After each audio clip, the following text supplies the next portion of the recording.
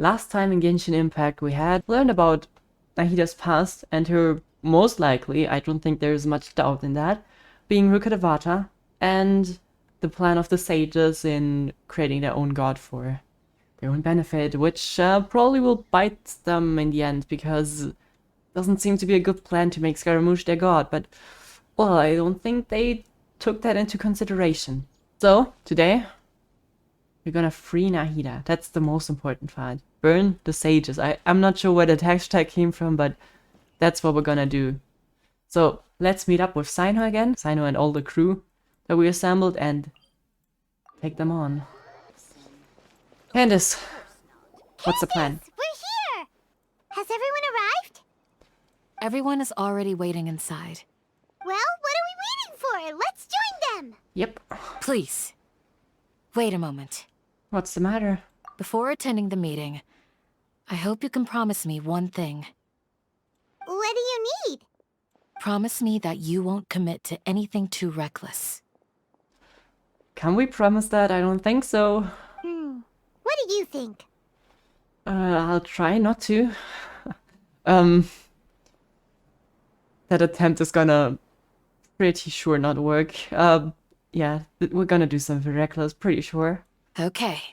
But if it makes you happy, we will try not to. Okay. Yeah, no, we're gonna fight an ongoing god. That's not gonna be without any recklessness. Everyone's here so early! But why isn't anybody talking? We already discussed things a bit. Without me. That's nice of you. Hey, where have you been? I've missed you too. Are you ready? We can start now. Very well. After some discussion and debates, the group finally Are you looks sure out this something. is gonna work? I gotta admit, it's bold. Color me impressed. Could you please let me in on the plan? It's worth a try. The point of discussion is to arrive at a solution. Let's cut the small talk and move to the next point. You're making Paimon nervous. I'm also nervous, Paimon, don't worry. You're finally done. I have some other stuff to take care of. Catch you all later. Okay, what Come other on, stuff don't does give she me have that to do that's face. more I important? know what you're going to say. I'll be careful. It's that kind of standard sentence, like, be careful, don't do anything too reckless. That's what I wanted to hear. Take care. She's like the mother of the gang. Well, traveler, Paimon, judging from your expressions, the meeting must have been quite productive. You can tell? I'm not that good at scheming or strategy, but I can sense people's emotions. And based on your reaction, things must have gone quite well. Yeah, well, we'll make a next move on Rukkhadevata. I don't know what that is, but that's apparently what we're doing. Paimon's a little worried. Hopefully nothing will go wrong. I feel so left in the dark. To be honest, I feel the same. But you're already some of the most capable people I know, so you have my trust. Candace gave us a compliment. Your deeds speak for themselves. Candace, we stayed behind to tell you that, although you won't be coming with us, we'll be sure to remember your words. I'm very glad to hear that. I've said the same thing to everyone here today as I said to you when you arrived. Your safety is the most important thing. Is our safety really more important than the safety of the god? I don't know about that. Only when you're safe can the plan be successful. So please, take care. But still, thank you for your care. You're welcome. And thank you for taking my advice. Good luck with everything. I'll be here in the village praying for you. Thank you. I hate when they leave players in the dark or what they're doing. That's also mean in movies when they do that. Really mean.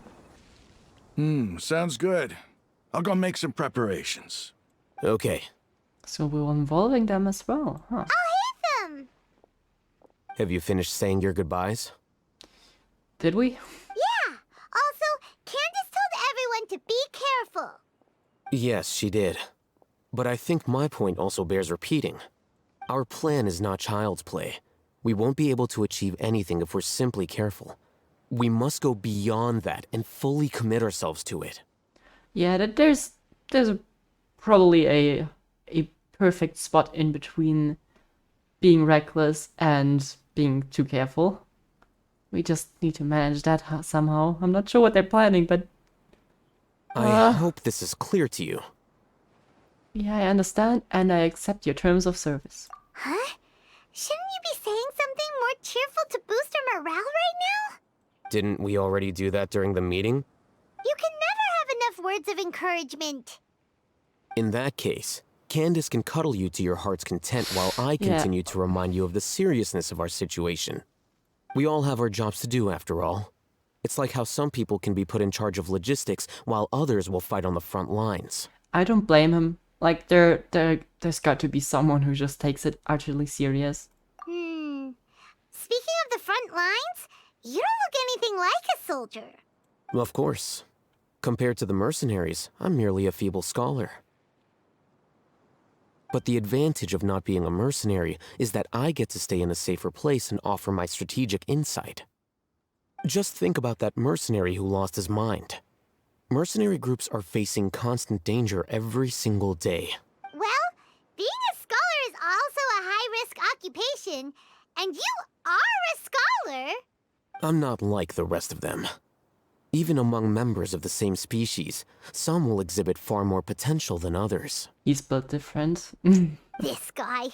Paimon still remembers when those mercenaries in Port Ormos called you a lunatic. All intellectuals are lunatics in the eyes of fools. I'll take that as a compliment. That's pretty full of yourself, but okay, fine. Just help us complete the plan, okay? We don't need to get along. That reminds me. Do you remember the record we saw in the King Deshret ruins? It mentioned forbidden knowledge.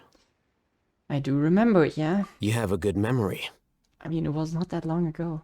Forbidden knowledge has the power to drive people insane, but this fact has never been shared with the public. Even I, who has worked in the Academiya for some time, was never once informed of this. I think those mad scholars and mercenaries we encountered may have all fallen victim to the corrupting qualities of forbidden knowledge. But the Academiya has always held a different view. They have always believed that symptoms of madness are a side effect of human contact with divine knowledge as mere mortals. Come to think of it, perhaps the Academiya has also never understood the true nature of forbidden knowledge, and thus always approached the issue from the wrong direction. The Withering, Elazar, and the sandstorms. Don't you think what is happening right now across Sumeru is rather similar to the forbidden knowledge pollution that occurred in the desert thousands of years ago? It could certainly be possible, yeah. But Paimon thought that Irmunsul's disease is what caused the withering in the sandstorms. At least, that's what Tainari told us. Wait a second. Could it be that? Ah, you've connected the dots. The cause of Irmunsul's illness may precisely be the pollution from forbidden knowledge. But if that's the case, what should we do?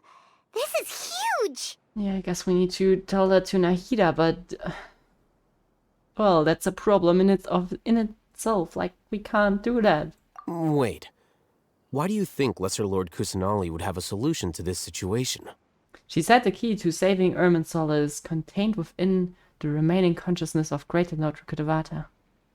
So... You mean, it's related to the scene you saw when you passed out in the Avidia forest?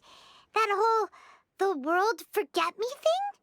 probably we need to get it to a conclusion of that sentence. It's driving me crazy. In that case, it's imperative that we rescue Lesser Lord Kusanali. Only by working with her to save Irmunsul can we completely resolve the problems Sumeru currently faces. Exactly. To make sure we're still on track, I would like to check on the state of some of our preparatory work. Where are we going? To an Eremite base. I still wonder what forbidden knowledge really is. Like, it's apparently something that comes... Well, we know what it does, and apparently comes from Irmunsul and cause it like pollution of the land. Like, at least that's like our theory right now. But still, I don't really. What exactly is the knowledge within the forbidden knowledge? Oh, you made it. Huh? What are they doing here? I gave them some technical work to do. Ah, it's the scribe. And is that the traveler I see? How's the work going? Ooh, our VR headset is ready. Ah, yes! We have fixed the devices according to your instructions. One of them is already ready for use, while the others are still under repair. Aren't those devices for canned knowledge extraction? What are you doing with those? Look here. Huh? More canned knowledge? Are you going to put more weird stuff into her head again? What's that look on your face? Are you scared? Paimon's a little scared, but very, very furious! Paimon, at least it's not going into your head, you know? That's an interesting response. Anyway, we're not going to use this just yet. As I mentioned during the meeting, this knowledge capsule contains a decree I drew up in the past. The Academiya should also have their own copy. And according to the plan we just came up with, Traveler, I want you to record something into this capsule. Me? And what? Do you believe we can save Lesser Lord Kusanali? What I may lack in faith, I can make up with my actions, and therefore I do believe that. Good. Conviction is the most important part of all of this. Now, please get ready and put on this device. Oh, cool. Now we're not just putting stuff into our head, we're also pulling it out of our head. That's great. You want us to record our conviction into the knowledge capsule? Yes. Why? Paimon is still really worried. I understand, but trust me, Paimon, this is something we have to do. It's best if you can do as I say. Because, to achieve this impossible task, it sounds like you'll need to fool your own heart first. Although it may feel like a trick, self-encouragement may be the most important tool we have. Okay. Paimon can see the point you're trying to make. I guess I'm ready. Imagine this. We have orchestrated our plan and successfully rescued Lesser Lord Kusanali. As a result, we have changed Sumeru's entire political landscape. Ah, that's where that Everything came went from. without a hitch, and everyone recognizes and praises our achievements. Okay, let's imagine that for a second. Now, open your eyes. Here, What's this? read it out loud. Some stirring words have been written on a note. Although you don't quite understand the purpose of the recording, I It's can't done. read that quickly. Okay, what a fascinating experience. Is your head okay? Does anything hurt? I seem fine. It's just a recording. There should be no negative effects. But what was the point of doing this? Paimon doesn't get it. And that's perfectly fine. In any case, these capsules aren't meant to be used by you. Huh? What do you mean? Have you forgotten? Our plan needs to account for those who have long relied on the Akasha. You may find it hard to believe, but for those people, everything the Akasha transmits to them is nothing short of absolute truth. Which, in and of itself, is a bit of a problem, especially for an academic society. But, yeah, that's not far from reality. Imagine if you've been using a device like the Akasha since the day you were born, and this device has always supported you during times of need. It's just basically a trust relationship between the Akasha and the people. After all that time, what do you think you'd become? A fool? A machine? A slave to orders. And that's why rules are so important. In addition, those who understand the rules can delineate boundaries and identify gray areas. But why would you need to identify the gray areas? You could say that those kinds of ambiguous zones can be very interesting. One might even say they're advantageous in the right hands. Things you're interested interested in are really out there. Are all Sumeru scholars like this? I have no idea, but I sure don't think so. After all, he's built different. Anyway, that's enough chit-chat. I'm going to take those two to work on some small projects.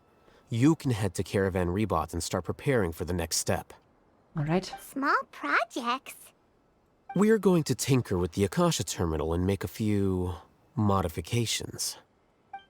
God, I feel so like they are planning to do something that even the Traveler doesn't know. I know a lot. The Traveler knows a lot of stuff that I don't know. I feel like from the whole gang, I'm the person, the player's the person that just doesn't know anything. They're really leaving us in the dark for a while. It's one way of doing storytelling. And another proof for why I think that we are not the Traveler. We're just watching the Traveler on her journey.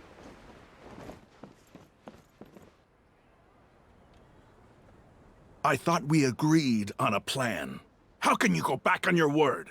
Oh no, first problems arising? The plan is too radical and carries a high risk for casualties. I've given it a lot of thought. And in the end, I still can't agree to it. But it's still the best plan we have. As a former Matra, you of all people should be able to see the bigger picture and recognize the innate advantages of our plan. I did. And that's how I saw the danger behind these so-called advantages.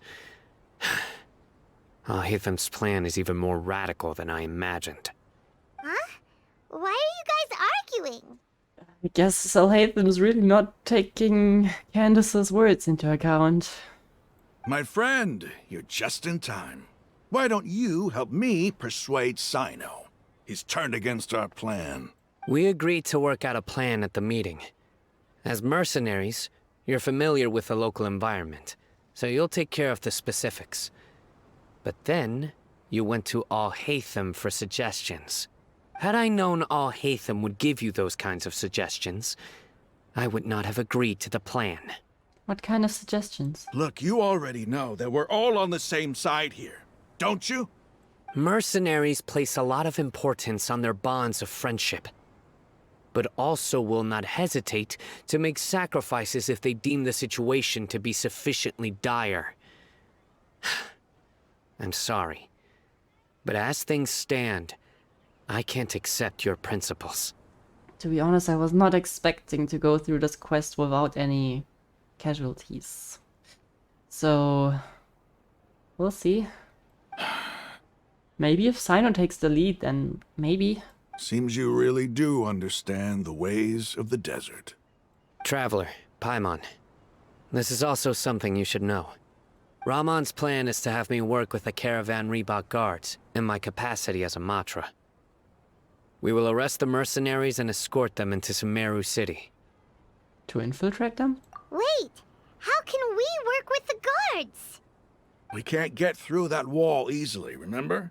Caravan Rebot would never let so many unregistered members of the Eremites enter Sumeru City. My plan will clear us of any possible suspicion, and also let us enter the city as a big group. There is no better way. That also sounds like something Allhaitham told you. Am I right? Doesn't Allhaitham know how dangerous this plan is? Of course he does. He told me, there is no perfect plan, but this can get the job done. He also said that with the help of Cyno and the Traveler, our chance of success would increase significantly. Yeah, we certainly need Cyno in the team, but I also agree with his views that this plan might be a bit dangerous. I never blindly trust anyone, and I've always had a good eye for people. I think he made a number of valid points. It's my own choice to trust you. If I make the arrests alone, I can control myself and prevent you from getting hurt. But I can't guarantee that kind of discipline from the guards. To make the whole thing more convincing, you'll need to resist to some degree. Casualties are inevitable once push comes to shove. I'm okay with the deaths of enemies. But now that we're allies, I'm against the meaningless loss of our own. Yeah, especially if it's... nah, I see why Cyno wouldn't want to do that. It might not be him who's killing them, but it's basically his fault then, and I can't get behind his view. I can't believe a Matra would actually care about us. I've lived a hard life, and I can say that people like you are hard to come by. I've always treated my allies with honesty and respect. They have the right to know important things like this. Now you're making this hard for me. Hey, is there something we can do to help? There's no other way. I can help. I know what I'm doing. I knew you would say that. We can help fight some of the mercenaries, which should reduce the number of times you'll have to struggle directly with the guards. That should help at least a little bit. I guess I still don't really like this plan, but should respect the determination of Rahman and his comrades. Cyno, on behalf of my people, I thank you for your kindness. But this is a mission we cannot turn our backs on. We strongly value the lives of our friends, but the goal we are about to achieve is even more important. We have no fear of casualties, because we crave the spoils of victory. So please, lend us your support. We will show you the determination of us desert dwellers. Well, now that you've put it that way, I can no longer refuse. Alright. But remember, you need to follow the plan and not do anything reckless. Candace made it very clear that we can only achieve our goals if we can ensure our safety. Since you and I both recognize the significance of this operation, there should be no more animosity between the followers of the Dendro Archon and those of King Deshret. Everyone's life is equally important. Okay, you have a deal. Let's do this for our shared dream. Let's burn them sages. The guards should be stationed in the courtyard nearby. You can find them there. I still have a feeling that we're gonna have some casualties. I don't really like to think of that, even though they're just like some Aramites and... well, they're not really that important to us, or at least they were not that important. Guards! General Mahamatra! To what do we owe the honor? Keep your voice down. This is a secret operation. I'm going to arrest a large criminal gang near this location. According to the Academia's Guide and Regulations on Secret Operations, I have the right to ask for the cooperation of Caravan Rebot. Ah, of course. Mahamatra Cyno's order is the Academia's order. Just let us know what you need. Interesting that, like, I would have assumed that, especially the Corps of 30, that they somewhat are, you know, that the Academia told them that they are mistrusting Cyno. Oh well. But who exactly are you planning to arrest, and how many people are you expecting? Depending on the scale of this operation, we may need to report it to our superiors. They're a squad of Eremites whose number is comparable to Ain El Akhmar in Port Ormos. They're involved in the theft and resale of supplies from the Academia. As many as Ain El Akhmar? This should definitely be classified as a joint operation. Then I suggest that you report this to your superiors as soon as possible, and treat it as a top priority desert operation. I will need personnel. Got it. Please wait a moment. I'll contact them immediately. Alright. Is that gonna go well? Looks so commanding when you're working. Because this is work. Yeah, I guess it is. You're much more friendly with us, but I guess those people are not on the same level as you. Because I trust you. Okay, that's also a good one. Paimon can't believe you're still in the mood to chat. This whole thing has Paimon scared stiff. Aren't you even a little worried? What if these guards already know that you have betrayed the Academia and are no longer their General Mahamatra? Yeah, that's actually something that I was thinking about right now, and especially now that they're reporting. Like, Is that not gonna be... Are they not gonna realize that? Even if that guard doesn't know, their superiors might, right? We discussed this, remember? Did we? The caravan rebot operation is of great importance. But don't worry. The guards there shouldn't know that Cyno has stepped down. How can you be so sure? First, the other Matra still don't know why Cyno has left, which proves that the Academiya has been covering up the matter. Okay, true. That's a good point. Second, this is a crucial moment for the Academiya's God creation plan. If something were to happen to the General Mahamatra, it's bound to attract a lot of unwanted attention. No matter how you look at it, they don't seem interested in sharing the news of Cyno's departure. A reasonable inference. I agree. Which brings us to our next issue. I'm sure some of you have been wondering if the prediction function of the Akasha will affect our operation. The Akasha is still in operation, so I must remain on high alert. Yeah, they're still predicting our moves. That's still a bit of a problem. Actually, considering the power of the Akasha, it's quite strange that it hasn't already tried to interfere with my actions. I've given that a lot of thought. For now, I don't think you'll need to worry. I don't like when someone says, for now you don't need to worry about it, because it's gonna either backfire in the end, or it's gonna be a hassle in the end no matter what.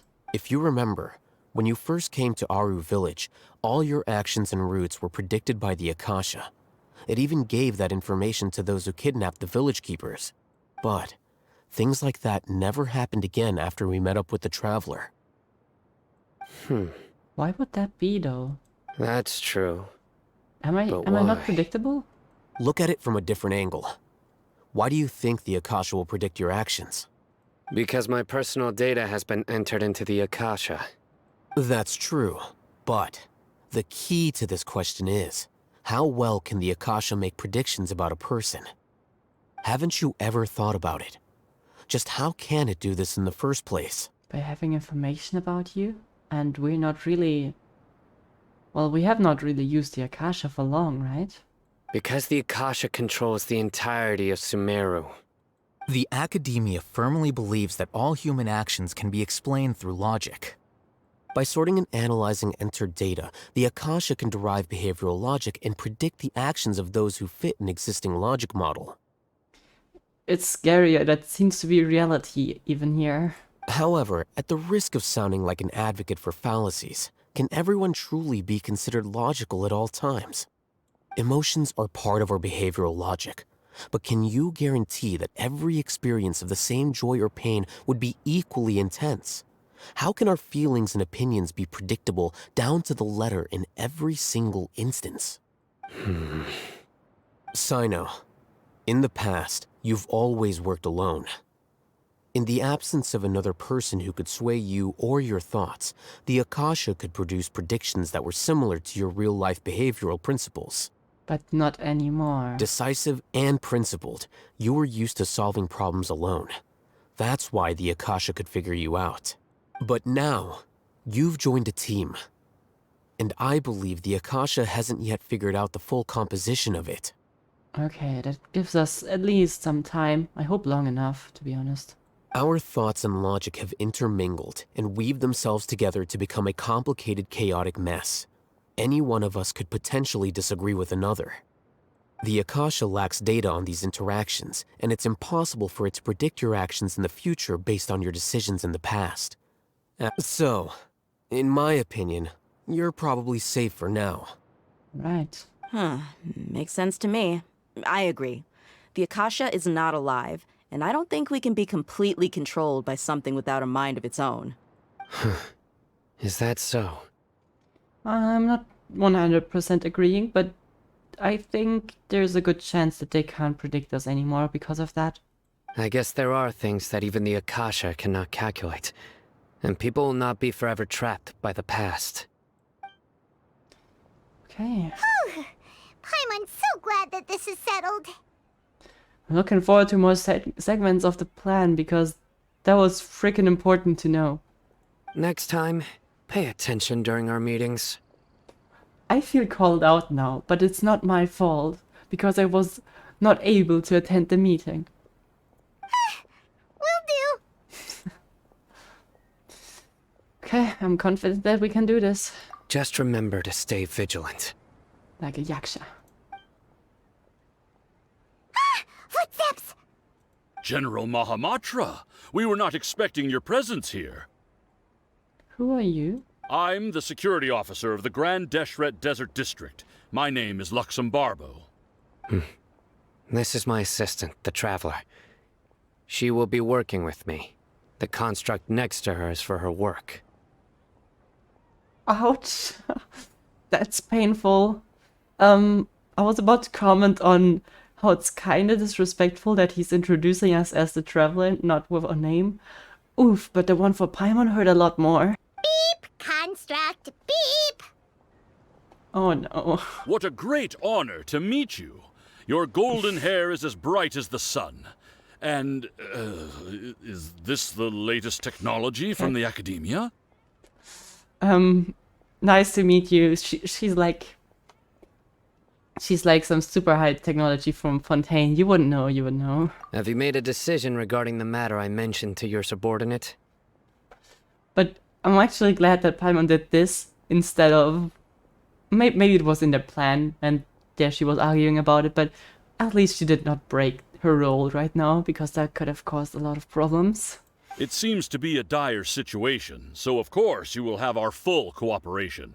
To be perfectly honest, I've always longed to go on a mission with someone as well known as yourself. There's no need for flattery. Yes, sir.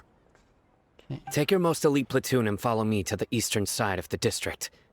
We will carry out the operation there. Understood. Map. Hurry, bring the map! Damn, he's really commanding them around. Crazy. God, immediate brings a map. Cyno In surface 2 location of the days, operation. we will engage Rahman's Eremites and capture all of them. Any questions about the time or location? None at all, sir. Good. See you then. Yes, sir. Okay. Still seems dangerous to me, especially if they're bringing like their top people, but if they won't do that, then it would like be really weird. Oh, you know, they're like the biggest gang we've ever tackled, but you don't need to bring like forces. That would, yeah. I mean, that's the only way we can do it, right? Maybe hanging around the General Mahamatra isn't so bad after all. Everyone's so respectful towards us. Does feel pretty good, to be honest. This is all due to the absolute authority of the Academiya. And now, we're going to strike back against that massive pillar of power. Get ready. We will move out in 2 days. 2 days. So, we're infiltrating them with the Eremites. That's our first step of the plan. What are they gonna do? I need more information. What is the plan? I feel so left out. Look! Over there! Our helpers have arrived already! Let's hurry over! Wait a moment. Hang on. That was a freaking good scream. Sorry, respect to the voice actors. You're my okay. assistant, remember? I do, so we should trail behind you. I know. Being my assistant, you must stay with me. Now let's head over there. It's General Mahamatra and his assistants. We meet again. You're here early. It's to show how important we think the operation is. Since this is a big case for the Academiya, we are prepared to give it our best. I'm glad to hear your sense of resolve. Remember, we must capture them alive. They are our only leads for the case. If they die, we will be unable to continue the investigation. Understood. Sounds convincing enough. Everyone! The Eremites are approaching from the west! Make preparations and be ready for combat. Oh well, if there's not gonna be casualties, there's gonna be injuries. Oh? What a warm welcome! What do you want? Judging from those shiny weapons in your hands, it seems like you're not interested in a deal. Rahman, The Academia has caught wind of your smuggling and illicit sales. If you value your life, I advise you to surrender. Who are you supposed to be? A Matra from the Academia? I can't believe you came all this way just to catch us. I'm not here to talk. Oh. Nobody's given me this much time of day since I became a mercenary. Brothers! For that slight, let's wash our blades with their blood. Let's show them we Eremites are not to be messed with. Okay, so we're gonna go in a fight. Not unexpected. Okay, I guess we're gonna have to help Cyno. Let's take out the archer. I'm sorry, I'm trying my... Let's splash them with water. That seems like it's the least harmful. There, you'll also get instantly healed by Kokomi. That shouldn't hurt you much, okay? Torrents, bring refuge! I'm sorry, Rahman. It's over. We have subdued them. The operation is now over. All Eremite mercenaries and related personnel in the area have been arrested. I hope no one got hurt. Like, of course they got hurt, but not too much. You pitiful Dendro Archon dogs! I'm afraid you'll regret it first. King Jeshret will curse you, and you will all! Silence! Oh, Restrain them and take them back to Caravan Rebot. Count their numbers and send them to the Academia as instructed by the General Mahamatra. Who did that now? That was probably him, right? Yes, sir! Or was it actually Cyno? Mahamatra Cyno, I will now take my leave. If you need further assistance, please come to Caravan Rebot and ask for me. Understood. You are dismissed. There they go. But yeah, it was actually good acting. It didn't seem like that could have been a normal encounter with the Eremites a few weeks ago. Let's talk elsewhere. Find a safe place free of potential eavesdroppers. This part of the plan went really well. Yes, things went perfectly. Too perfectly? That's fantastic! And that punch you gave Rahman there sure looked convincing enough. Okay, it was him. Damn. Once we're done here, I'll return to Caravan Rebot and oversee the group's transport. I promise. I'll get everyone into Sumeru City safely. Thank you, Cyno. We need you in that one. I hope they were planning even the slap in the end. Because otherwise that's, I don't know. Yeah, you're the reason why everything went so well. It's not the time to celebrate yet. I believe Dehya should already be waiting for you. Go join up with her. She will need you to introduce her to Tighnari. Okay. Speaking of which, is it really okay for us not to share the full plan with Tighnari? What if he'll feel miffed about it and refuse to work with us?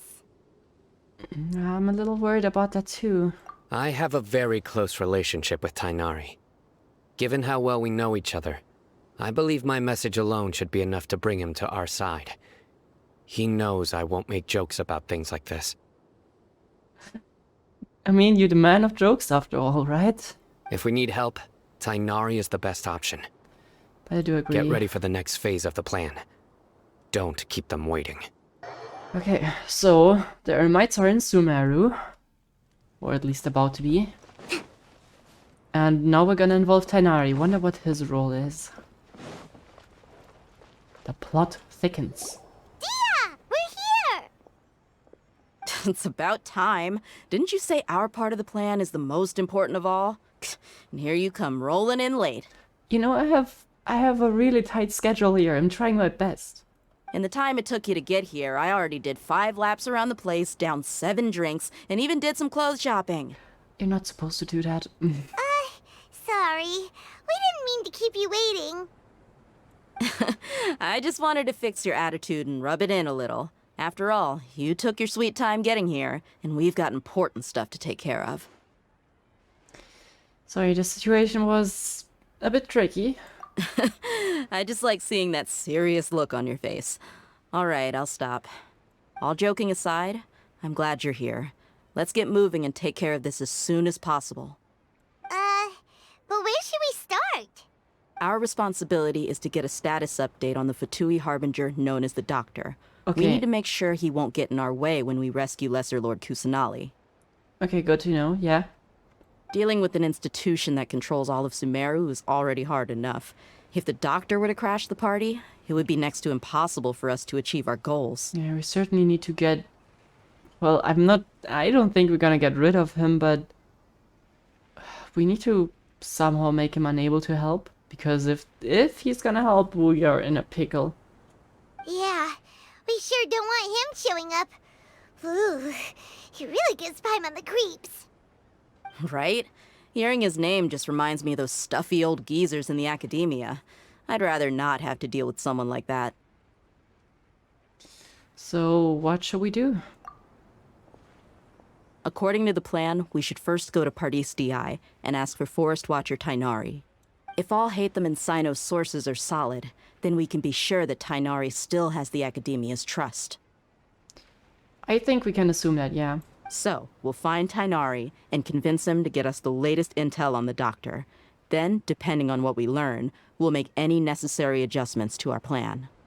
The sages have placed spies everywhere on the other side of the wall. I'll follow you as a bodyguard. I didn't expect you to become my bodyguard, but that's a nice change. You should be honored. I don't offer my services to just anyone, you know. But Paimon thought mercenaries would do anything for Mora. That's certainly true.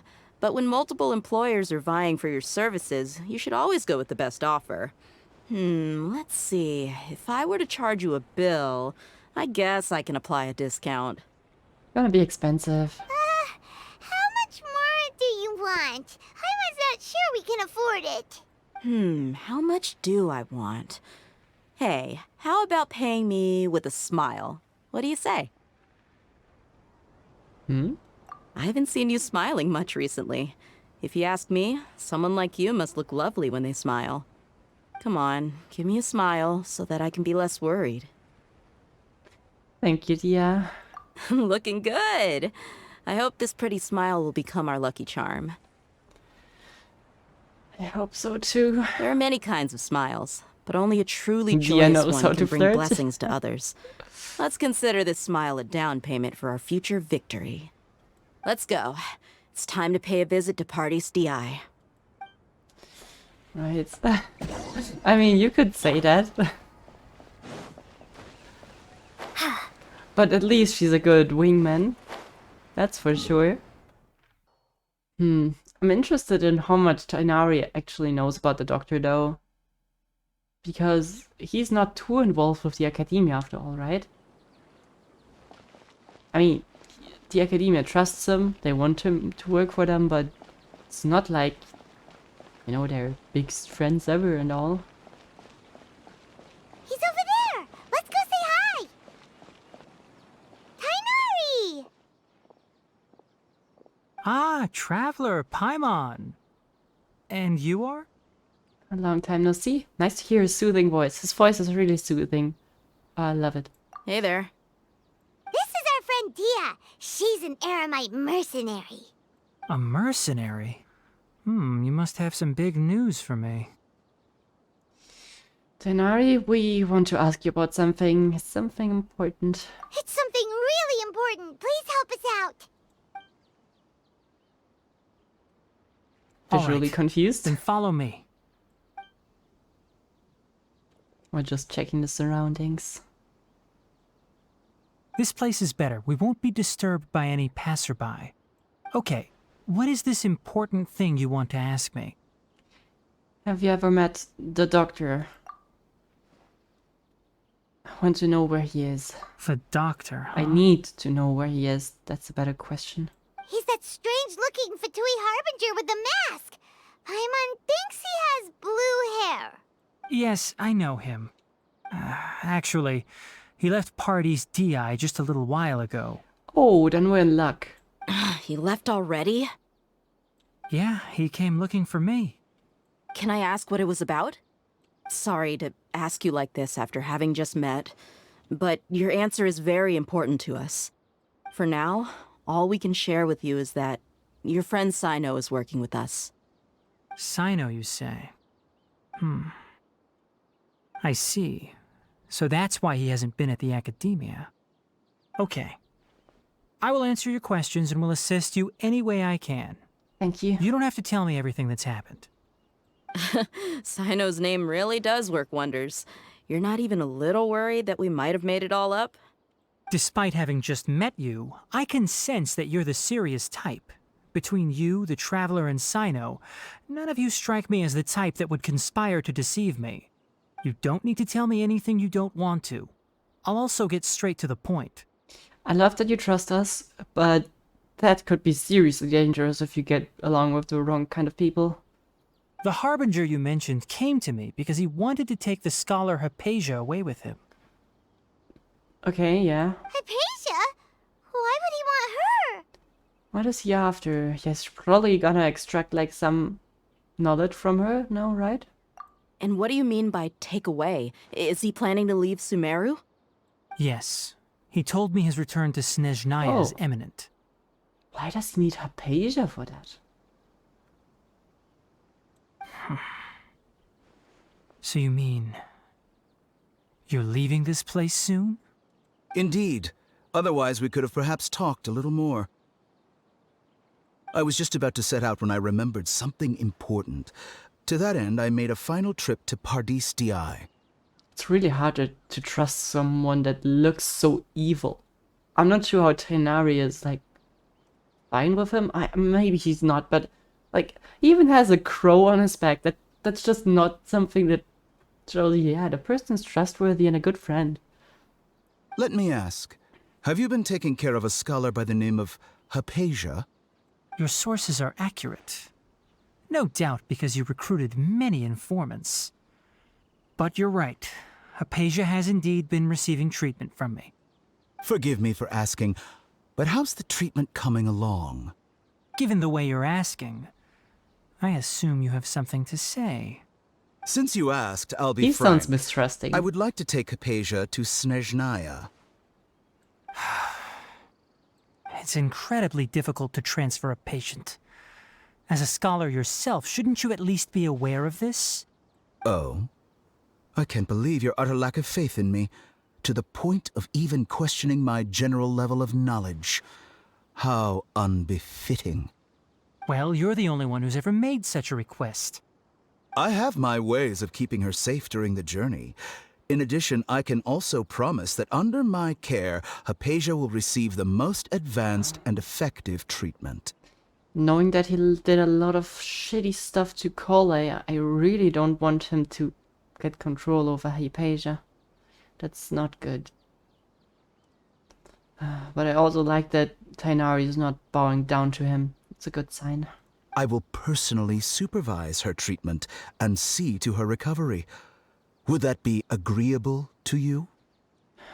Hypatia was born in Sumeru and remains a scholar of the Academiya. Her situation has not become dire enough to necessitate her transfer to another nation. Transporting her to Snezhnaya is risky, and the potential benefits are unknown. As the person currently responsible for her treatment, I cannot possibly sign off on this transfer. Good. Your suggestion is rude and reckless. I'll pass. Good. Huh. Wow. I don't know much about the doctor, but after talking with him, I realized that, just like many other scholars, he possesses an aura of arrogance that I've come to detest. Yeah, I can see that, and I'm glad he stood up against him. Good job, Tainari. Heck yeah. It's not so much that he's looking down on others, but more that he's so confident in himself and his abilities, to a point of near insanity. I would never refer a patient to someone like him. Do you think he'll just give up on her? I prepared myself for a protracted battle of wits, and was really surprised to see him just give up on the topic. Still, his reaction really concerned me.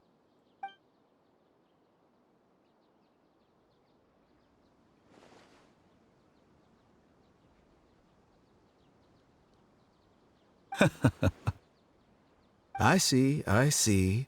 Of course, your opinion makes perfect sense. You're still young, but already quite stubborn. I must say, you are not like what I had expected. Under normal circumstances, I wouldn't just let you off the hook like this. But unfortunately, I'm in a hurry today, what with Her Most Noble Majesty the Tsaritsa calling for our return. Luckily, there is still some time left for me to take care of everything before I leave. It's just as the Academiya said, you're a responsible and gifted scholar. Sadly, even with all of that, you're still lacking a bit of shrewdness. He's such an unlikable character. Is it just me? I don't know. Oh, I just get anger issues when he's in a room. And that's also why people like you can never realize that sooner or later, everyone must pay the price for what they've learned. What did he mean by that? It's certainly concerning, yeah. Paimon can't help but feel like he's hinting at something unpleasant. He asked a question, yet didn't care for my answer. Perhaps I'm nothing but a talking rock in his eyes. He never came off as malicious, but an utter lack of compassion permeated throughout our conversation. From his tone, I can sense that he's always looked down on others. I can't believe he's actually leaving Sumeru, but that's a good thing. It's a really good thing for us. I can barely believe it myself. But if that's true, the situation will be in our favor. I don't think I missed any details. Frankly speaking, I don't want you to do anything too risky. Now that you know a little more, it should be easier for you to stay safe. You would like Candace. But yeah, thank you for sharing this with us. It was really helpful. Sorry we can't tell you everything. We appreciate that you helped us anyway. I won't forget your kindness. It's okay. I have an obligation to do so. To be perfectly honest, all of this may have started because of me.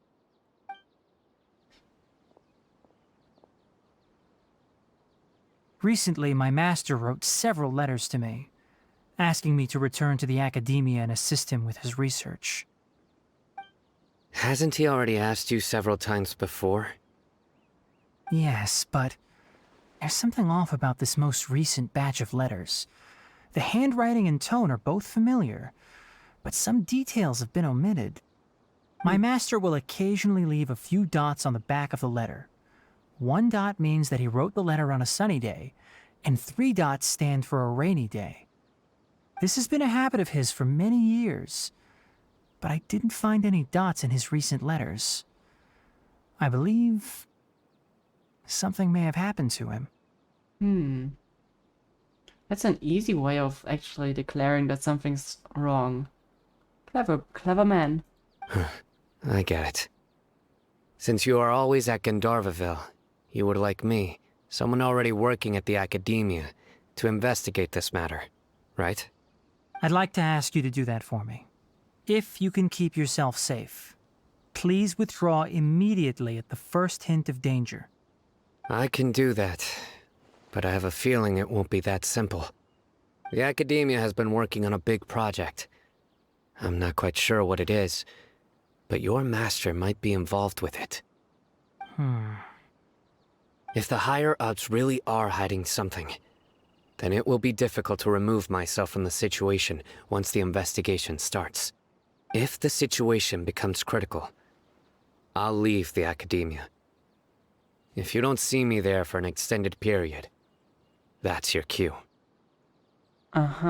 Okay. All right, we've got a plan. I'll stay at Gandharvaville to support you. If that scenario comes to pass, you must be extra vigilant. And be wary of any messages or direct requests from the Academiya. I must say, I didn't expect a warning like this from the General Mahamatra. Being loyal to the Academiya doesn't mean blindly doing whatever the sages say. That would be I know helpful. what I'm doing. But it's not what most people are doing, unfortunately. On that note, Aren't you also being quite distrustful of your alma mater? The Academia, yes, but my master is a man of integrity. Even when I was a student, I was worried he'd get in trouble for sticking to his beliefs. I mean, maybe I got forced to? I suppose he's lucky to have lasted so long.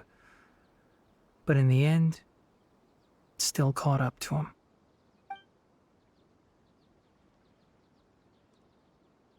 I see. So you noticed something was up with the Academia from the very beginning. This may well be how Cyno became involved in all this. In that case, I must keep my promise and help you however I can. Also, if you run into Cyno again, please help me pass on a message to him. Trust your own senses and experiences. That's very cryptic. I think this may be something he needs to hear right now. But also reassuring, I guess. Yeah, okay. We'll pass it on. We'll find a chance to tell him. Thanks. Right. Now let's go hunt down this Harbinger. Oh, by the way, which way did the doctor go when he left Pardis Di? That way. Gotcha. Thanks so much. We'll be on our way. Let's see if we can still catch him. According to Tighnari, the doctor is leaving Sumeru soon. I want to check if the doctor was actually telling the truth. Yeah, that's like the only... I don't think we want to encounter him. We just want to see if he's really leaving. That's all we need. He also said that he'll take care of everything before he leaves. What did he mean by that? We need to be extra careful when dealing with a person like him. Yeah. Just to be safe, let's chase him and see what we find. But we have no idea where he went. How can we start chasing him? We'll do it the mercenary way. I'll find leads as we go. All you have to do is just follow me. All right. That Harbinger may have tried to cover his trail, but he still left some traces. Or perhaps he never even thought about concealing his whereabouts. Maybe that's just how arrogant he really is. Yep, we're headed in the right direction. I'm not sure how you're able to sense that, the but traces I are trust still you. fresh, but there's no sign of his entourage. Clearly they're in a hurry. It's just as I thought. What are you seeing, Dehya? Man, this woman is fast. We can stop here. I think I know where the doctor went. To the south of here is Port Ormos, which seems to be where they're headed. Mm-hmm. Which would make sense. There's the port. So that's probably where they would leave. Port Ormos? They're going to leave by boat? That's right. Let's go to the port and have a look for ourselves. I mean, I guess that makes sense, right? You wouldn't want to traverse all over Teyvat to just get to Snezhnaya, even though I don't really know where it is. But I assume it also has a harbor. Oh, were they always there? I didn't see them. Fatui soldiers! Thanks to Dehya's tracking skills, seems we found the right place. Shh! Don't draw their attention. The port is crawling with Fatui soldiers. Let's keep going and see what we can find. But that sounds good, right? That would mean that they are leaving. Now this is a proper farewell ceremony for a Snezhnayan Harbinger. The Lord Harbinger is leaving. I've still only seen him once or twice. I used to hold a position in our homeland, and back then, the doctor spoke in a very different way from the way he speaks now. Maybe the way people talk in Sumeru has rubbed off on him? It's always like that when you spend too long away from home. When he gets back to Snezhnaya, perhaps it will also take him some time to get used to the life there again. Huh? But, sir, that can't be right.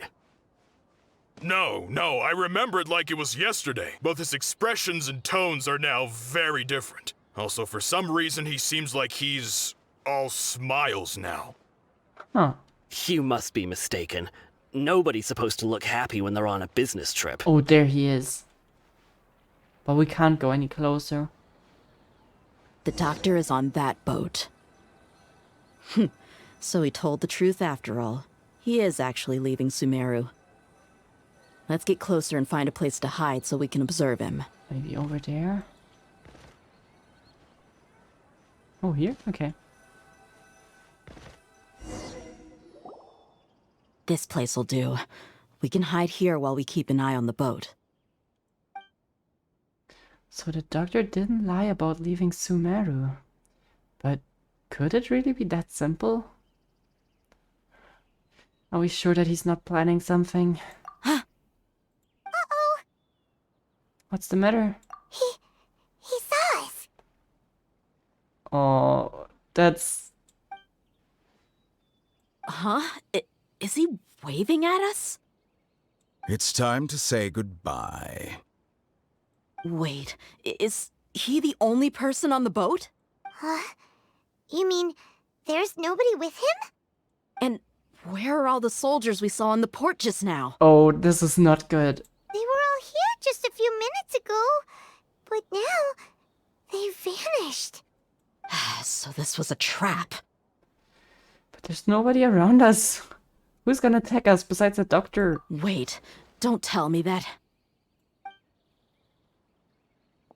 Luckily, there is still some time left for me to take care of everything before I leave.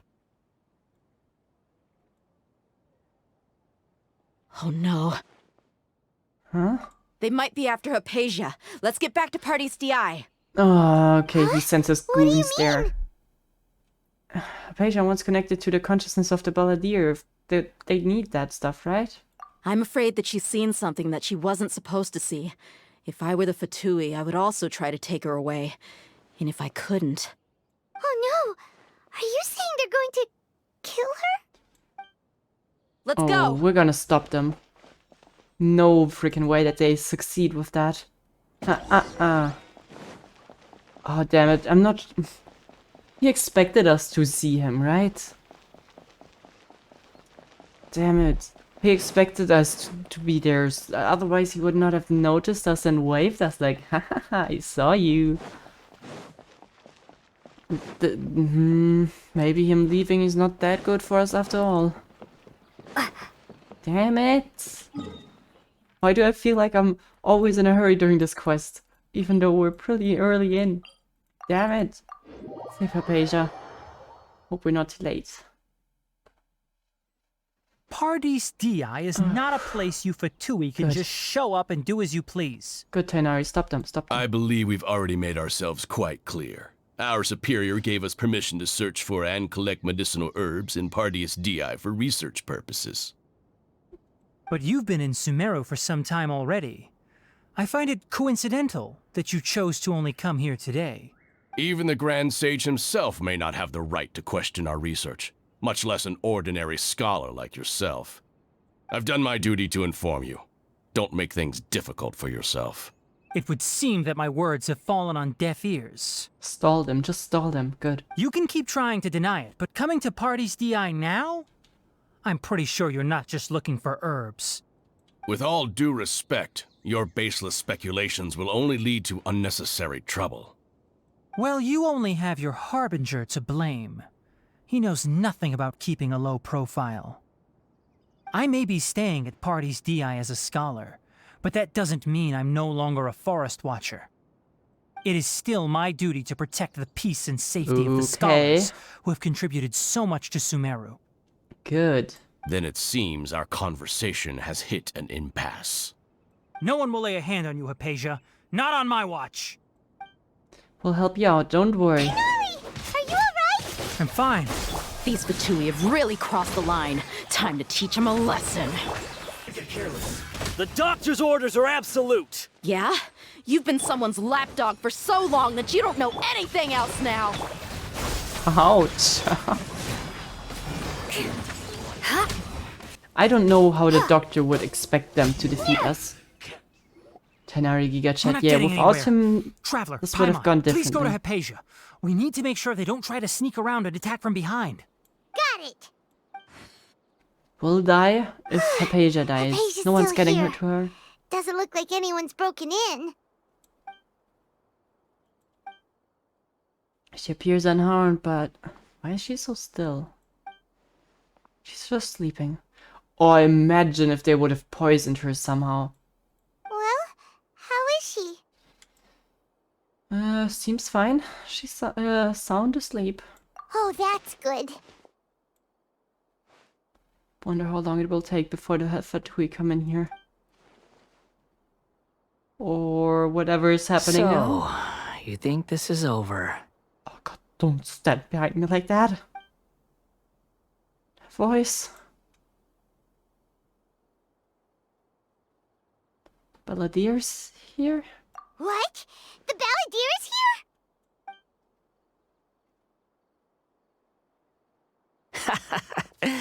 I've missed that look of abject horror. Is he a ghost? You've given me that look every time we meet. Yeah, you like that, don't you? But, where is he? Paimon can't see him, so he's a spirit? A ghost? Wait, no. It's because I made physical contact with Hypatia. Is the Balladeer in her consciousness? Or just a part of it, probably? I can hear all of your thoughts, you know. Don't you remember? I already saw you the first time you came to Party's DI and made contact with Hypatia. What did you do to her? I didn't need to do anything. It is her honor to be able to connect her consciousness with me. Is it? Who are you talking to? It can't be the Balladeer, right? That's impossible. I know you must be curious. I might as well tell you that I decided to enter Hypatia's consciousness the moment I sensed your touch. But why? I wanted to observe you on a fool's errand. Hey, Traveler! What are you doing? Paimon, please be quiet. Shut up. My deification is nearly complete. All that's left now are just some final details. Do you understand? Even if you manage to rescue Lesser Lord Kusanali, it will be impossible for you to defeat a bona fide god like me. Are you sure about that?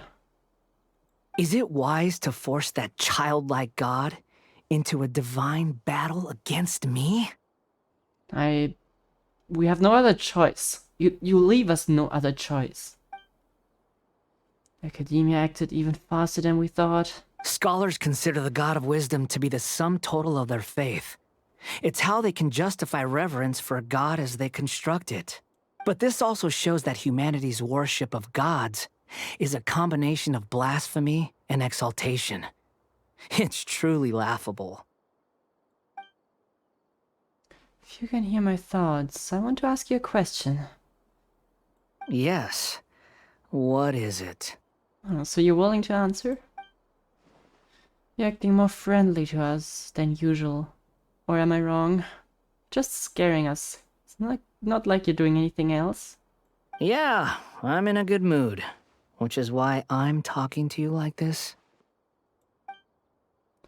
But are you really okay with this? What do you mean? The Academia plans to infuse your consciousness with divine knowledge capsules. This is extremely risky. Even if the Academia's theories are correct, and you manage to gain the wisdom of a god, you would still go insane or something like that. You would probably no longer remain yourself. You'd become a new Greater Lord Rukkhadevata for the Academia. Even if it means losing yourself, would you still want to become a god? Those words almost make you sound like a friend who actually cares. Who says that no one is caring about you? You seem troubled. You just don't really let others approach you anymore. But you're wrong. I'm different from all of you. I was born to become a god. My entire life up until this point has just been a meaningless routine. I can see why he thinks that, yeah. Just think about a sheet of paper. By itself, it holds no meaning. The content recorded on it is what gives it value. All I had recorded down before were some painful memories and boring human feelings. Such senseless drivel should have been erased a long time ago. Indeed, to me, the sight of you fools in your futile struggles is far more amusing. Tell me, just what has this world done for you to protect it with such zest and conviction? You wouldn't be able to understand. all you think at this point is just making it a horrible place for everyone else. I don't think you know anything about friendship, love, or, I don't know, any kind of responsibility. You just wouldn't understand. I'm connected to your consciousness, so I can hear what you're thinking and sense the depth of your determination. This is a good conversation we're having. So here's a word of advice. Let go of your misguided guardian complex. You know nothing about the truth.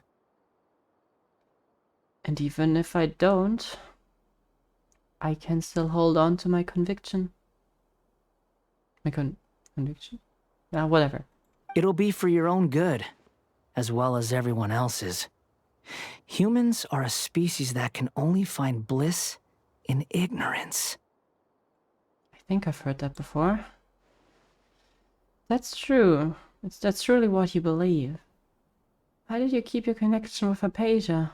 Surely with the power you've come to possess, you can cut her off with just a thought. Ah, you've seen my affection for her. If you were in my position, I think you'd feel the same way. She peered into my consciousness and saw my past. Someone like that is qualified to become my first follower. So you do care about some people then? Then you don't want to get Dottore to kill her, huh? All gods need followers. So Hypatia has been chosen. Her appearance heralds my imminent arrival at the throne of divinity, while her worship shall become my glory. Well, is that so? You're doubting me again? No matter. Soon, you'll know what kind of authority you're challenging. If you truly cherish your follower, you should protect her from harm. Who wants to hurt my devout follower? You're not even aware. Your good old friend, the Doctor. Seems that the Doctor does not wish for her to stay in Sumeru and continue receiving treatment here. Isn't that a little suspicious? The Doctor wants to hurt my first follower? Doesn't that make you mad?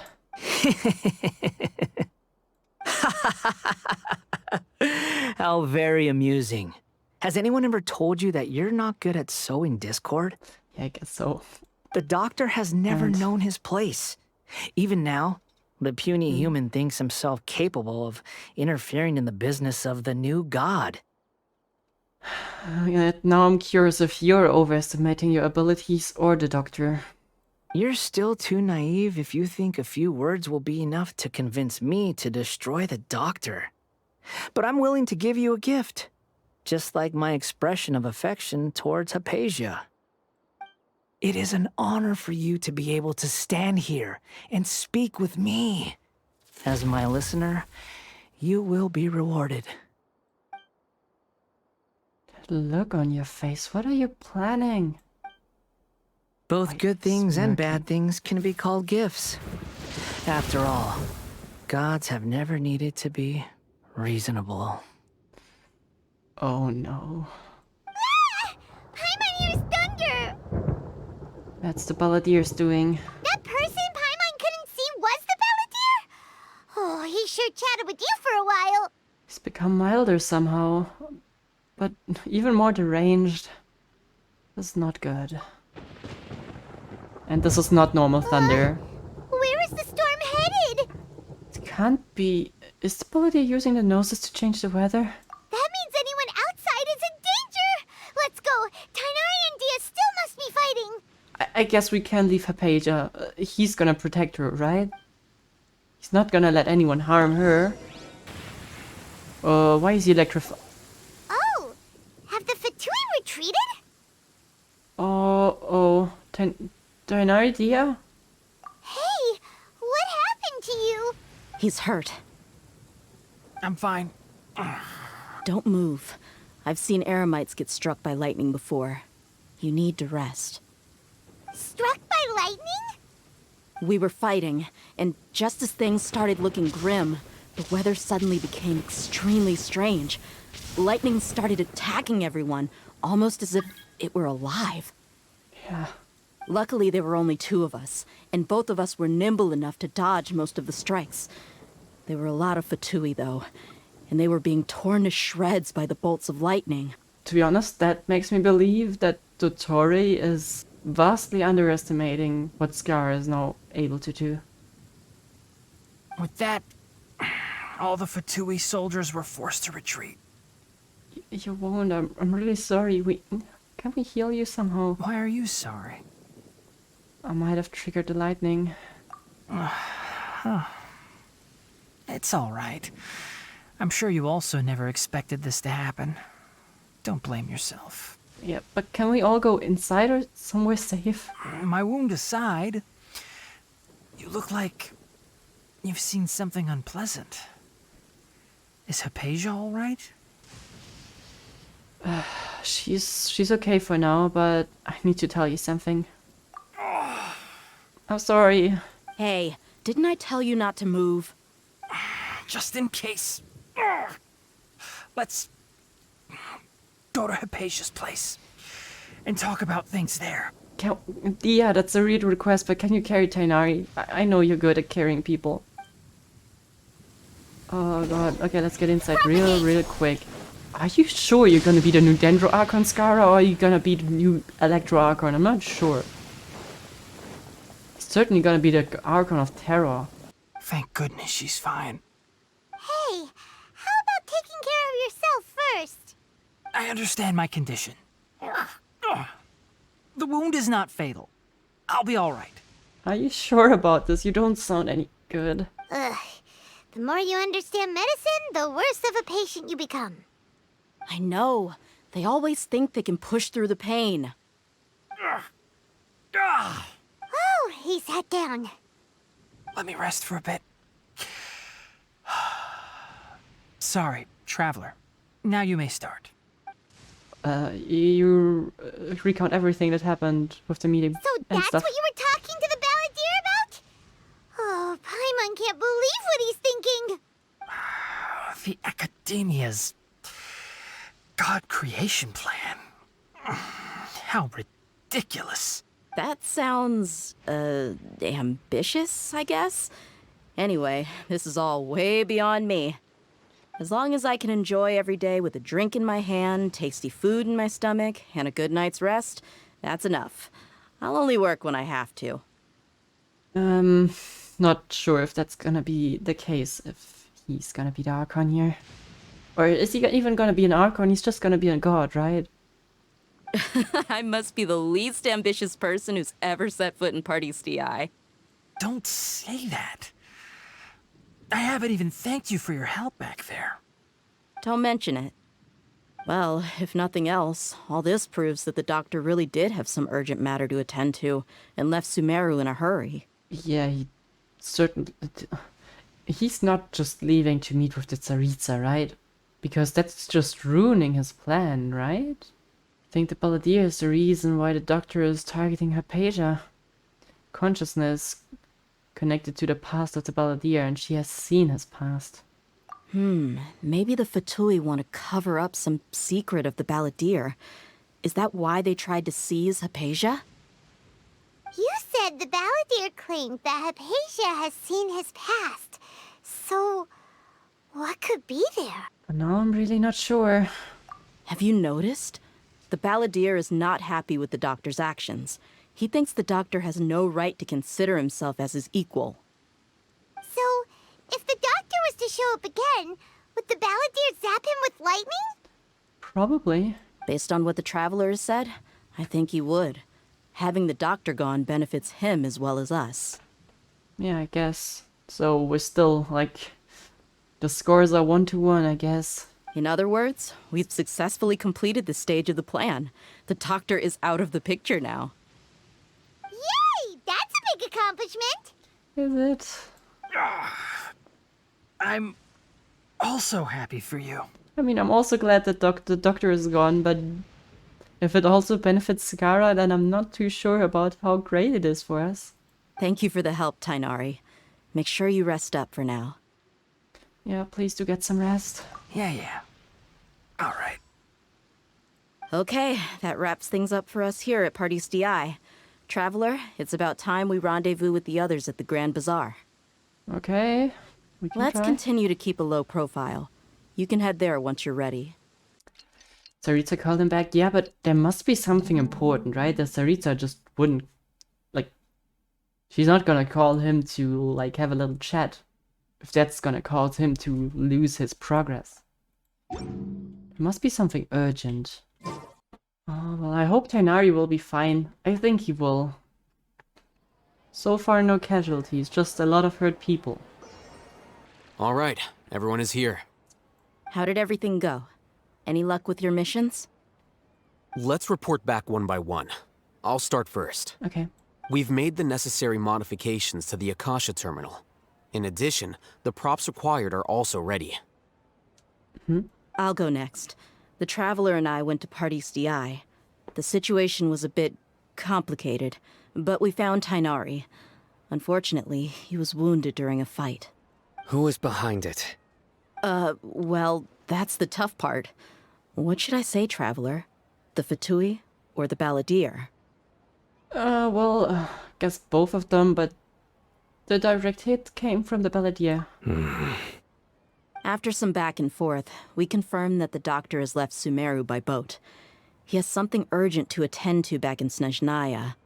So, we've successfully removed the doctor from the picture. Also, Tainari's already resting, so he'll be okay. Good. Oh, Tainari also asked us to tell you this message. Trust your own senses and experiences. All right. I'll remember that. I hope that will come in useful. Everything also went smoothly on my side. The Eremites should have arrived at their destination by now. To avoid alerting the quarry, they will stay there for now. I can't believe you actually got so many Eremites into Sumeru City. It's all thanks to Rahman and his brave team, as well as their bold strategy. It appears to have been very effective. I'm glad to hear it. Well, is that everything? Okay, this meeting is adjourned. Okay. Huh? Wait, you mean that's it? I guess so. Well, what else is there to discuss? Shouldn't you end with some words of encouragement? He's not the man fire for us up that. now?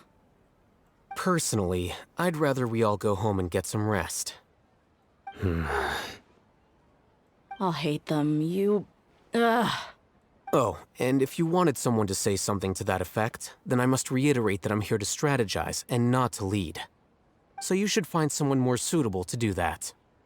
But I thought all of you Academiya big shots were great speakers. Then I should remind you that I'm the scribe. Oh, this is not good. Why are we creating infighting now? I know that. So what? A scribe is responsible for recording meetings, not speaking. Yeah, Paimon, I agree with you. Fine, whatever. Well, Cyno doesn't seem to be much of a talker either. I guess that leaves it to my employer. Employer? Yep, the Traveler hired me. She asked for a smile as her payment. I'm not sure if you can call it hiring. That's right. So come on, boss. What do you have to say for the team? Yeah, say something to boost morale. Okay, let me think for a minute. Huh? What are you all doing here?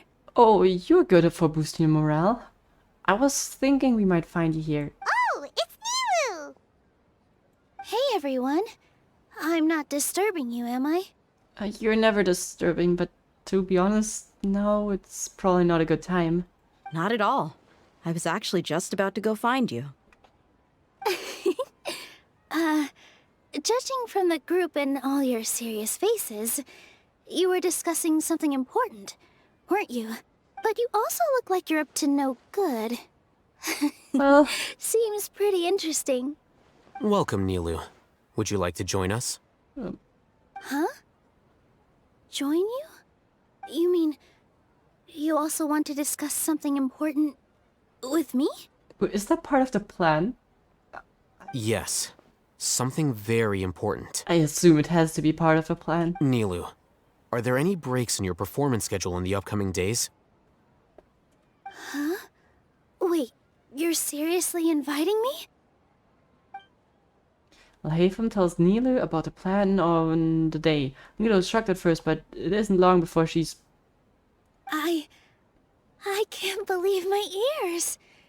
You are truly the bravest and most passionate people of Sumeru, well, that I've ever met. Ahem. Oh, right. The Traveler and Paimon are not from Sumeru, but you are awesome as well. Thanks. That's right. I must admit that I'm a little scared. Yeah, no worries there. We're all a little scared and nervous, I believe at least. But I'll try my best for Lesser Lord Kusanali. If I can somehow use my abilities to help you, then count me in. Remember, believe in yourself. Okay. I'll get my friends at the Grand Bazaar to help us tomorrow. Just remember not to say too much. Be discreet. Yep, you got it. All the preparations are done. Now, can we finally conclude this meeting? Can I finally say my words of encouragement? The meeting is adjourned and we're gonna save the gods tomorrow. So, have you thought up what you'd like to say, boss? Well, it's really hard to believe everything that happened until now, but... well, our actions will bring change to many things tomorrow, so... get ready. Or with the words of Dr. Stone, get excited. Yep. It's a grand plan and we're all super awesome. Thanks, Paimon. Just get some good night's sleep, everyone, and then... tomorrow will show what it brings. I guess. Stop laughing at me, Dehya, okay? Well said. I feel personally attacked. A good night's rest before an operation can be the difference between success and failure. Thankfully, I've had my place to myself recently. It's been nice and quiet. Uh-huh? Oh, nothing. Why, have you actually been trying to engage in a conversation right now? Alright, let's all go home and get a good night's sleep so we can be up early tomorrow. Okay. So I guess that means it's time to say goodnight now. Yep, good night everyone! I did not expect Dehya to turn into our stress relief character, or it's not comedic relief, but like the character that takes a bit of the tension away. Which I'm glad that she's here, because that would be really stressful otherwise. Are we just straight up going into the Academiya now? Are they insane? Hello, you two. Sleep well? Yeah, was fine. Not really. Paimon got too nervous thinking about today and didn't fall asleep until the sun was almost up. What about you, Allhaitham? Naturally, I slept just fine. After all, a good rest should be considered part of the plan, since energy is an important resource. Yeah, never heard about anything like being stressed or having anxiety. No? You just want to show off how calm you are. It's crucial to dissipate any tension before we execute our plan. I mean, you're right, but it's not like I know how to do that. The only thing you're doing is being annoying. Anyway, do you need me to go over the game plan again? Yeah, please. Yes.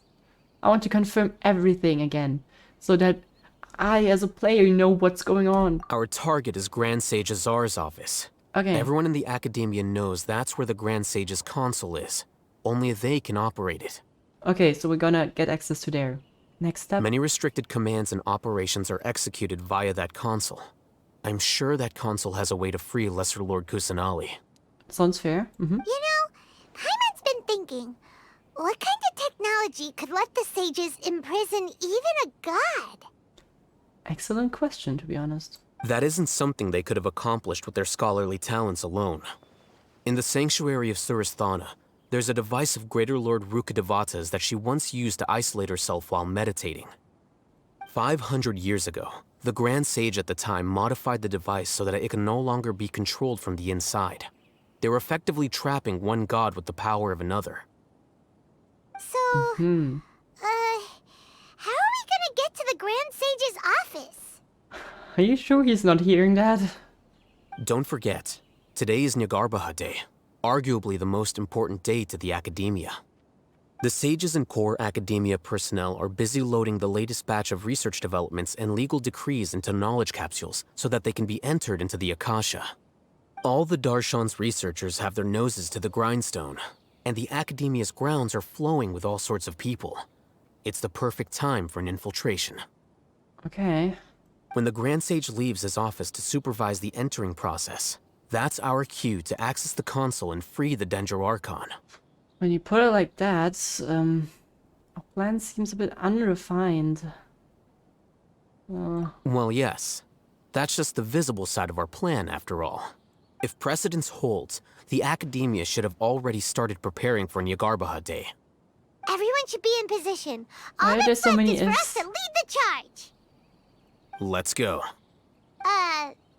So are we just gonna walk in through the front door, or...? Yes. Were you expecting a stealthier approach? Yes. How did they not mention that during the planning phase? Paimon can't think of a good comeback. Alright, it's all on Allhaitham if things go south. Yes, but on the other hand, it is a bit of a problem for us as well if things go south, Paimon. So we're just gonna walk straight in there. Welcome into the Lion's Cave.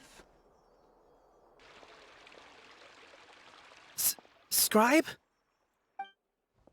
Please, wait. Are you Scribe Allhaitham? Calm down, Paimon. That's me. Is something the matter? I'm in a hurry. No. I was just surprised to see you here. I had heard that the sages were looking for you not long ago, but I didn't know what for. And, also, please don't bring outside guests into the Academia. Not looking good. Outside guests? How did you arrive at such a conclusion? Your groundless inference shames the Haravatat Darshan. What did you say? I'm the top student in Haravatat, and I earned 3rd place at the last Inter-Darshan debate. Don't look down on me! Did you not play through Nilou's quest? 3rd place is basically lost. Think about why you were not 1st place. That wasn't my intention. As your Haravatat senior, I just assumed that you possessed a greater aptitude for critical thinking.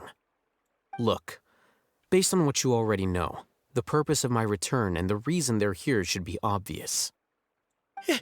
Is that so? Wait a moment. Let Oh, me he's think. playing Don't with him tell so me the answer. badly. The sages search for you. A blonde-haired traveler. Outside guests. So, from the start, the sages weren't looking for you, but this traveler? And you were gone from the Academia for so long because... Hey, shh. Yes, you've proven yourself as the top student in Haravatat. I surmise you've arrived at the correct conclusion. As I expected. Please, forgive me. I wasn't thinking clearly just now. Thank you for getting me back on track. It's nothing. We'll be on our way then. Oh. All right. Thank you for your contributions to the Academia, Scribe.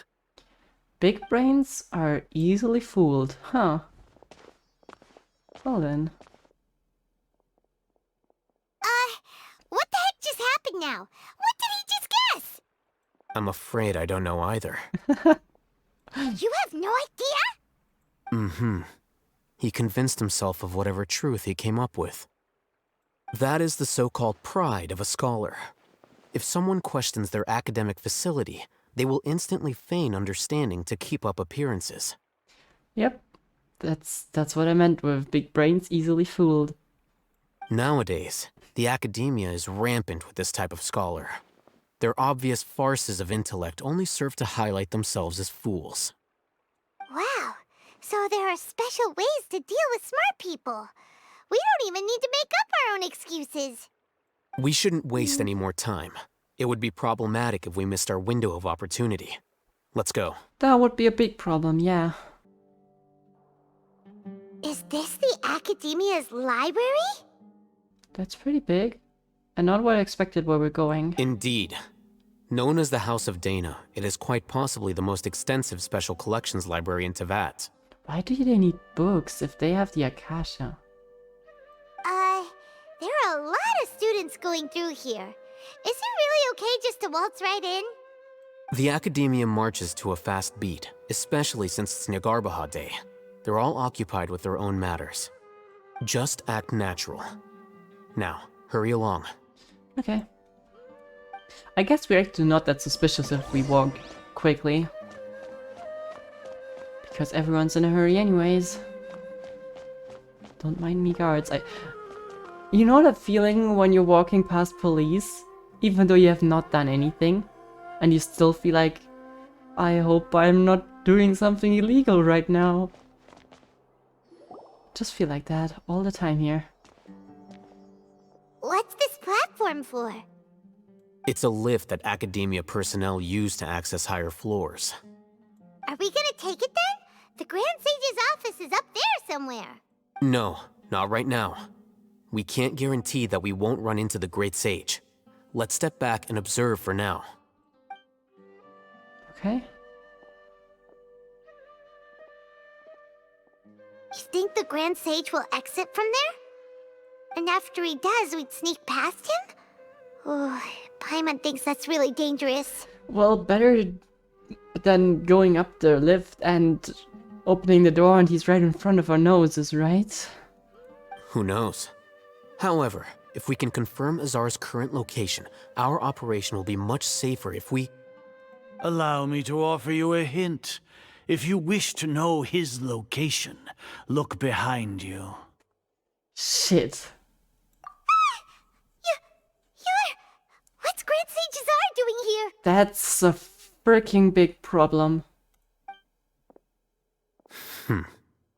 Do not tell me you believed the Academia would not grow suspicious of you after such a prolonged absence, scribe. An eyewitness had informed me of your whereabouts, so I came to personally welcome you. Great Sage, I didn't expect you to care so much about me. I'm truly flattered. I'm sure, but compared to you, I am far more interested in these two unexpected guests. You are the Traveler and Paimon, correct? Okay, now I'm really getting annoyed at being called the Traveler all the time. Why is Paimon now the person that is known as not just a flying thing, but as Paimon with a name, and I'm just the Traveler? Okay, anyways. I don't like this guy, never did. It's a pity that only now have I been afforded the opportunity to formally meet two of Sumeru's most esteemed guests. I do apologize for my lack of decorum. Okay, you calling us esteemed guests. Are you sure about that? Well, if you're willing to talk, let's talk. Excellent. You immediately initiated discussion instead of attempting to prepare some perfunctory excuse. You clearly understand the situation at hand, and have no intention of making a reckless stand. The foot traffic here renders this place unsuitable for discussion. Please, follow me to my office. Alright. I mean, at least he's not just killing us. So that's good, I guess. This place is crawling with guards. There's no way out for us. What the hell is that thing behind us? All right then, Traveler. What did you wish to discuss with me? Today is Nyagarbaha Day, so I still have many responsibilities to attend to. There is little time for idle chit-chat before I detain you all. Honestly, whatever I'm gonna say, they are too blind to see that. And yeah, the Fatui have ulterior motives. You probably know that, but think you're ahead of them as well, so... You seem to know quite a bit about our endeavors. If that is so, then you should be praising our great work, rather than using your trivial misgivings in a futile attempt to sway me. Trivial? Then tell me, what do the Fatui want from me? Gnosis? I don't know, maybe some benefits of some kind? Why would they help you if they wouldn't get anything? Ask yourself that question. Proof by contradiction. Worthless. Those are all completely worthless benefits, divine power. These materialistic words do nothing but debase our great work. Creating a god. Yes, we are using human wisdom to create a god. He's gone too far. There's no arguing with that guy anymore. If humanity cannot attain omniscience and omnipotence, then we shall create a god to reveal them. This is the pinnacle of human wisdom. We shall regain a god's guidance at long last. You had no a longer god. will we flounder in the interminable void of consciousness and knowledge. You still have a god. Use that god. Don't be an idiot. Even Irmunsul will be freed from its plight. For our nation of scholars, this is the ultimate aspiration. No cost is too great to realize it. You say it's the pinnacle of human wisdom, but still in the end you're relying on a god. You will never understand the rapture of having a god be born within your very hands. With your degree of knowledge, you cannot even comprehend such an emotion. What about Lesser Lord Kusanali then? It's not like Sumeru didn't already have a god. Gods exist on a plane that far eclipses humanity's. Lesser Lord Kusanali, what can she even do? Care for the people? Fend off sandstorms? Fabricate silly fairy tales? These are but child's play for the Academiya. Does that make us equal to the gods? We are a people favored by Greater Lord Rukkhadevata. Though I may have personally not seen it, our forefathers bore witness to true wisdom. The ascension of the Lesser Lord has brought nothing but bewilderment to the scholars. They all ask, is that truly what true wisdom is supposed to look like? I mean, you guys should be able to, like, do research without having, like, guidance from a god. That's your job. With that in mind, it is better to keep her isolated in the sanctuary of Suristhana, so our academy will not become embroiled in turmoil. I'm pretty sure that if you would just talk to her, that she would not interfere in your studies, if you don't like her inputs. God damn it, I hate him. Pathetic justification. Do you really think that only the super smart or powerful should be able to call themselves gods? Yeah, the arrogance of the skull. There's nothing, we can't argue with him. As per your judgment, Grand Sage, they are indeed dangerous individuals. Not only are they acting against the Academiya, but their ideologies have the potential to lead scholars astray. Looks like there really was merit in my assignment. Allhaitham? Are you talking about us? I don't think he's turning on us now. Anyway, I've brought them to the Academiya as ordered, but it took some time and trouble. Oh, that reminds me. Here's the investigation report you had requested. It's a summary of my time spent with the Traveler. An array of information about her ready for your perusal. I don't see him turning on us now. I'm not willing to accept that yet. Allhaitham? So you're still on the Academiya side? He didn't tell us because it's convincing like that, right? We finally started to trust you! Allhaitham.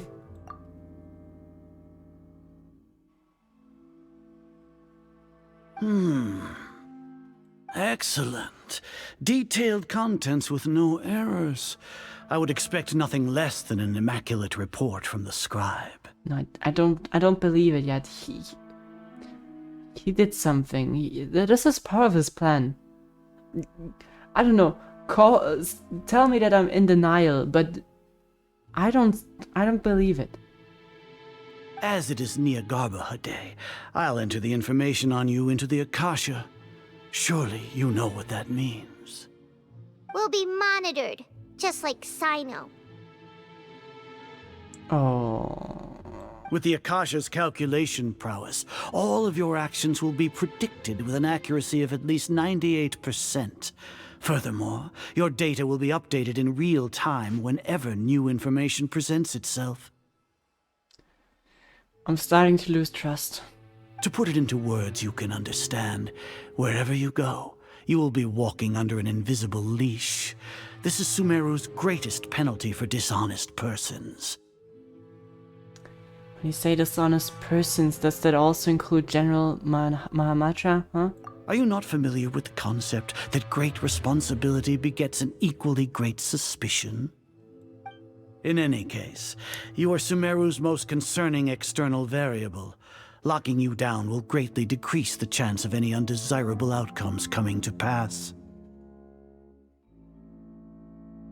I mean, Allhaitham was always kinda sus. You're despicable! Despicable? Perhaps from your perspective, but I suppose you had mentally prepared yourselves for this, no? What do you mean? Your ploy was to sacrifice the traveler here, was it not? Lord Azar, I know what you're trying to say, but I've been following your plan this entire time. Why are you doubting me at this juncture? Must I delineate your entire plan? Very well, I will spell things out. First off, I received an eyewitness report that you were spotted with the traveler at Caravan Ribat. However, you immediately departed for the desert and escaped surveillance range. Judging by the time, you all likely encountered the truant General Mahamatra in the desert. Am I correct? Maybe Paimon shouldn't have mentioned Cyno just now. The Academiya had not received correspondence from its scribe for a prolonged time. You were also in the company of the Traveler, a close associate of Lesser Lord Kusanali and General Mahamatra Cyno, who had defected from the Academiya. But he sold us out. With their instigation, what was the probability that you would betray the Academiya? Rationally speaking, 50%? 70%? What do you think? You know, if you're part of the Academiya, then you should know that probabilities are shit in general. Regardless, that's only a guess. The facts are that I've brought the Traveler right before you, and I gave you my report. Indeed, your boldness deserves praise. To think that despite status as an outlander, the Traveler is still willing to sacrifice for the sake of your plan. If I'm correct, you have a contingency plan to save Lesser Lord Kusanali and ruin our great work. Sneak into the Academiya on Nia Garbaha Day, using Allhaitham's status as the scribe, for there is a good chance that an opportunity to save the Lesser Lord will arise. Should your intentions be discovered, Allhaitham will turn traitor and sacrifice the Traveler, thus proving his innocence. There. He can then stay inside the Academiya and continue searching for a way to proceed forward. There, Allhaitham strikes me as a person who would have a backup plan. That would unfortunately make sense. And that puts us in a terrible spot. Oh, screw you, Allhaitham. Sorry. Now I'm in the next stage, I'm angry. As for Cyno, according to the Akasha's calculations, he will soon return to the Academiya and confront me in person. I suppose this is also a part of your plan? You'll see me as a traitor regardless of what I say, no? Even if you impugn me, it would have little effect on you all. You misunderstand. Losing our scribe would irreparably damage the Academiya's regular operations and the development of Sumeru's future academic systems. However, under the current circumstances, even that is trivial compared to what we stand to gain from our great work. He's just completely deranged. There's nothing we can do. It's probably worse than Skara. You said that I betrayed the Academiya, but you, Azar, you've betrayed all of Sumeru, betrayed its Archon. So flight has turned to fight at long last. Guards! So, Allhaitham, I hate you. But I guess you're the only ally we have here. Okay. Huh? No, he still has a thing, right? Oh no. Are you kidding me? That's not a good idea.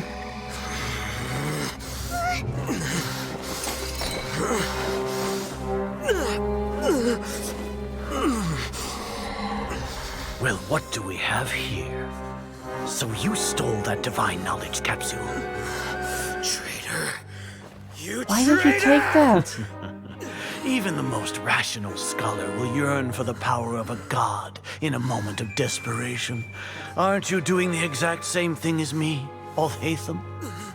Unfortunately for you, no god will lend you their power. Azar!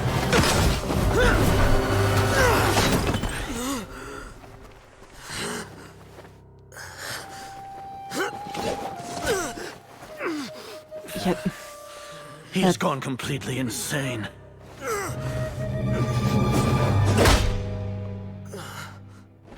Great job, Allhaitham. I'm so pissed off at Allhaitham. I'm sorry. Take him to the Matra and exile him to Aru village. Then find someone to take these two to the confinement room. I'll deal with them later. I could have fought them. At least try to. Grand Sage, we've finished all required preparations for Nyagarbha Day. We may begin to enter the capsules now. Excellent. You may begin.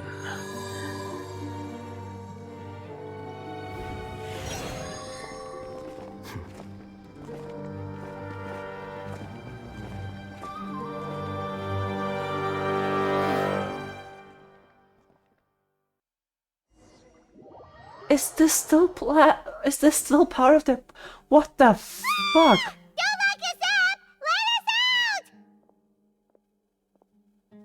No chance that this is still part of their plan. What the... No, never... Why was he smiling at Nilou? Did he really rat us out? Now I'm having faith again. This is terrible.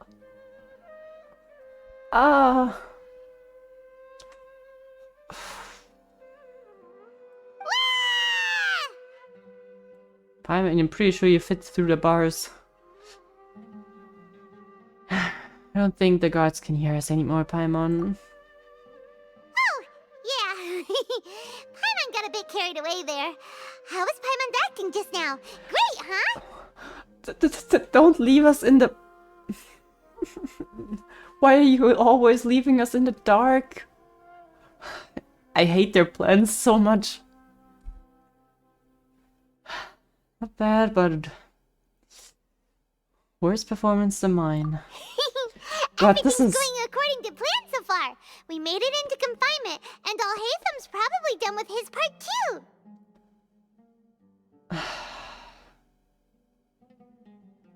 Can it please not let me completely in the dark? I guess we can relax for a time being. We even managed to trick Grand Sage Azar. Allhaitham sure knows how to cook up a plan. What are we doing next? Paimon has trouble remembering things when she's worked up. Well, let's review what we've discussed during our strategy meeting. Yes, please, God, tell me more about what the actual plan is. Right. Paimon thinks it went something like this. Apart from that, we still have yet another goal in the first stage of our operation, which is to send the Traveler to the confinement room. Okay, why did I need to get there? What? Why do we want to get her locked up on purpose? She's always been the person the sages are most afraid of, as well as the greatest obstacle to the successful implementation of their plan. They are very aware of the risk she poses to them. Yeah, like, Best Actor award goes to Allhaitham. Yeah. I had no clue that he was fooling. Like, okay, I had some ideas that he might not be, like, betraying us, even though I had doubts in that at some point, but... well, I was not expecting this to be still part of the plan. This is just... Once the Traveler is imprisoned, the sages will likely think that everything is under control. And with their guard down, the next phase of our plan will have a much higher chance of success. Okay, but so what was in the knowledge capsule that he gave them? That's I can already see the pompous looks on their faces. Oh, That's a super tricky plan, but Paimon still thinks it's not really worth it. That isn't the only reason, of course. She has a more important task once she's in confinement. According to the Academiya scholars in Rahman's custody, Lesser Lord Kusanali has sealed off her consciousness in the Akasha ever since she was captured by the Doctor. That way, they can't pry any more information from her. Even if we break into the sanctuary of Surasthana, it will take time to awaken Lesser Lord Kusanali's consciousness. We need to do that in advance. So our job is to wake up Nahida! Okay, totally worth getting thrown in jail for. Yes, but how? The confinement room is inside the Academiya, close to the sanctuary of Surasthana. It's a completely enclosed space, and you won't be receiving any visitors. Okay. I'll work with Rahman's scholars to make some modifications to your Akasha terminal. Once you're in, get as close as you can to Lesser Lord Kusanali and try to connect to her consciousness. Okay. However, as for whether she'll actually wake up, that will depend on our luck. Okay, great. So we're at the turning point right now. That's great. Okay, at least I know why we're here now. No wonder you've been wearing your Akasha terminal today. It's the one that Allhaitham modified. Paimon thought they'd take our Akasha terminals when they locked us up in here. Were they being careless? I don't think so. They think the Akasha's under their control, right? Alright, so what now? We need to try and connect to Nahida. And look for where we can find some signal. Sounds easy enough. We can finally talk with Nahida after all this time. Let's do it. Huh? Is this the right spot? Are you getting anything? It's faint, but I have a signal. Please work. Time for a deep dive.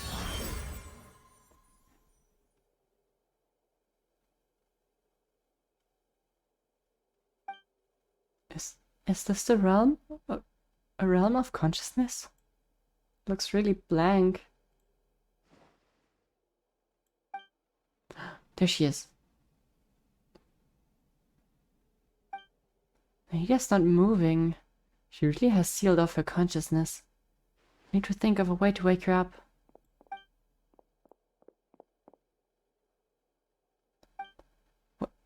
What is this? Looks like some sort of barrier. Is Nahida using this barrier to isolate her consciousness from the outside world? Nahida! No response. Hey, Nahida! Okay, some voice acting from the Traveler. Yes! Dang, she isn't reacting. She seems like she can't sense me.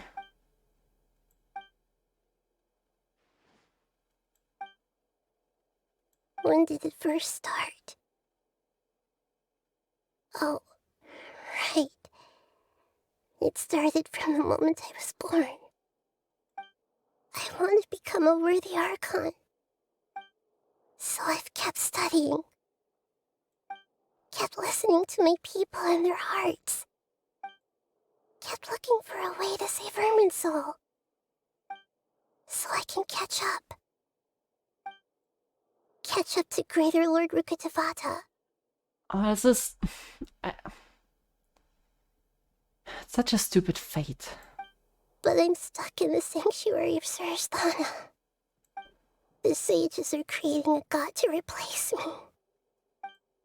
And I'm forced to lock my consciousness in this boundless darkness.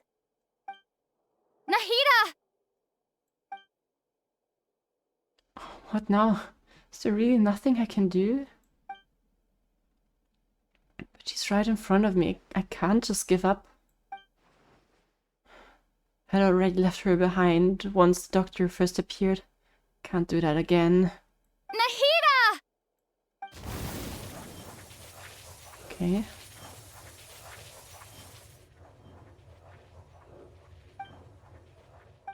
It's so quiet here. Now that I think of it, I don't think I've ever actually listened to my own inner voice. Do Archons have them? Should Archons have them? Have I been doing the right thing. She sounds so broken. And you can't blame her for anything. Am I really not needed? The world needs you more than ever. How do I really feel about all of this? It's so quiet here. Since you're the god of wisdom, you've known the answers to all these questions since the very beginning, haven't you? Whose voice is that? Who are you? Whose voice is that? It sounds familiar. You're right, though.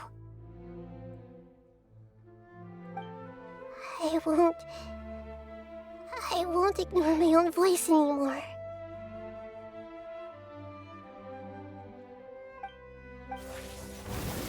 Come on, break through to her. Not sure if that was Lumine's voice. Nahida! Come on, crack it.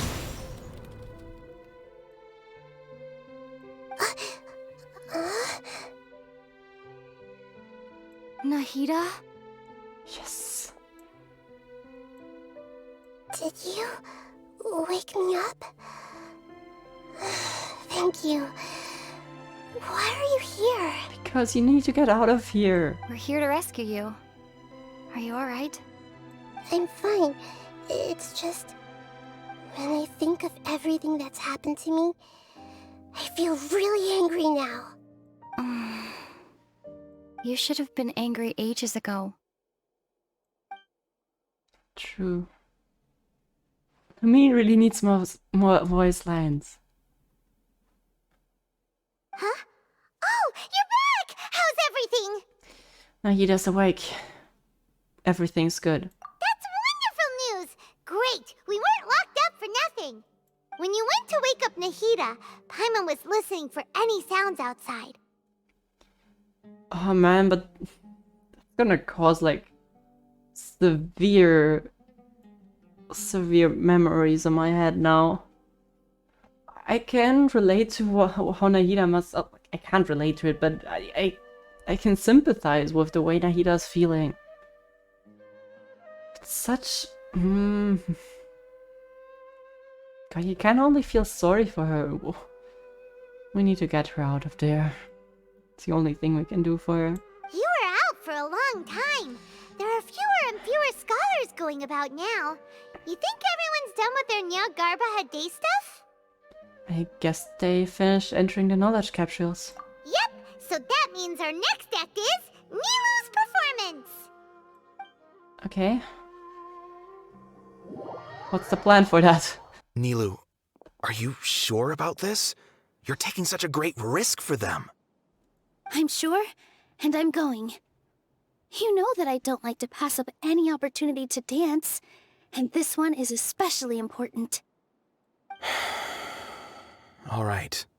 You seem to have a lot of trust in them, so I won't say more on the subject. He probably doesn't know too much. And that when she's going in there to dance, that's crazy. But if anything happens, the few of us here may not be able to help you. Don't worry. They've been through worse. Everything's going to be fine. All right. You know, if you really do get arrested, we'll do everything we can to get you back. Be careful, even if it's only for our sakes. Thanks, Mr. Zubair. You're so very kind. God, we're playing from different perspectives now. It's not confusing at all. Always remember that your safety comes first. And don't forget that you're the star of Zubair Theater. Thanks for the words of encouragement. Nilou, how's it going? Nervous? Definitely more than usual. But it's because I'm worried I won't dance well enough. That shouldn't be the problem, right? It's okay. Just focus on your performance. We'll take care of everything else. You sure know how to talk. Taking all the credit, even though we came here together to help out. What's the plan? Doing art exposure therapy for the Academia? Well, thank you both. I'll have to treat you to a meal after all this ends. I really, really appreciate all of your help. Ooh, that sounds great. Ha! How can we say no to that? All right, let's get back to business. Nilou, we'll be here to keep people from going to the Academia so they don't interrupt your performance. I was planning on telling them something like, the Academia's been conducting a weird experiment, and some of their test subjects escaped. It's really dangerous there, so stay away. Oh, you couldn't think of anything better? Oh well, I guess it does sound like something the Academia would do. I think it sounds great. I'm counting on you guys. Don't worry, it'll be a piece of cake. Right.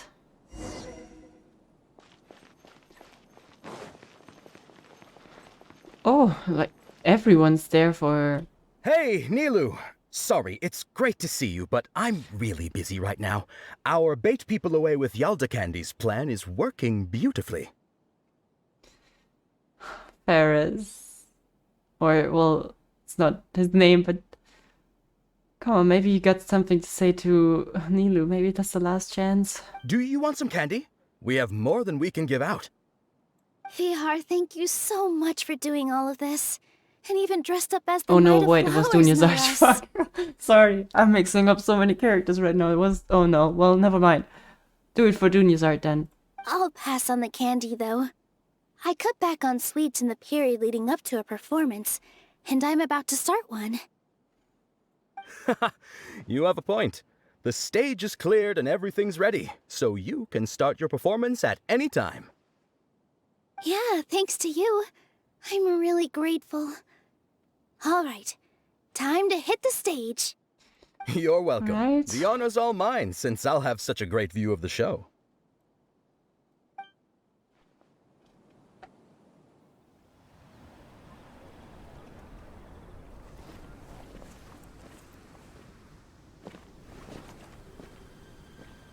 What is your plan?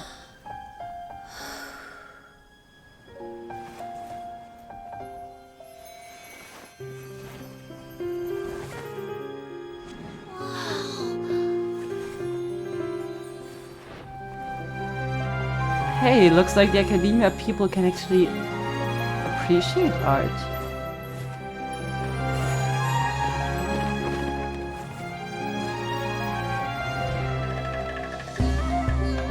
I've never seen a performance like this. This is incredible. Yeah. So they're actually doing I that. heard that public performances like these have been banned. I can't believe she's doing this here.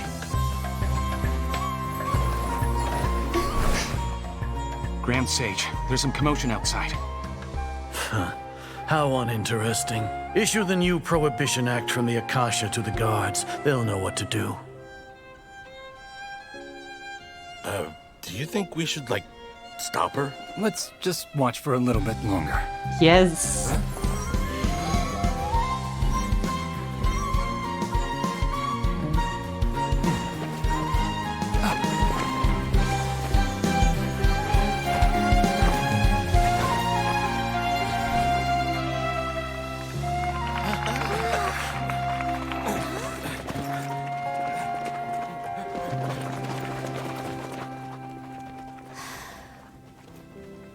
Okay, the guards walked right past her.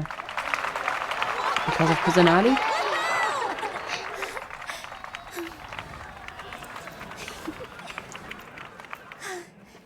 I'm not too sure yet what they were trying to achieve with that, though. I mean, it's probably really good that the Academia people can see that, like, art is a thing.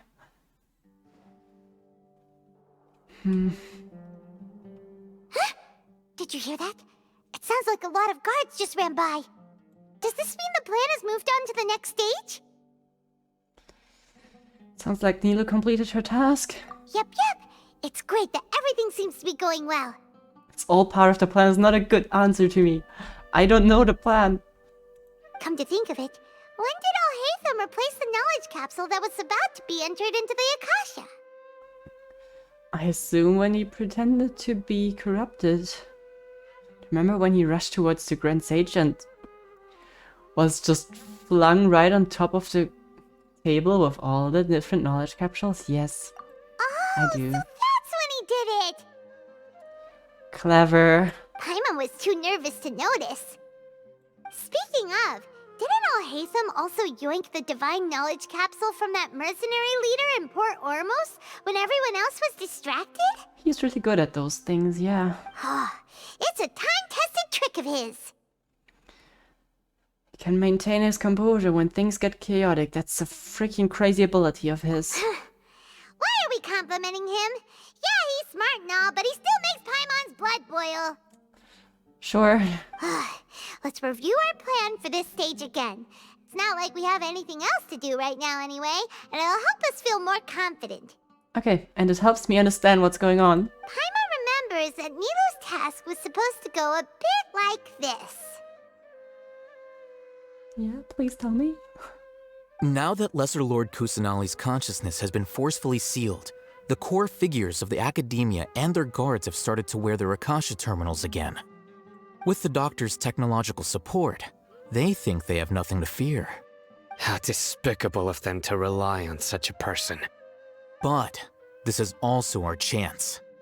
I was originally asked to draft the knowledge capsule for the Artistic Performances Prohibition Act when I was still at the Academiya. It should be on the Grand Sage's desk right now, and will be entered into the Akasha during the next Nyargarbaha Day. Are they really going to stop all artistic performances? That's horrible! Yep. That looked like the guards were not that interested in that one. I'll make an identical knowledge capsule, but this time, I'll smuggle some misleading information into it. We only need to find an opportunity to switch the capsules. Once it's been entered into the Akasha on Nyargarbaha Day, if someone were to be seen performing in public, the sages would definitely use that opportunity to announce the ban, and so the misleading information will be disseminated amongst the guards. Sure sounds complicated, but it seems like if everything goes well, we'll be able to get rid of all the guards in the Academiya without any effort. That's pretty clever, getting right into their heads. It's crazy, especially because they believe everything without a doubt what the Akasha tells them, right? So, well, that's a nice way of infiltrating them. You're getting right to the core system. Clever. And it's also going to be hard to get it outside of the Akasha, I believe. I just have one question. Even if we manage to get the misleading info out to the guards, how can we be sure that they'll believe it? Because they do. People who are used to relying on the Akasha become less inquisitive, and their ability to distinguish truth from misinformation is significantly reduced. They will view everything the Akasha releases to them as the unequivocal truth. The Akasha really is just a metaphor for the internet at this point, right? The Akasha will turn humans into machines. I've seen it happen many times. Yikes. Good thing I didn't wear it for long when I was working in Sumeru City. At first, I thought it was a good thing too. By the way, this plan still requires a performer, right? Do you have someone in mind? Well, yeah. Nilou of Zubair Theater. I know her really well. We can trust her. I'm kinda hesitant to ask her to participate in a dangerous plan like this, but we can ask her in person. All right.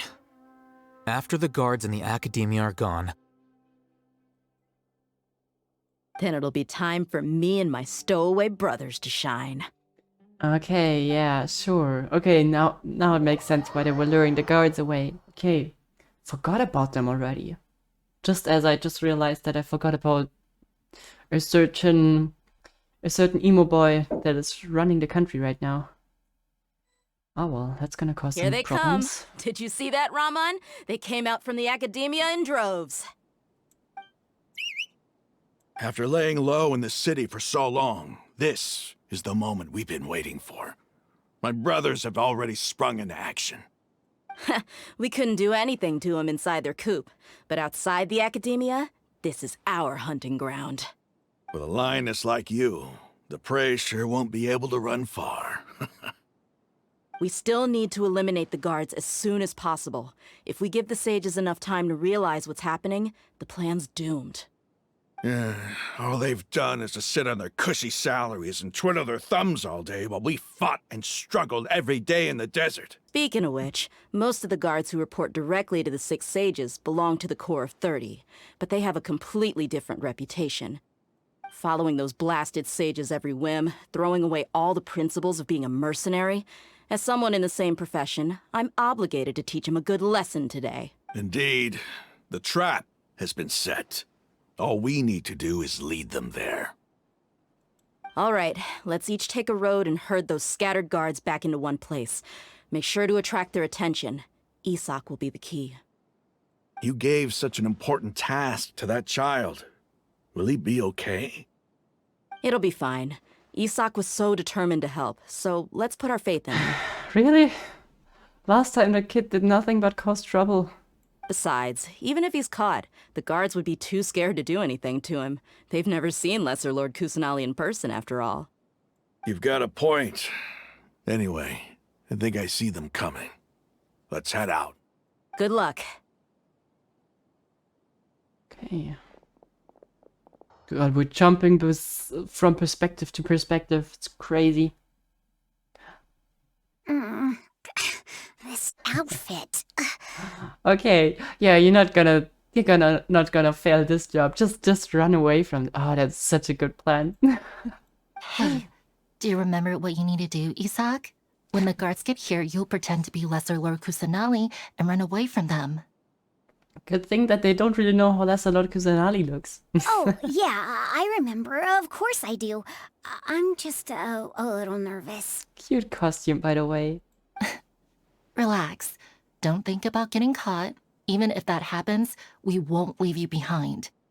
You only need to think about getting the guards' attention and leading them to the Grand Bazaar. Leave the rest to us. Okay, got it. I'm here to pay back Lesser Lord Kusanali for helping Grandpa. I won't get cold feet. Hey, they're here. I can see the Academiya guards. All right, it's time, Isaak. Take a deep breath and go. You can do this. Okay. Wow, they are really doing a lot of strange things for this quest. Just strolling around. Why is there a guard over there? Did he already run ahead of me? This is different from our plan, but there's no time. I need to make a choice. Behind the house. Don't cross his path.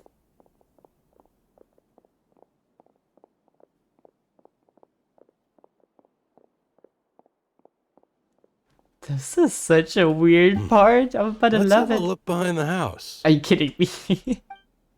Are you kidding me? Yeah, well, hide towards the left, I guess. Looks like nothing's here. A wasted time. Why do you look there at all? Luckily, he didn't check behind the tree. What should I do next?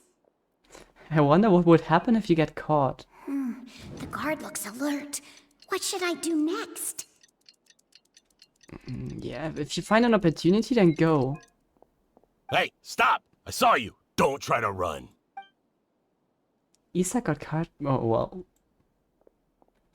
The guard looks alert. What should I do next? Well, then keep waiting. Doesn't seem like anything unusual's around here. And I said, wait for an, like, take the opportunity, then I was not saying, like, do it now. Looks like the guard finally left. I need to go. This is so strange.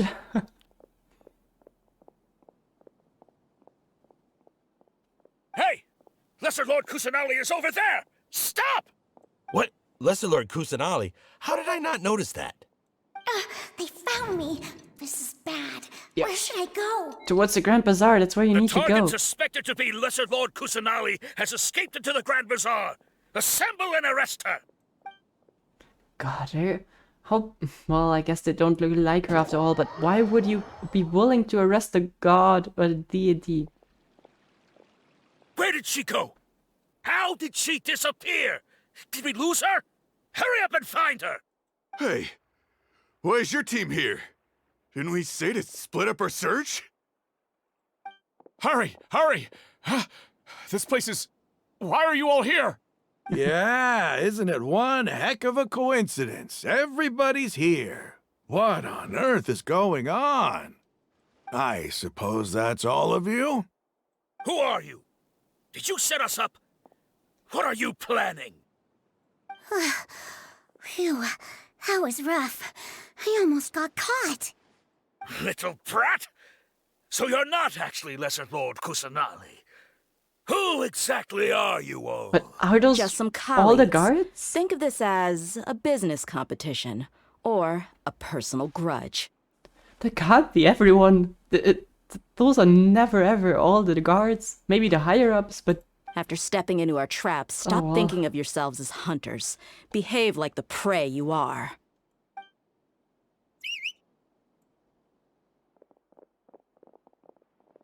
Surrounded.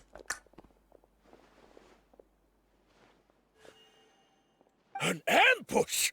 Oh, well, not How's really that surrounded. possible? This is Sumeru City, but mercenaries from the desert somehow ambushed us! Well. You've spent all your time hiding away in the Academiya. This place has long since become our hunting ground. Brace yourselves! Meanwhile in the Academiya. This is odd. Yeah, huh? Seems like not everything is going to your plan. The Academiya has quieted down after the conclusion of the Nahida ceremonies, but it's much quieter than usual. Well, the scholars are outside, enjoying a performance. The guards have all run off. Too bad for you. Where are the guards? Why have I not seen a single one? Guards? Guards! Grand Sage, how may I be of assistance? I called for the guards. Why did you come? My apologies, Grand Sage. Right now, all Academiya guards have entered the city to perform the ordered arrest. I thought you knew. Arrest? Who is there to arrest? I have an ominous feeling.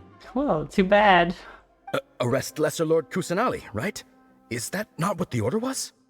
Lesser Lord Kusanali? You mean she has disappeared? Yes. I wouldn't dare make up something like that.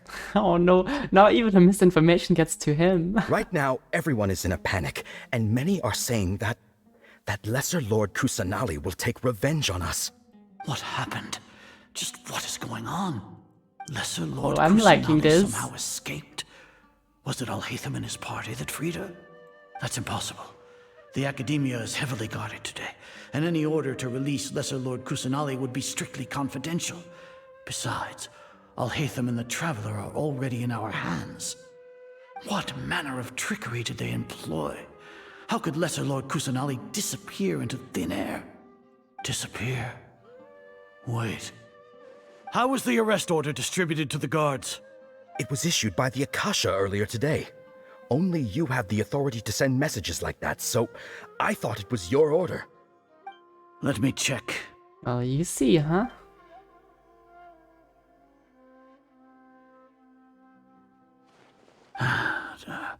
Here.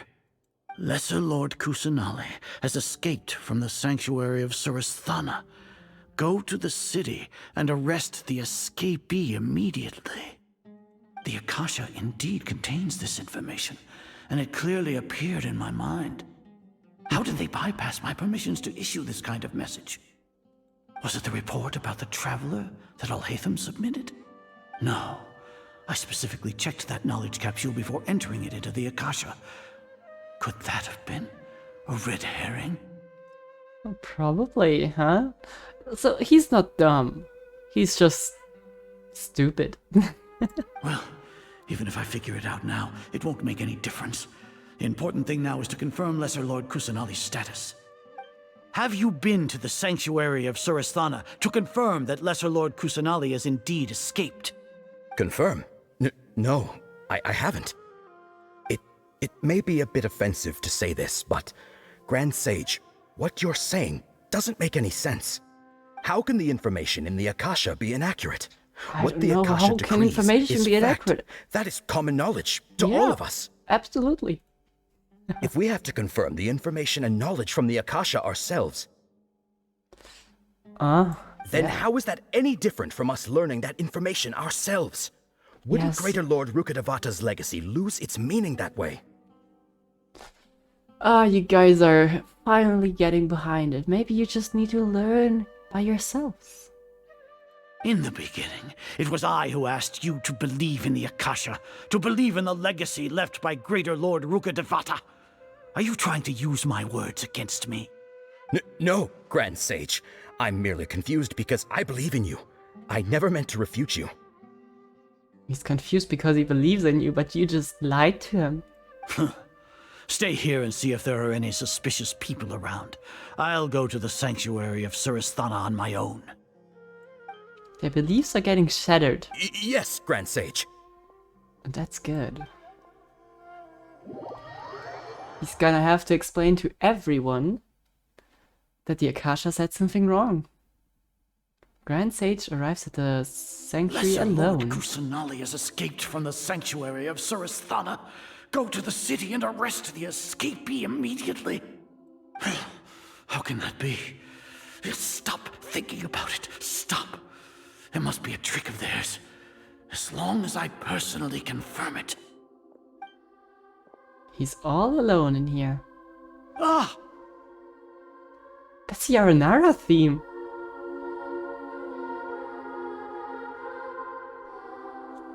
Cute. Sorry. Oh, she's... Impossible. That's impossible. There must be something wrong with my eyes. Is he...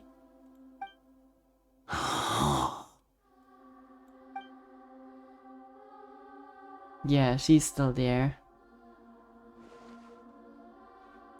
What a comical sight, Azar. Once the Akasha has put certain thoughts into your head, even the Grand Sage can no longer see what's right in front of him. It feels so true to him that even his eyesight gets fooled by the Akasha. That's crazy.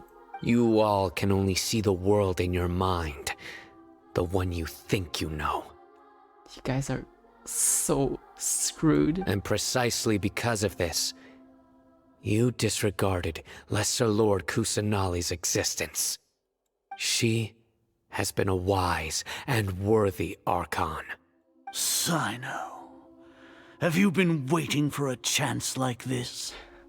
Don't be cocky, you're alone. You have no guards.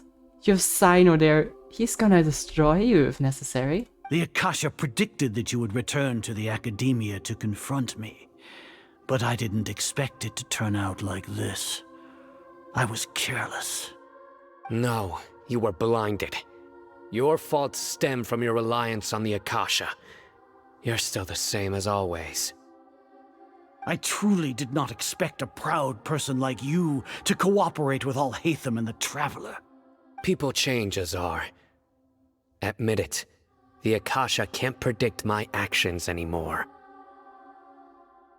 Close the door and release the dogs. Then tell me, what have you found during your investigation? You want to buy time? This is the sanctuary of Surasthana. Under your own regulations, even Academia staff are forbidden to come here. No one will come to save you. As for the investigation, I've at least confirmed that you are guilty of insurgency against the Archon. A serious crime. So what? Did you do all of this so I would plead guilty in front of you, General Mahamatra? No. I want you to plead guilty in front of the Archon herself. You once said that I had no standing to judge you. So now, how about judgment in the name of a god? Oh, well. Are you ready for this, Mr. Grand Sage?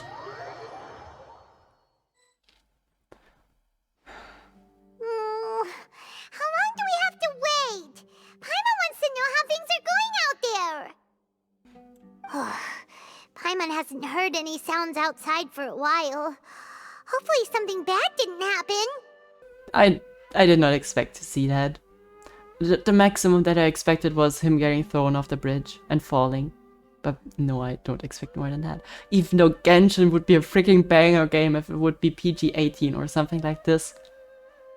I sure know that it would have a lot of problems in the market, but damn, I believe the developers would really handle something like that quite well. But yeah, we must trust our fans. It's all gonna be fine. Yeah, but aren't you scared that we might be locked up in here for the rest of our lives? Thinking about it, at least Paimon has you. We could still chat like this. When Paimon thinks of Nahida being imprisoned alone in the sanctuary of Surasthana, Paimon can't help but feel sorry for her. Oh, there we go.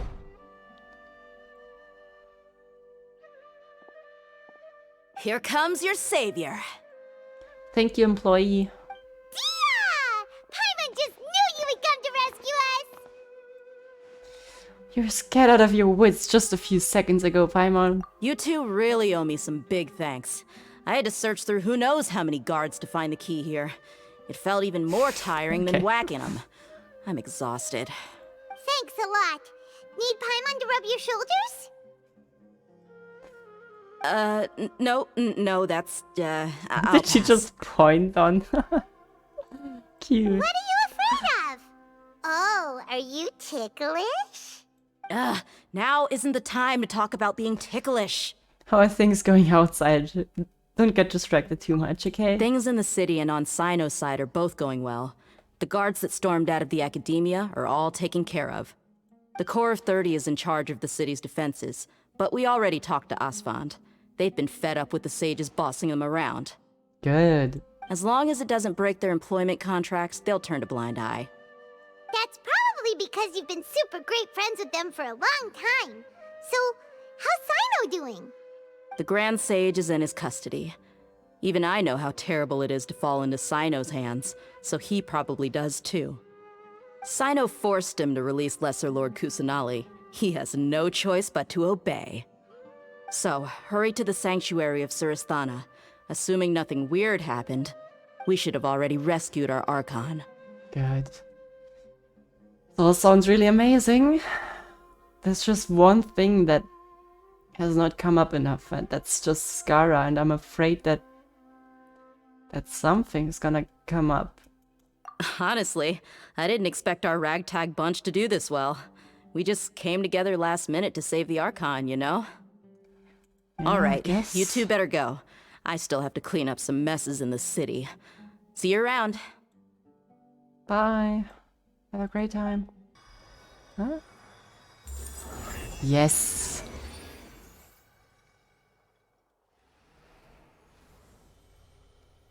And touchdown. Welcome back on Earth. Okay, we got her. That's the first major goal. Are you good though? It's nice to meet you. I guess it's our first encounter, but This is the first time we've met in real life. Before, we've only met in dreams, consciousness, or when I was in someone else's body. I'm so glad that we finally meet. And oh god, the Arnara theme in the background is so good.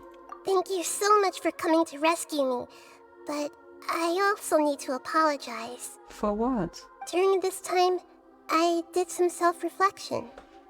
My sense of inferiority and yielding to the Academiya led to all of this, and created so much trouble for you all. Don't worry. You really are not to blame in this. You deserve to be freed. Exactly! We're here because you're a good Archon and one of our friends! Yeah, exactly. Thanks, you two. Amazing. So this is how it feels to walk out of that cage with my own body. How many years has she been in there? All of those 500 years, or did they give her like at least a few years until they were just fed up with her? It's like I just had an endlessly long dream. I can't even tell if I just woke up or was only now born into this world. Let's call this your new birthday, because Now you're starting to live. My concept of self has become so clear. But now doesn't seem to be the time to indulge in this feeling. There's a lot of things. Academia's God creation plan, saving Irmunsul, they're both pretty important. I would say the God creation plan is more urgent. This is really embarrassing. You all just rescued an Archon, and now she needs your help to save her country, and even the entire world. It's okay. With you here, Paimon's sure that everything will work out. There's one more thing. What is it? For all the things the Academiya did to me, and for all the folly it committed in the name of wisdom, as their Archon, I will make them pay. Good. Ah! Wow! That's the spirit! You're finally standing up for yourself and not letting people walk all over you! That was a bit mean, Paimon. I understand now. To be a better Archon, I first need to better myself. If you haven't even figured out how to be a caterpillar, how can you be a butterfly? True. Don't be fed up with the state you're in right now. Come on. It's knowledge that only you yourself have discovered. Yes, good. True. That reminds me. I wonder how far along the Academiya is with their God creation plan. Judging by what Skara said, pretty far. We need to hurry and prevent the birth of that false god. I need to make some preparations. Since I'm now free, I can establish a direct link to the Akasha and control it. First things first, I need to remove the restrictions that the doctor put on me in the Akasha. After that, I'll make some adjustments and revoke the sage's permissions. The Akasha will then be like how it originally was, only operable by the Archon. Okay, interesting. But yeah, for now I think that's the best. After all, the Academiya betrayed Greater Lord Rukkhadevata's trust. This might take some time. In the meantime, you should also work on your own preparations. If we don't stop the God creation plan in time, we'll be in for a tough fight. Well, prepare for a fight! What do you mean we might as well? Take a walk around. After all, we missed out on a lot of stuff when we were locked up. I can guarantee you, Paimon, there's gonna be a fight awaiting us. Okay, so Nahida's gonna completely take their Akasha and stuff away. The blonde-haired traveler? How did you come out from the sanctuary of Surasthana? It's normally forbidden to enter that place. Sorry, we don't know the rules Yeah, here. sorry, we don't really know, so we just walked in there. It was quite nice in there. It's fine, just pay more attention next time. Anyway, I'm looking for Grand Sage Azar. Have you seen him? Yeah, he dead. The more I think about it, the more I believe there's something fishy about Allhaitham's return. I need to let the Grand Sage know somehow. Yeah, sorry man, you're a bit too slow. You're finally starting to put two and two together. Ouch. Dude, that guy is... He is so... Like, sorry, how on earth did he end up in the Academiya? Like, this guy can't put two and two together. Oh, Nahida's done already? Really? I just came down here. Man, Nahida, you're quick.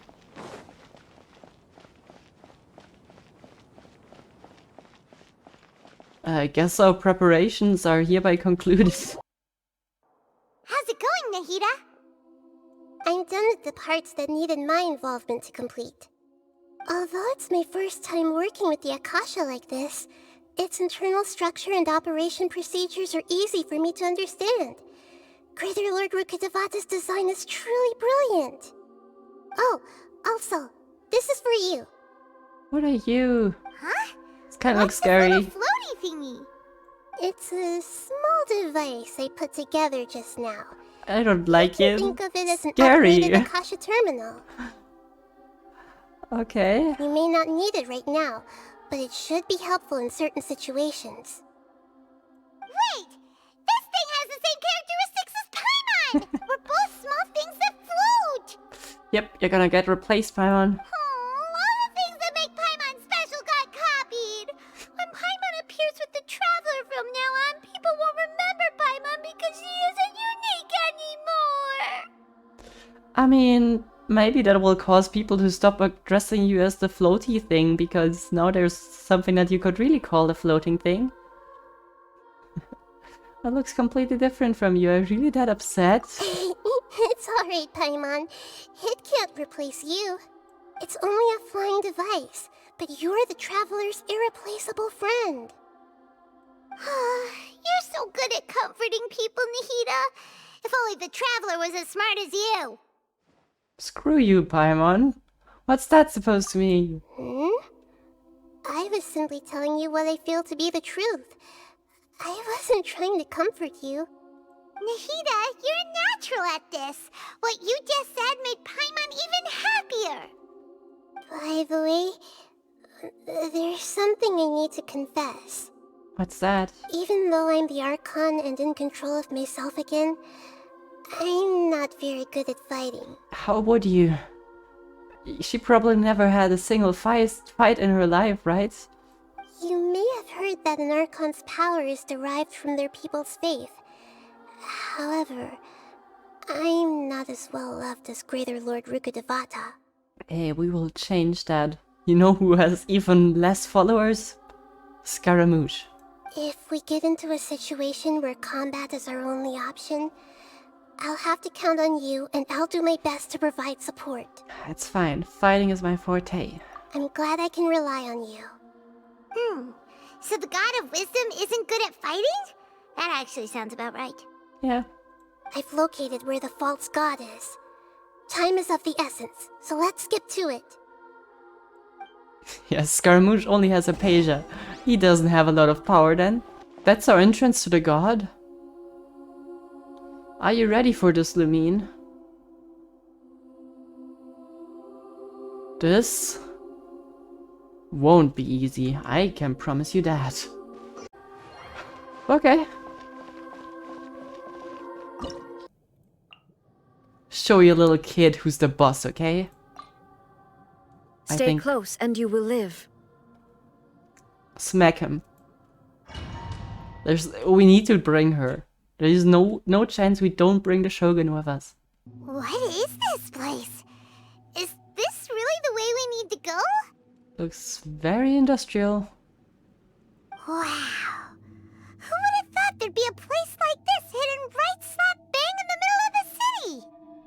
The sages wanted to realize their god creation plan without being discovered. The safest and most convenient way would be to build within the Academiya itself. That's true. How could they fit that in there? They were already hiding one god, so why not two? Judging from the structure here, the project is a huge undertaking. The sages really saw the god creation plan as their ultimate goal. Honestly, that looks a lot like I imagined Fontaine would look like.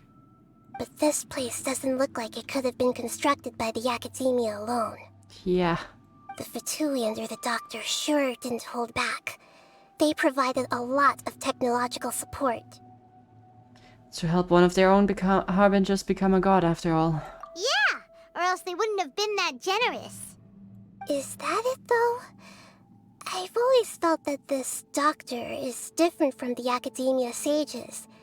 He doesn't seem to share their sense of urgency. Instead of being interested in the end product, it's like he's enjoying the experimental process.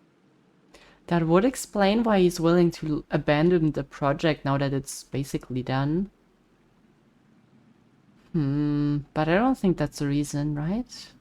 The Fatui Harbingers are all such weirdos.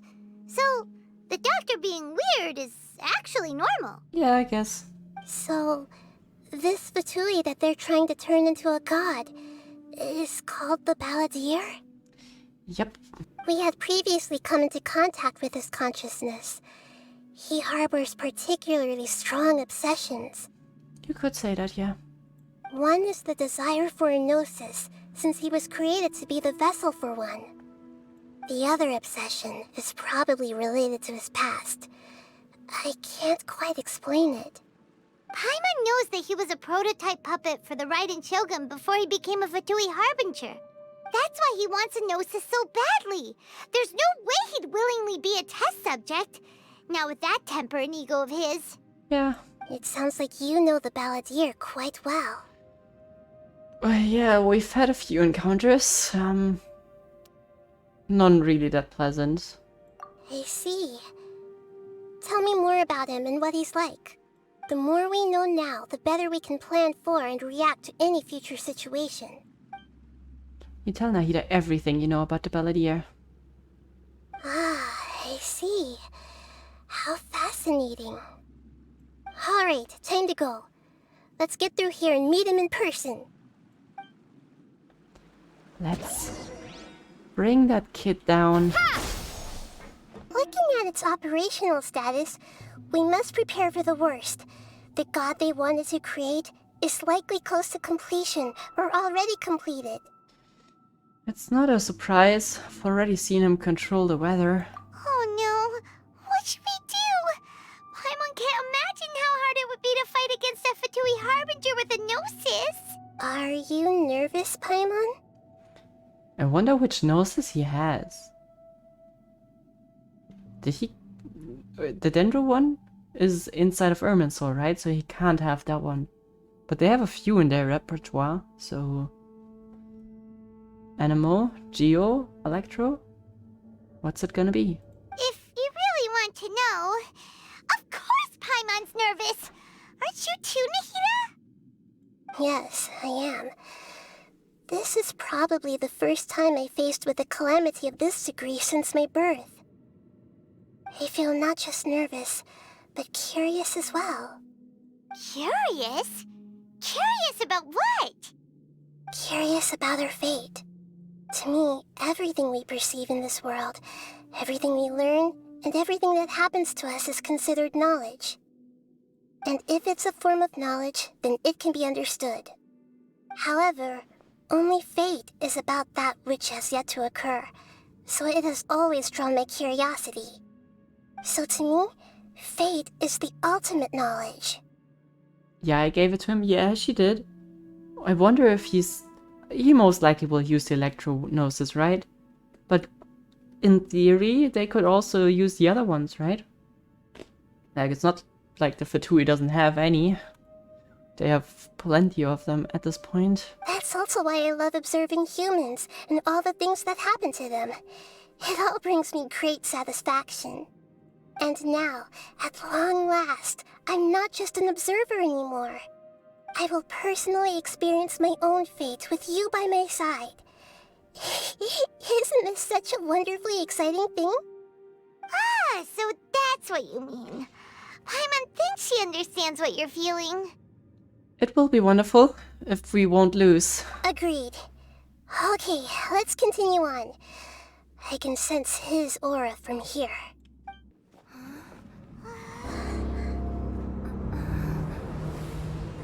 God, this thing is big.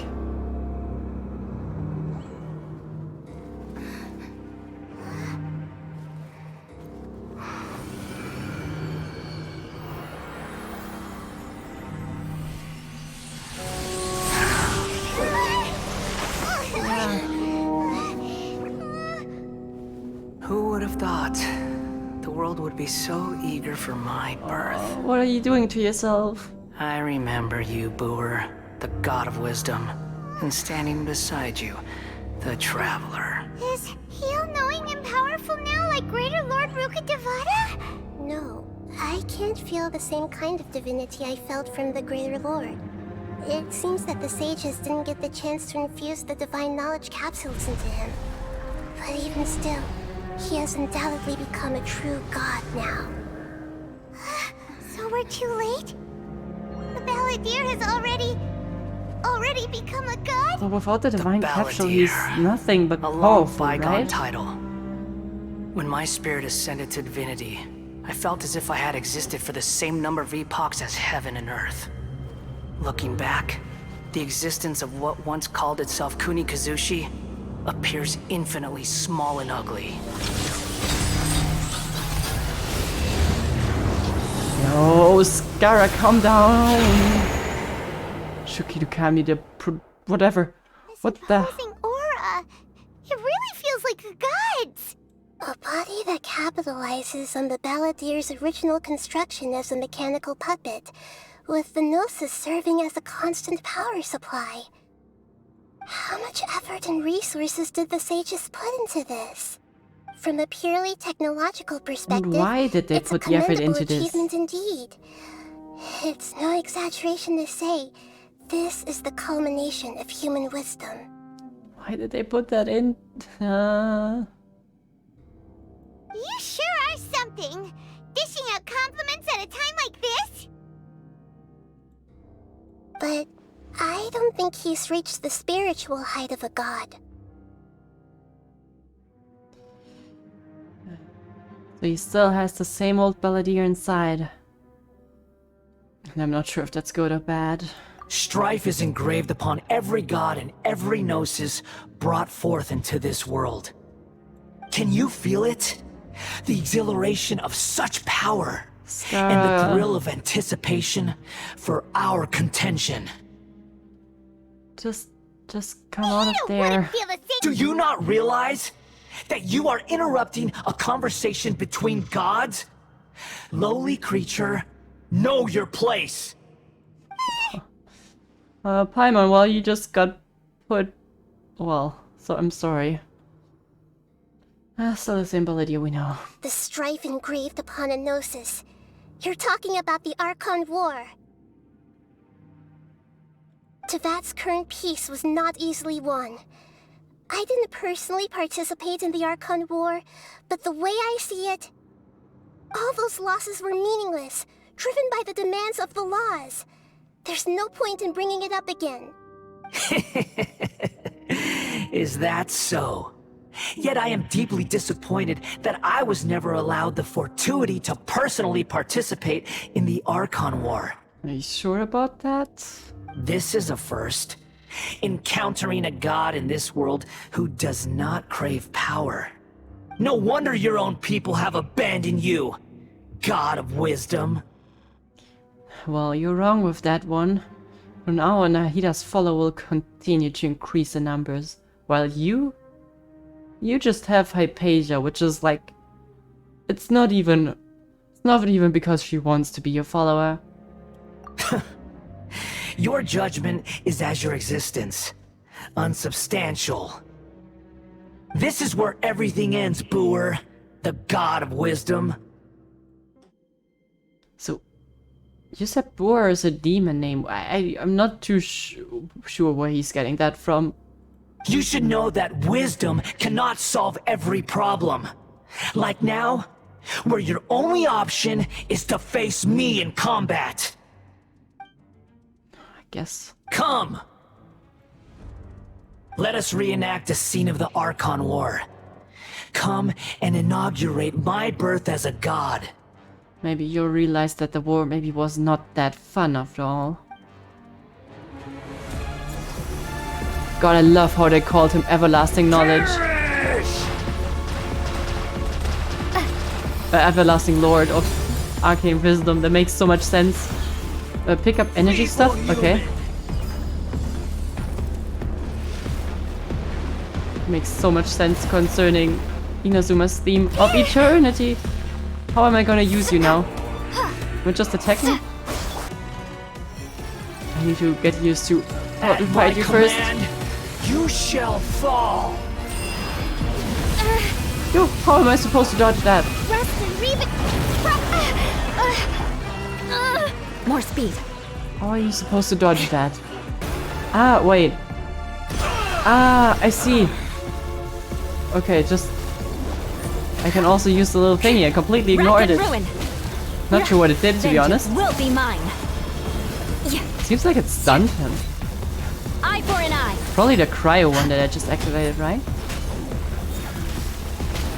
Oh, you're nearly dead, Skara. What about that? More speed. Let's pick Hydro. Feeble human. Not sure what that did, but it's healing me? Oh, it's healing me. Oh god, I love that fight. That's gonna be so fun to play with different teams.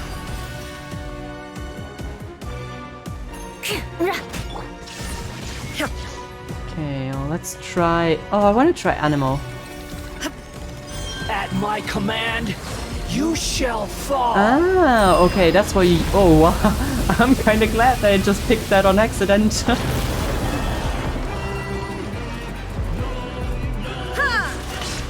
Shine down. Now you shall perish. Who is using animal? Oh. Why does he have every element? Pyro's what I want now. I don't know what it did. Significant past. I have no idea what Pyro just did. Ow. Hold lines. Propagate. Electrify him. Okay. Also, Electro really stuns him bad. Beg for mercy. That's good. Torrents, bring refuge. Well, doesn't look too good for you, Skara.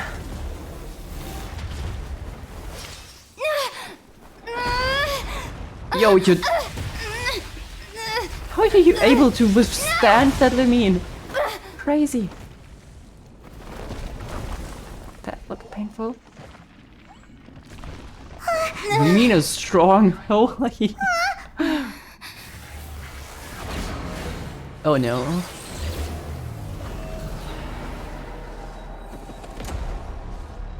Okay, now he's... with legs, it looks so scary.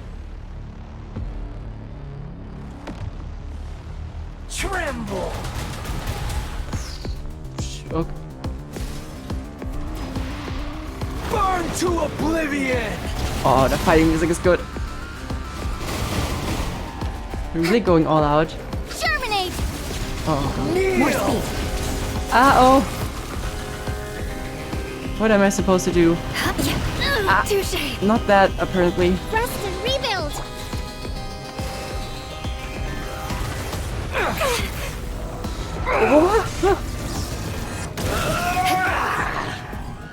Oh, he has similar attacks, like just different but similar ones to what the Shogun did.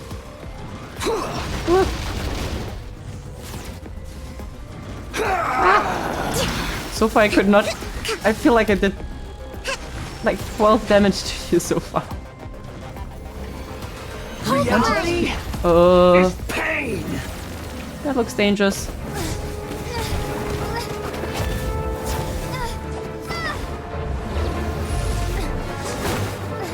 Okay.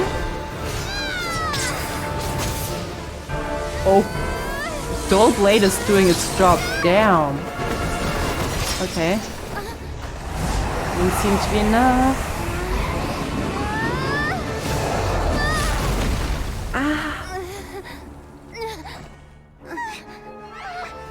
That looked painful.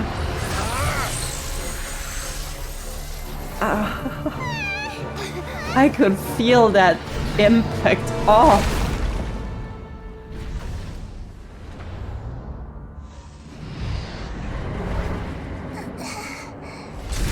No.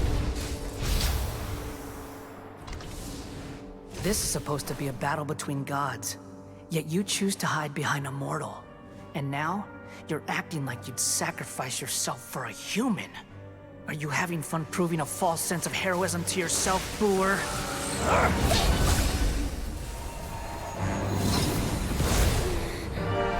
No, we just saved her.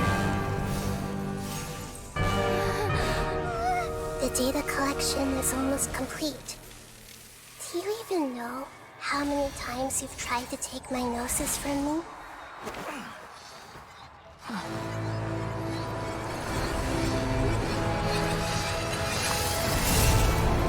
Whoa.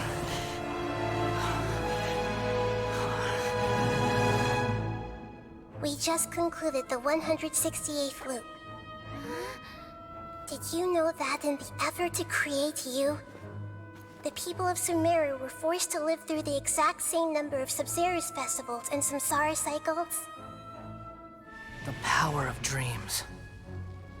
When did you use it on me? She... Oh. Okay. We just did a 180 You and can't even used the defeat same me in tactics a against dream. them. What do you hope to achieve with this little trick? Come, traveler. Just like before. Allow me to awaken the memories in your dreams. Okay. All that battle experience! It's more than that. Oh. Compile everyone's wisdom in the name of the Archon. That is the original function of the Akasha. I've sent everything that happened just now to the people of Sumeru in the form of knowledge. I've asked them to help you find a way to defeat the false god. Once again, we need the power of everyone. It's gotta be a common occurrence, I feel, at this point. Anyone got any ideas?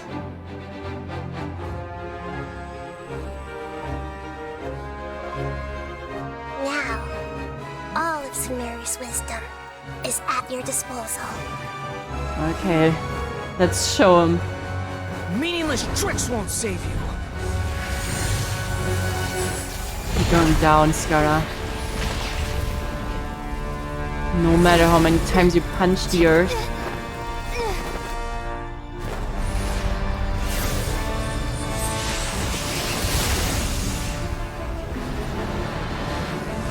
You know what he's doing. Come on. Oh, he must feel so overpowered right now. No matter what he does, it's just not hitting. Are you done with your tricks? Can I finally take this as a real battle between gods? I'll leave this to you, the first sage of Boor. I am the all-knowing god! Okay, I forgot what Nahida does. But she got her ult, so I will just use it. I don't know. Wait, get. Ooh, you can grab on that? Make yourselves a move! Kneel! I'm not sure. Ah!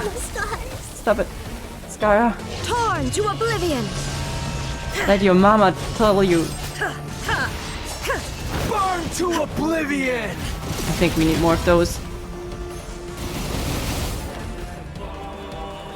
Okay, come on. I think I should stay inside of there, right? Oh well, now it's gone. There is no insolent. God, the face. But it's so like you can hear the similarities to the Shogun, and it's good. It's a good thing. E. What does E do? I'm not sure. Ah! Let me go. Okay, fell. Good riddance, cruel world. What the fuck is going on? Destroy the engine? What engine? This thing? Spring forth! Shudder! How do I destroy all of that? I can't reach that. Can you help me, bot? You need to help me. I can't reach them. Illusion shattered! I can't reach them. Propagate! Crush! I can't reach them. Nahida, maybe you. Committed to memory. No? Nahida, I need your help.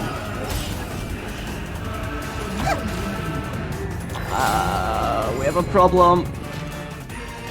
Your Oh, new no. god awakens! He just nuked us. Now, your eyes have been opened. Oh well. God, that's a terrifying attack. To oblivion! I need to heal Nahida somehow. But we don't have any elemental stuff anymore. A brash maneuver! I will leave, okay? I'm kneeling. There you go. Come on, get some heal. Okay, one? Another one? No, okay, that's fine. One is better than none. Okay, dodged it. You're doing good, little one. Scatter! Get out of there. Okay. Go! Hit him! Like this? No! reality is pain. Yeah, I know, Scara. There's no reason to let it out at me.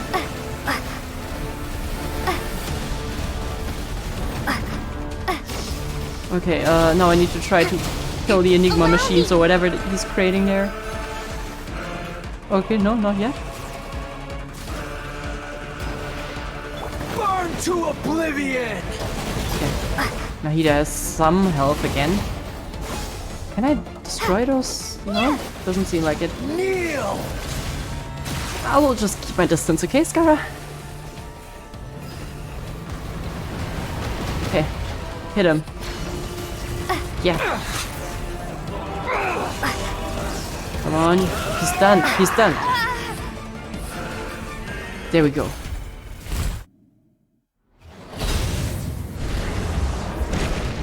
I might have not dodged your fancy attack, but this is it. Humans. Filthy humans.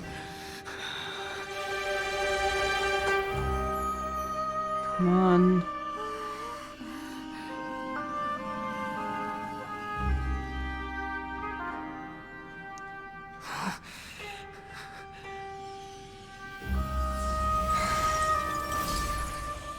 Are we taking a Gnosis back?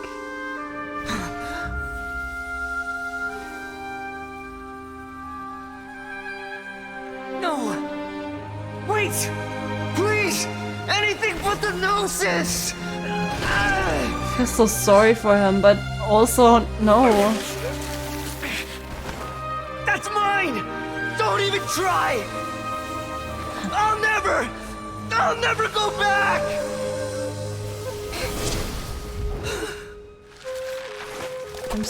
I'm really sorry for... Please someone catch him.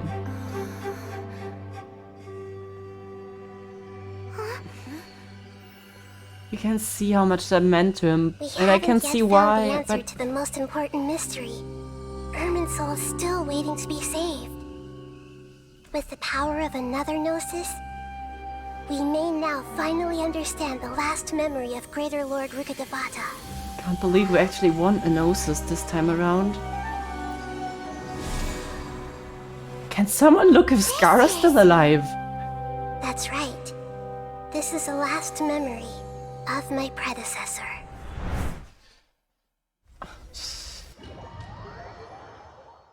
No one cares for him anymore.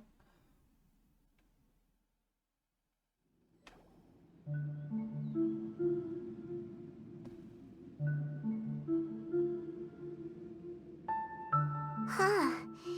This sure seems very different from what Paimon imagined. Shouldn't Irmunsul be in this realm of consciousness? Yes, that is our destination. But I didn't expect the remaining consciousness of Greater Lord Rukkhadevata to be as polluted as this. Polluted? Surely not. It must be due to forbidden knowledge, right? Forbidden knowledge? It seems you know about a concept that even I don't completely understand. Could you tell me what you know? You tell Nahida everything you had learned in the desert. Your inference seems logical enough. Forbidden knowledge once polluted the desert thousands of years ago, but was successfully repelled thanks to King Deshret's self-sacrifice, and Greater Lord Rukkhadevata nearly exhausting her power. Yeah, do you see, maybe? Then, a second instance of forbidden knowledge pollution occurred during the Conria Cataclysm 500 years ago. But I'm afraid it is much more serious this time, with Irmunsul itself already in danger. So, if we're in the remaining consciousness of Greater Lord Rukkhadevata, and it's also been affected by forbidden knowledge pollution, then does that mean, in order to save us, Greater Lord Rukkhadevata? Yes. It's very possible that she sacrificed her life in the fight against forbidden knowledge. She can't tell me that she's not seeing... Or maybe we didn't tell her properly, but... She is Rukkhadevata after all, right? Or is Or did we completely misinterpret that? She didn't completely eradicate forbidden knowledge, but if it weren't for her actions, the pollution would have been far more rampant over these past 500 years. The way that everyone, including me, has forgotten everything about forbidden knowledge may very well be due to her restoration of Irmunsul. Aww. Do you feel sad, Nahida? I'm just sharing her pain. The pollution of her consciousness here is severe. There is madness, chaos, and pain all around us. Did she fight to resist the forbidden knowledge pollution in such terrible conditions, all the way up to her last breath? She even used her last remnant of lucid consciousness to leave a clue for us to follow. By a clue, you mean the world forget me? Yes. Her words were distorted by forbidden knowledge, so that's all we could hear. But now, we have a chance to find the answer to this mystery. We can cross the polluted consciousness until we found the right path to meet with our lucid consciousness. And then, we'll let Greater Lord Rukkhadevata tell us the truth in person. I hope we can use the truth to save everybody. Getting rid of Elisa would be great. Each of us need to be mindful of the state of our own consciousness while we are here. Even with the Gnosis' protection, we must always keep a clear mind. Otherwise, we could go mad at any moment. That's so scary. Don't worry, it should be easy enough for you to keep that mind of yours clear, Paimon. Let's go. That was so unnecessary. That was such an unnecessary front. Ow! Why? Are we in the air? And why is there a huge boat? That's the boat of consciousness, which symbolizes reason here. We changed direction. Are we still going the right way, Nahida? Mm-hmm. Judging from the current route, the boat of consciousness will soon take us out of here.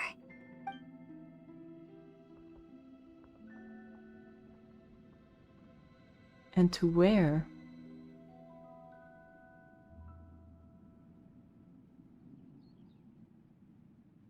It's probably the most chill experience I've had in a while.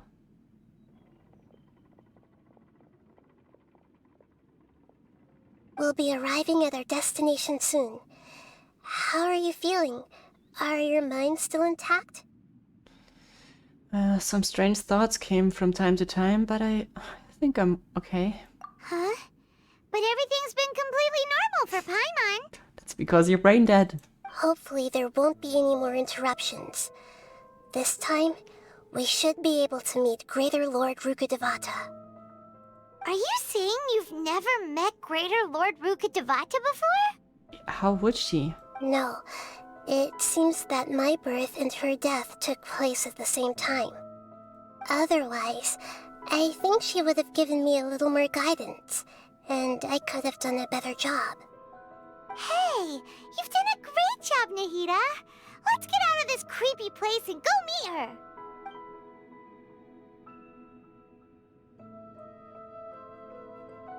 I want to get an answer for that. Is this the place you were talking about? Oh, yeah. The base of Irmunsul? That's where I've been before. It's a beautiful place, but I never considered it that important. I did not think that's all of Irmunsul already.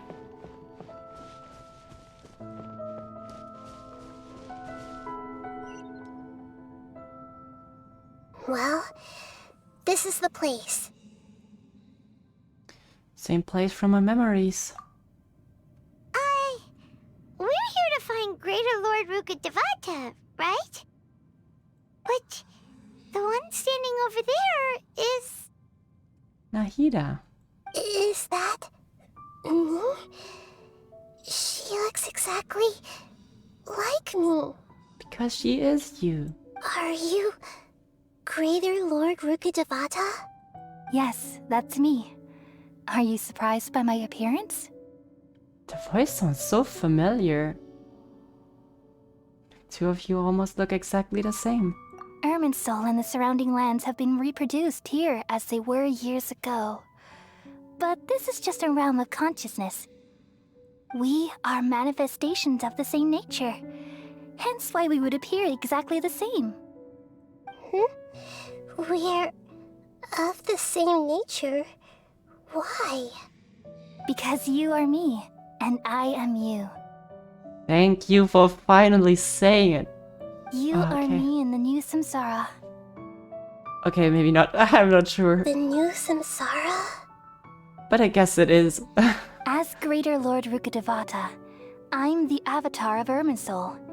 And you are the purest branch snapped from Irmunsul. Imagine it this way. Even if a tree dies, its branches will eventually take root and grow, continuing the tree's life in another form. I'm merely the remaining consciousness of Greater Lord Rukkhadevata. The real me has presumably died a long time ago. Or maybe not. This is... okay. Judging from your appearance, I've probably been dead for 500 years. But you're finally here. My new self in the Samsara. So there's the connection between you two? Lesser Lord Kusanali and Greater Lord Kusanali and...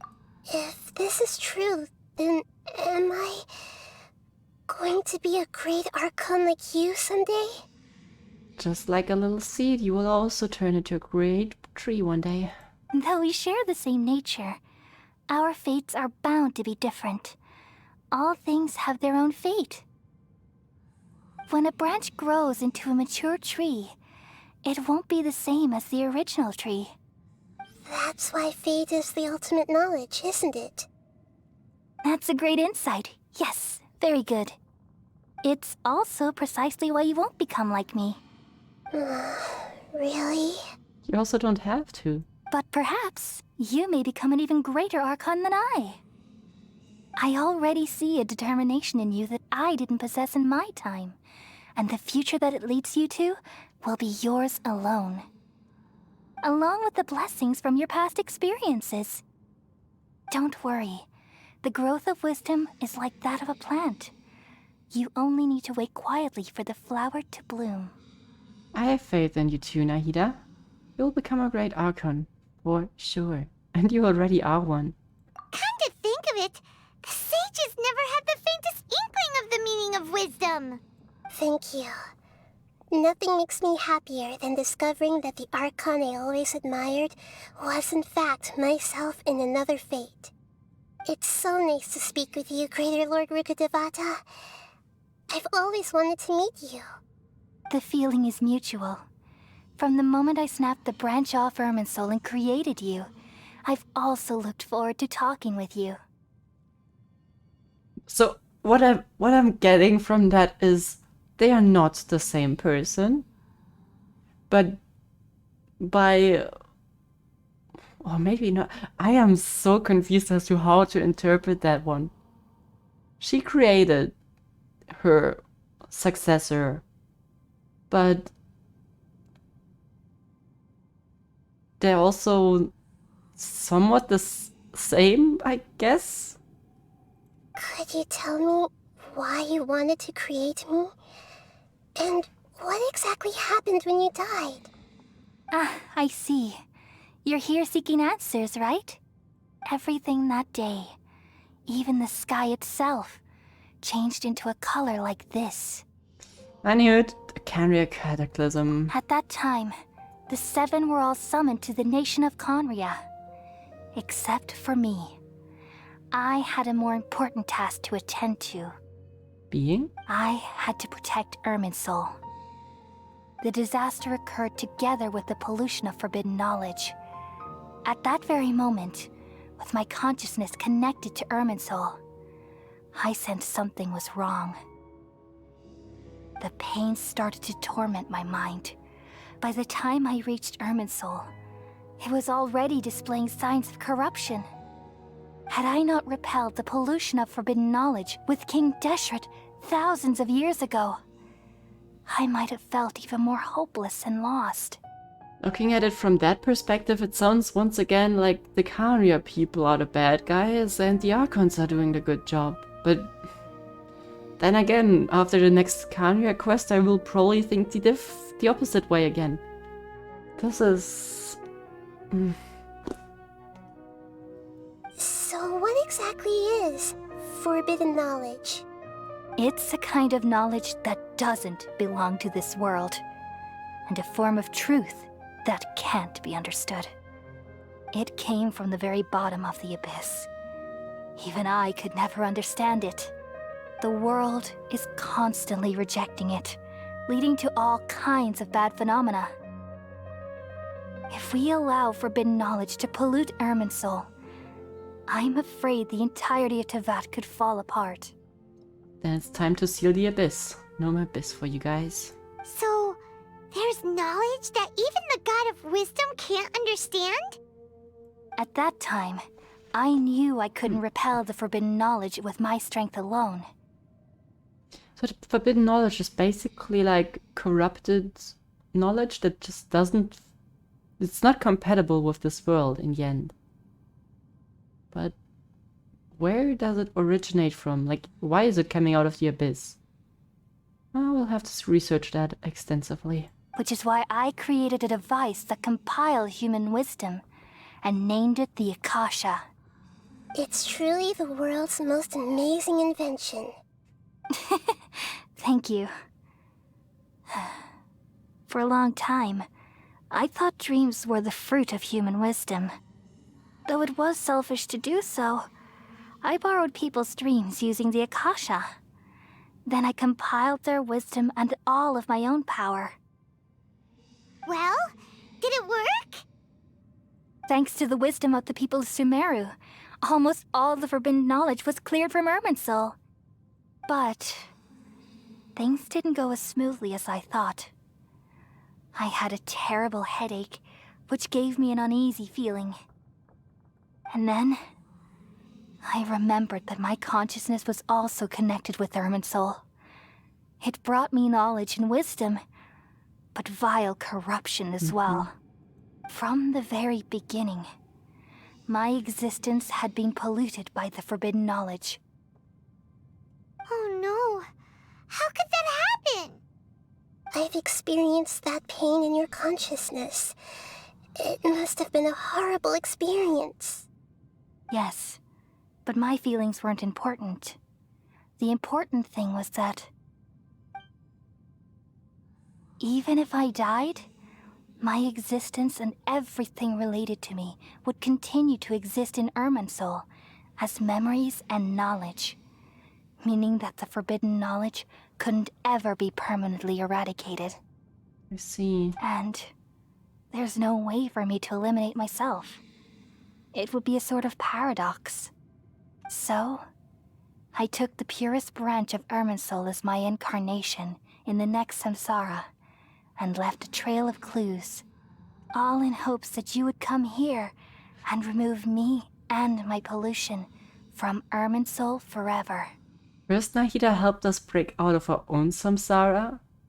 Then Nahida created a Samsara for Scaramouche.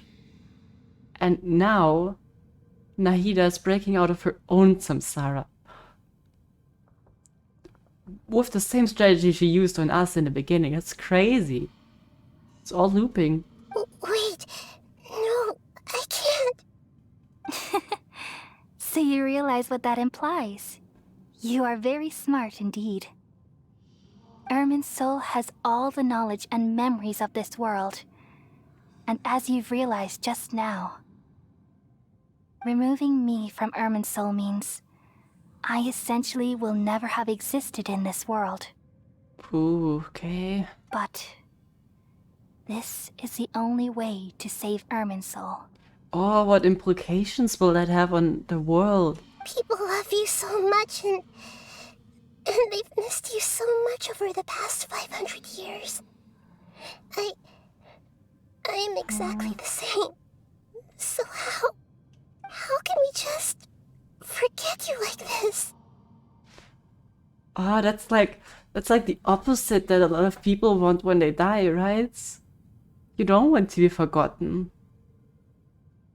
Oh, and it also somehow, like, it's not exactly what I meant with my interpretation of the word forget me, but I was saying that maybe Greater Lord Rukkhadevata needs to be forgotten to make place for Kusanali. That was my theory.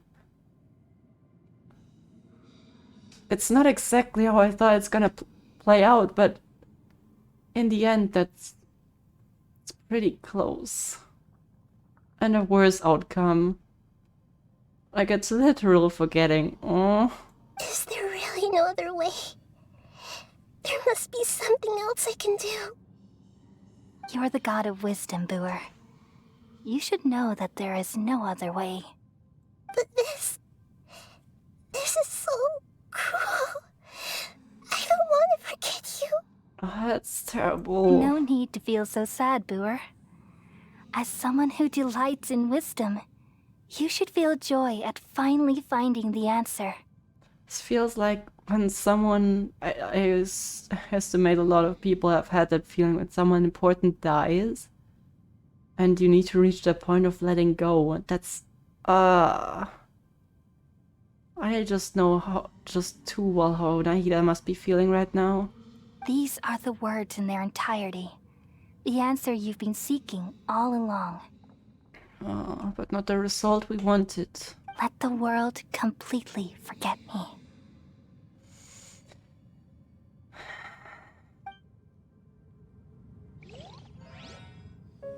We all nestle under the great tree of wisdom, peering out to perceive the world. From the earth and from the rain, we perceive its wonders, until we become a white bird to perch atop a branch, and finally snap off the most important leaf. Aww. Once upon a time, I alone dreamed in this world. In my dreams, everybody would also dream after they fell asleep. Wild and wonderful thoughts would emerge from their minds. Some tumbled to the ground, and others floated to the sky, connecting all things in the world into one dazzling net. Among a plethora of worlds were numerous smaller worlds, all of fate, finding within the tapestry their brilliant glow. I gradually understood that these indescribable and constantly changing things are the most profound things in the world. Only they can completely repel the madness.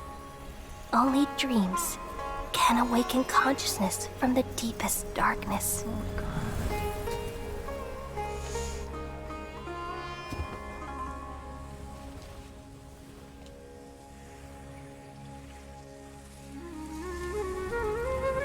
We're with you, Nahida.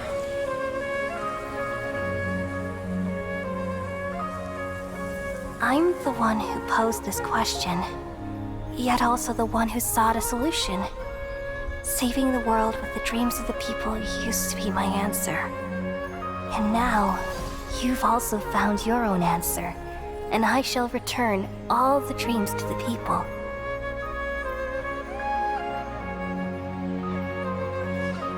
Is everyone?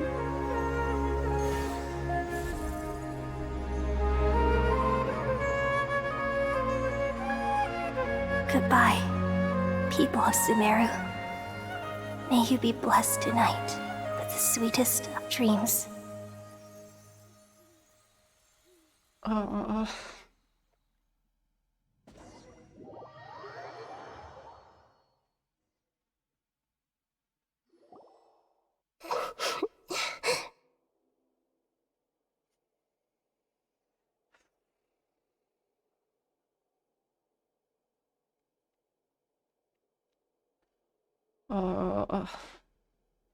That hit way too hard. Oh wait, I'm gonna be right back. Okay. So did everyone just forget about her? And well, I mean, at least people got cured, but I wonder how that's gonna play out.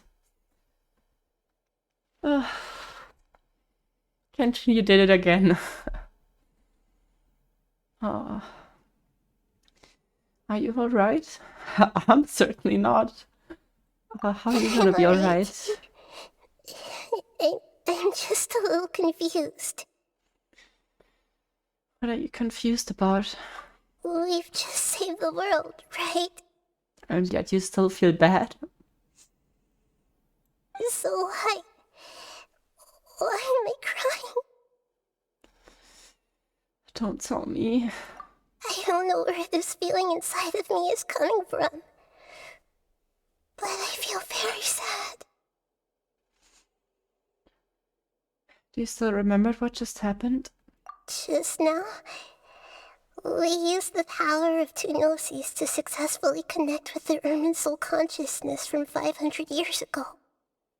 Then, we removed the remaining pollution from Irmunsul. Wow, so she forgot. Even she forgot. But not us. So we're the only one that remember her?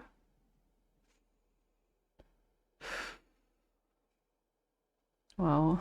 Yeah, what's wrong? Weren't you there just now? Paimon doesn't seem to remember either. Has everybody really forgotten Great Lord Rukkhadevata? Should I tell them the truth? Oh, is it not over yet? What is that sound? I feel super sleepy. What is going on?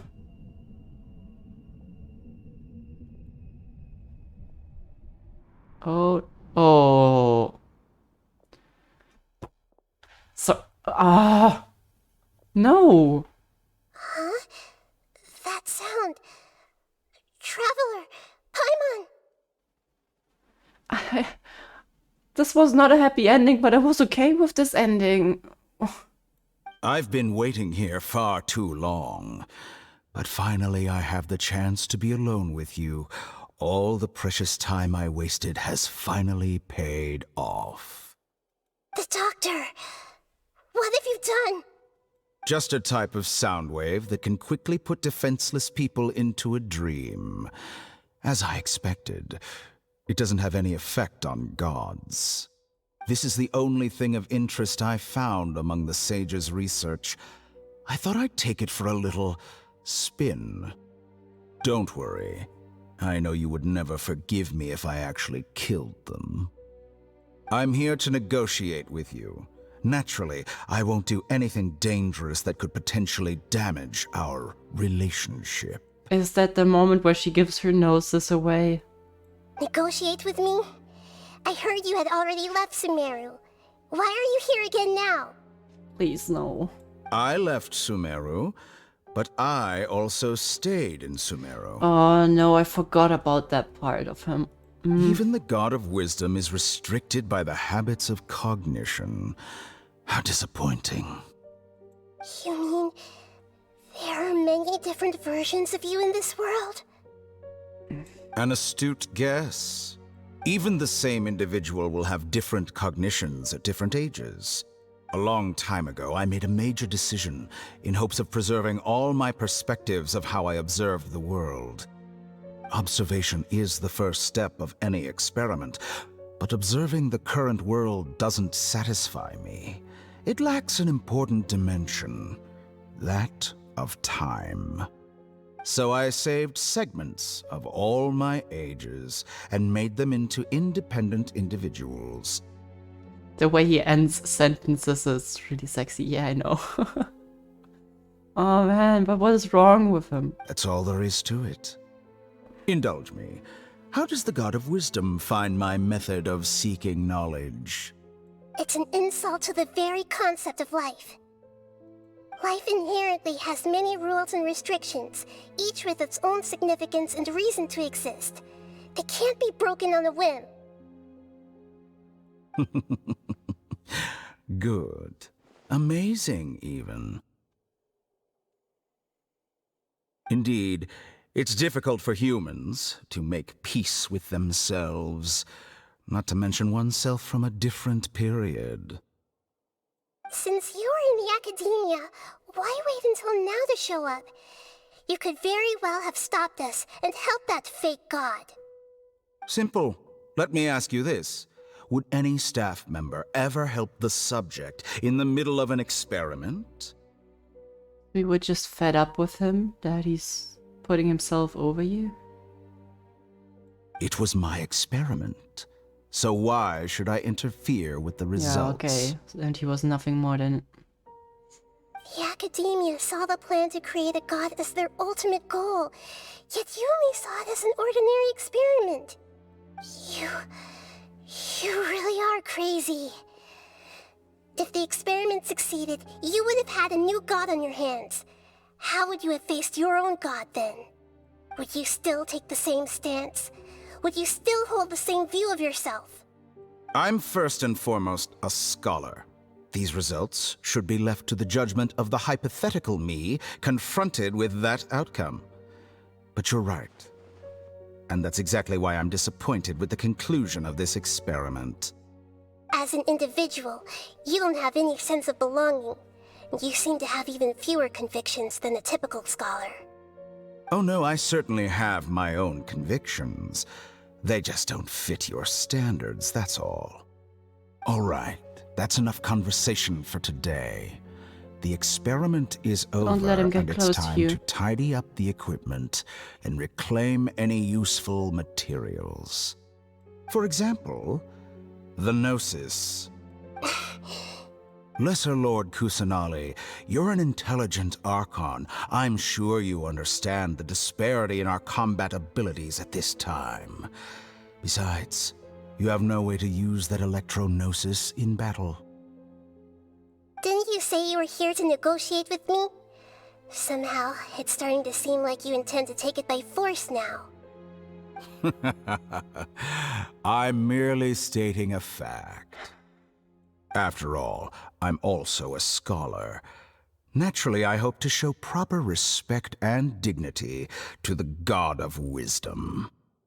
Your hypocrisy is built on absolute confidence. I understand your scheme, but... what if I were to destroy the Gnosis now and awaken the heavenly principles? Awaken the heavenly principles? Seems like you would be interested in that. Do you think that's really possible? The heavenly principles have been silent for many years, but the Gnosis are symbols of their control over Teyvat and all the laws. Will the destruction of a Gnosis attract the attention of the heavenly principles? And if so, how do the Fatui plan to deal with the consequences? Do you dare to gamble such a possibility with me? Oh, okay. She's actually trying to keep the upper hand here. Gamble? How surprising. I thought you would show evidence or use rigorous reasoning to prove your point. The word gamble is the last thing I expected to hear from the God of Wisdom. But this is a clever move. You must have seen through me when I first captured your consciousness.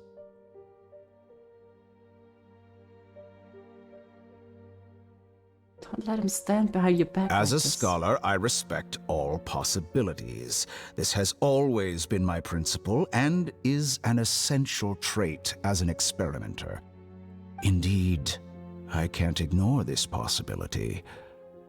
So tell me then, what are your conditions? This foreign Gnosis will only lead to disaster if it stays in Sumeru. But this Electro-Gnosis is the prize I obtained after defeating one of your fellow Harbingers. Now, as the one who initiated this cascade of events, shouldn't you pay the corresponding price? Price? Interesting. What price would you have me pay? How about erasing all your other segments? So this is how you wish to restrict me, the most threatening opponent of the Nation of Wisdom. What you request of me is like plucking out the eyes I have placed in the dimension of time. I guess, yeah. Segments are extraordinarily difficult to make. They require extremely rare resources and enormous amounts of time and effort, requiring me to destroy them all here and now. Bravo. A suitably wise decision on your part. Is he gonna take it, though? Yes. How very interesting. Can I assume that you have long been wary of me? Among all the versions of me, this segment you see now is the most selfish. If it weren't me, your idea wouldn't have worked. What did you see when you were imprisoned? You were observing me, and that's how you know I've long grown tired of their doubts and endless arguments. Like you said, it's difficult to make peace with yourself. Being as smart as you are, have you managed to do that? I see. If you think all those versions of me are worth a gnosis, then deal. Okay, I mean, at least he's not taking the dendronosis. It would still be not a loss for us. You sure didn't hesitate much. Is the relationship between all the versions of you really that bad? I don't think there's any need to dwell on that. The surplus versions of me can be exchanged for a gnosis. Do you think anyone can offer themselves at a higher price? Besides, with my abilities, it's only a matter of time until I find better perspectives. Perhaps it's... But what I'd like to know is, how can you be sure that I've really erased them? I can see your remaining honesty.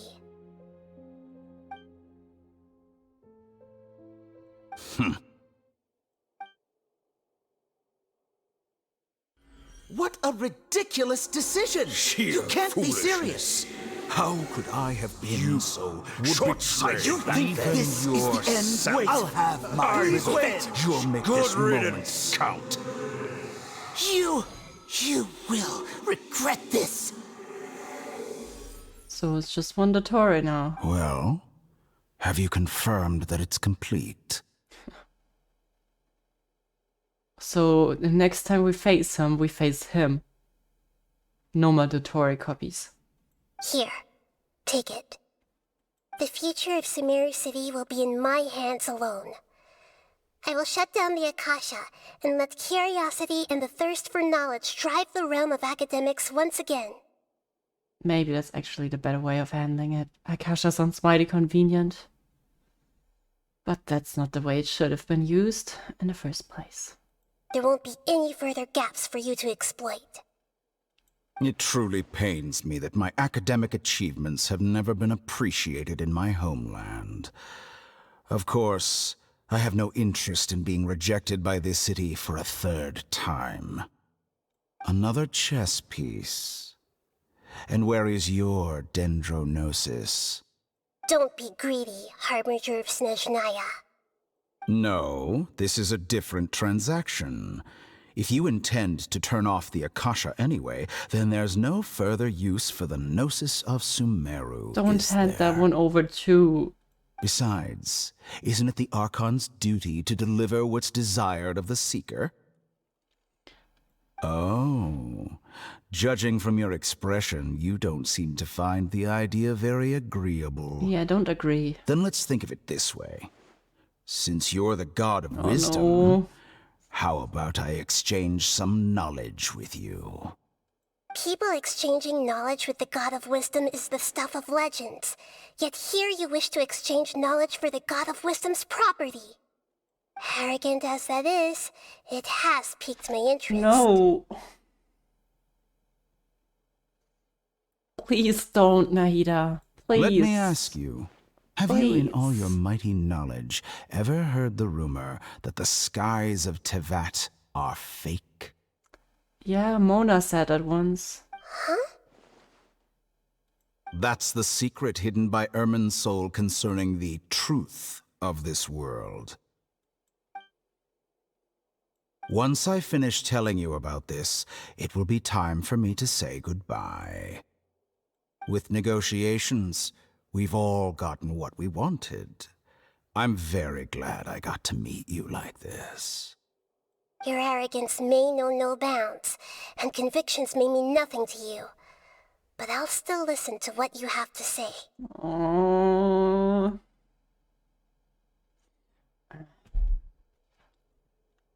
No. Secrets and dark truths flow through the mind of the wise, then everything falls silent.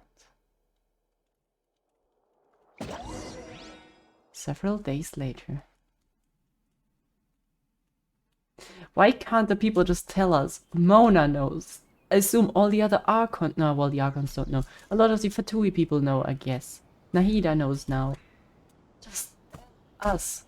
Damn it. And we lost... We won one noses and then lost two. Wait, together! Okay. Wake her up. Hmm? Are you Oh, awake? wait, is that... Kali says it's time for breakfast. Yeah. Come on, get up! That's like... That's Weimara village, right? Oh, no, it's Gandharva village. Good morning, Paimon. Good morning! How are you feeling today? Good? Good to hear. It looks like we've recovered pretty well. Not even Tighnari could stop us from going out now, right? That's right, I guess. And that day we lost our consciousness in battle. When we woke up, we found ourselves in Gandharva while Tighnari and Kole were looking after us. I heard that it was Cyno who brought us here. Tighnari complained that Cyno was already sending people to him, but he has taken great care of us. After completely exhausting ourselves, we had a good rest here. After a few days, we finally recovered enough to be able to go back out. From what Tighnari and Kole have said, the Akasha has been turned off completely, and the people of Sumeru no longer rely on it. Well, I guess they still rely on it, but they can't anymore. This will take a while for them to adjust. Such a big change will certainly affect the people's lives, but it will be a good thing. Come on, Traveler, let's go! I wonder now with Elazar gone, do people remember Elazar? Because it's like, it's part of, it's caused by Rukkhadevata's remaining consciousness. So, do people even remember it? Good morning. Looks like you're awake. Yep. Good morning, Kale. I prepared some breakfast today. Please have a taste. It's nice to have you here so we can eat something yummy. What is that inside? Are those nuts or are those beans? Looks more like a nut. I'm not sure. Well, now that I've recovered from Elazar, I'm feeling Okay, they better remember. than ever. I can even prepare 4 or 5 meals a day now. So glad that she's fine. And Dunyazard as well. And Paimon bets they're all delicious. Enjoy a yummy breakfast with Kale. Oh, by the way, someone brought a letter for you after you went to sleep last night. Paimon has already read it. Nope, Paimon wanted to read the letter with you after you woke up, so Paimon didn't open it. Alright, let's read it now. Oh, it's from Nilou! Oh. Ahem. We're going to hold a feast at the Grand Bazaar and celebrate Cyno's reinstatement as the General Mahamatra. As heroes of Sumeru, please be sure to attend. I'll wait for you. The date of the banquet is written on the back. It's in 2 days. Oh, I've also heard that you've become heroes here as well. Well, That's amazing. finally. Took us, like, a whole eternity. But, well, I guess that's just what we do. Sometimes I'm really envious of strong and confident people like you. But you're amazing too, Kale. Oh, you're embarrassing me. Anyway, let's go to the Grand Bazaar to have a look. Oh, before you leave, be sure to inform Master Tighnari. I don't need a break for the quest, which is surprising to me. But damn, I feel like I need an emotional breather right now. Sometimes Genshin just hits too close to home, it's crazy. Good morning. How do you feel today? We feel much better. How about you? How's your wound, whatever? I'm recovering well. Thanks for asking. But from the looks of it, you seem to be already busy with work again. It's fine. I'm not that busy, really. The Elazar patients have recovered, as well as Hypatia. For now, I only need to tend to my Forest Watcher duties. What's with Skara? First, Nahida completely disregarded him, and now I also forgot about what's going on with him. Oh well. It seems once Irmunsul started getting better, everything else started to recover too. Yes, but there are still some residual effects. The withering is one example. Though it won't spread anymore, the existing zones won't just disappear. We forest rangers will still need to do the work. I appreciate that's a lot to ask. By the way, we have some good news. Cyno got his position back. This news is hardly new. He had already mentioned it to me before. Yeah, that's not too surprising. Huh? You mean he was already here? Why didn't he come to say hi to us? He visited once, but he was afraid of disturbing you while you were resting. He just asked me a few questions and left. Then you probably already know all about the celebration feast. Celebration feast? No, I haven't heard anything about He that. did not get invited? Really? Huh? But didn't Nilou say in her letter that they would celebrate Cyno? He didn't tell you? Perhaps, or alternatively, he doesn't know about it either. That could be the case. Come to think of it, Cyno doesn't seem like the type who'd enjoy a celebration. Yeah, fair. Guess Nilou's only planning on telling him once the festivities are underway. You and Kale are both Cyno's close friends. Why don't you come to the feast with us? Yeah, makes sense. Kale has taken over some of my tasks these days. I don't think she'll have time for it. Oh, come on. Not to mention me. You see, some VIPs have come to the forest recently. Huh? VIPs? Very important Paimons? Not exactly. Well, technically speaking, they are former VIPs. The sages involved in recent incidents have begun their training in the Avidya forest, and the people they had previously imprisoned have all been released. Huh? Is your master alright? Yes, he's a little weak, but he isn't injured and his condition is stable. Ah, okay, good. Lesser Lord Kusanali, in her boundless mercy, has decided to spare Azar and the other wrongdoers. Supposedly, they were ashamed of their shallow ideologies and have decided to dedicate the rest of their lives to cultivating wisdom in the Avidya forest. Okay. Well, supposedly, I guess. When they learned that Lesser Lord Kusanali had defeated the Balladeer and saved Irmunsul, they were shocked at first, but also became happy, feeling that the sacred light guiding them on the path of discovering wisdom had begun to shine once again. As a result, work has increased for the forest rangers. That sounds really exhausting. There's nothing we can do, really. But that's another topic. Yeah. Back to the matter at hand. Are you two planning to head out? I guess so. Ah, right! We're here to request permission to head out. Would that be okay? You've recovered well. You may go, but be careful. Yay! Will do! Thank you so much, Mr. Tainari. Man, I'm gonna have to sleep over that. That hurt me so much. Every time I get to think back to what just happened, I feel internally broken. Just game, continue talking to me. I can't think about it. Okay. Man, that's gonna have so many implications on the whole world, right? No one remembers Rukkhadevata anymore. That would also mean that if any characters have like storylines or like about Rukkhadevata lines in their profile, that would probably now be gone, right? Or the Shogun is just like the Shogun and just gonna say, who? Rukkhadevata. Who? It's probably something like that.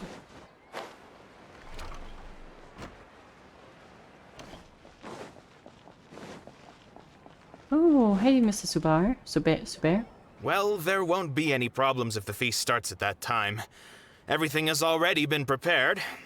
Mr. Zubair, I finished telling things up here. Well, except for the guests. Is a simple reply really that much to ask of our guests? It's affecting our arrangements. Oh, it'll be fine. Besides, it never hurts to get things ready in advance. You know, that's the problem with planning or hosting a party. I'm sorry, Mr. Zubair. That's just how it goes. I was thinking the same thing. The feast will be held sooner or later, right? Hey, Nilou! Traveler, Paimon! We got your letter, so here we are! At least we're replying. You're the best! The other guests haven't even replied yet. Huh? Are we the only ones that have arrived? Yeah. I had someone deliver letters to all of our guests. But maybe everyone is still busy with other things. Look, I get it. Sumeru is in an extremely important period of transition right now, but even if your friends are important figures, they shouldn't just ignore your request like this. Nilou is Sumeru's #1 celebrity, after all. Of course, you're right with that one.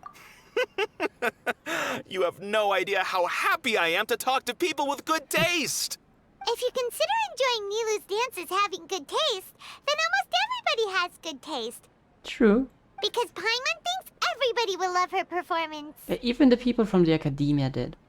That's right. We all think she's amazing too. Nilou is an absolute favorite among those of us who frequent the Grand Bazaar. That must be so embarrassing. For Outlanders, you have a great eye.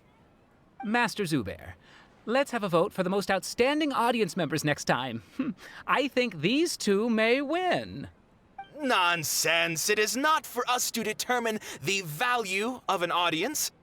But indeed, we could try giving gifts to people with particularly good taste. I heard there's a device in Fontaine called a camera that can record people's appearances as pictures. Such pictures would make superb gifts. Ooh, good idea. I wonder where we can find one. I don't want you giving pictures of me to everyone. That's so cringe. I'm satisfied just being able to perform here. That would be so weird. I mean, it is what happens in reality, but it's still weird. There's always a lot going on at the Grand Bazaar. Yeah, and that's why I love it here. Traveler and Paimon, could you help confirm if the letters were actually delivered? Will do. If for some reason they didn't receive the letters, then please tell everyone that there will be a feast here. Yep, we'll go around and check. Yeah, we can also check out how everything in Sumeru is going now. Do you know where everybody is? When I wrote the letters, I heard that Dehya was in Port Ormos, and Allhaitham was at the Academiya. As for Cyno, we've only heard that he appears at the Academiya from time to time. I'm not too sure about Rahman's whereabouts. My guess is that he's with Dehya. Would make sense. As for Dunyazard, I just hope she's feeling better. I sent her a letter, but I was afraid of disturbing her. If you have time, please ask about her for me. Would be glad to see her again. Okay, got it. Let's go, Traveler. How long have we been streaming? 5 hours. Oh, great. Shit. Screw my life. But no, this quest was absolutely worth it. I feel like there was some point where, like, the preparation, they could have put the preparation as separate Archon Quest. Why is the door opening behind us? We haven't seen Allhaitham anywhere. Let's ask that person over there.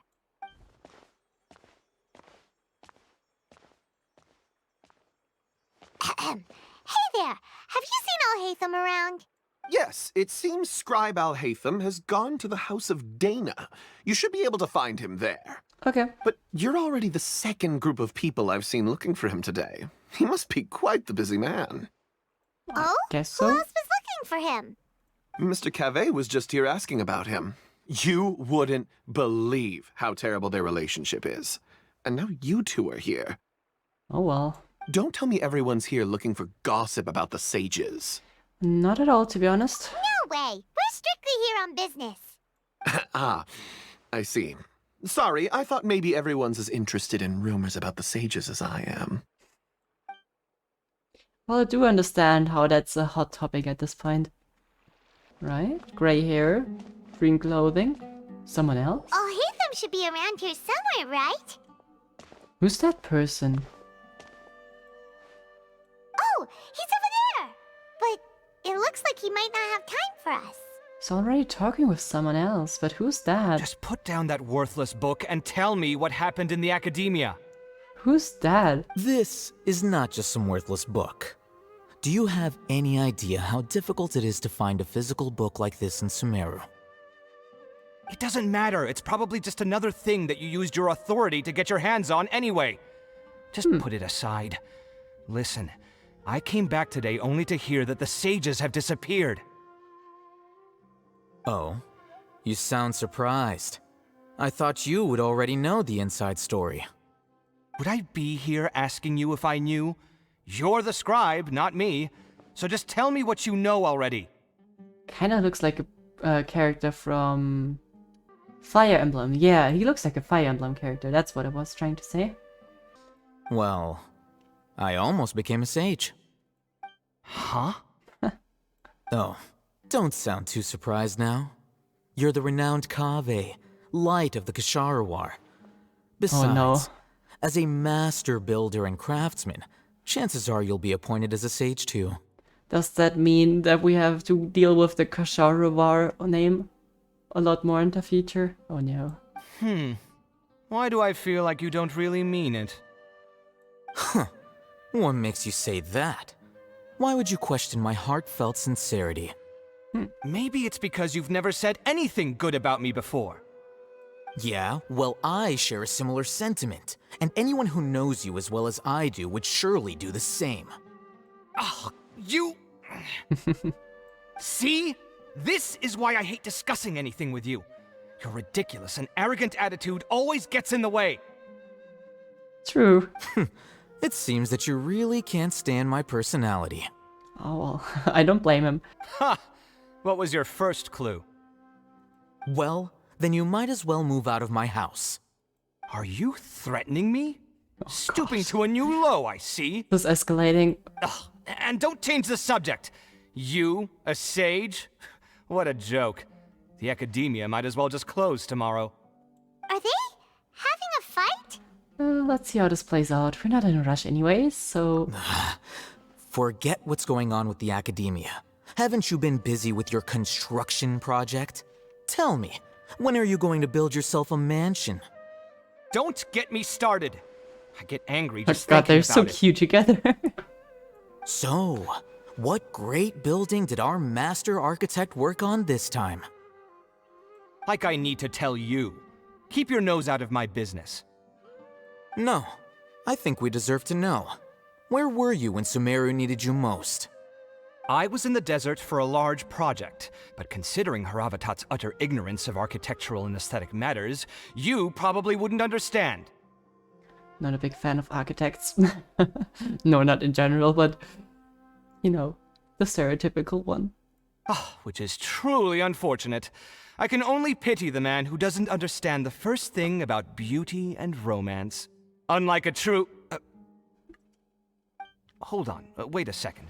What do you mean by when Sumeru needed me most? Well, while you were out fiddling around in the desert, many people came together to save Sumeru from a crisis. Oh man, he just missed and all you of think that? I'd believe that? Look, all you really need to know is that Azar and all his accomplices have all been overthrown. Huh? What nonsense are you talking about? It's hard to believe, It's no I skin guess. off my nose if you don't believe me. It's not like my Darshan was the one trying to apply for funding from the Grand Sage. You know what? I'll ask around. I'm sure someone knows what's going on here. You're dead if I find out you're lying to me. Funny.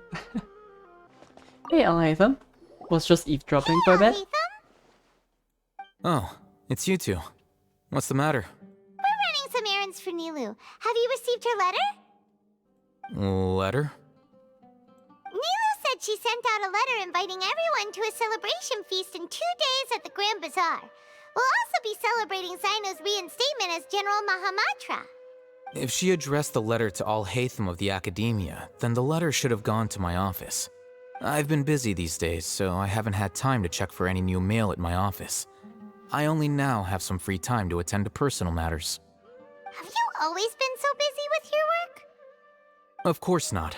I'm only busy these days because several sages have been dismissed recently and the whole Academiya was practically turned upside down. Fair.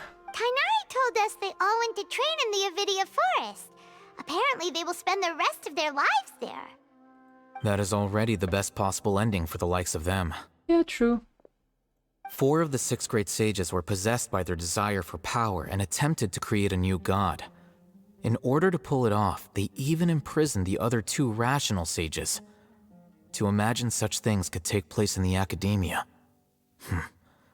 I don't know where to begin. 6 great sages sounds pretty powerful and would make for a good story. Yeah, you're right. Huh.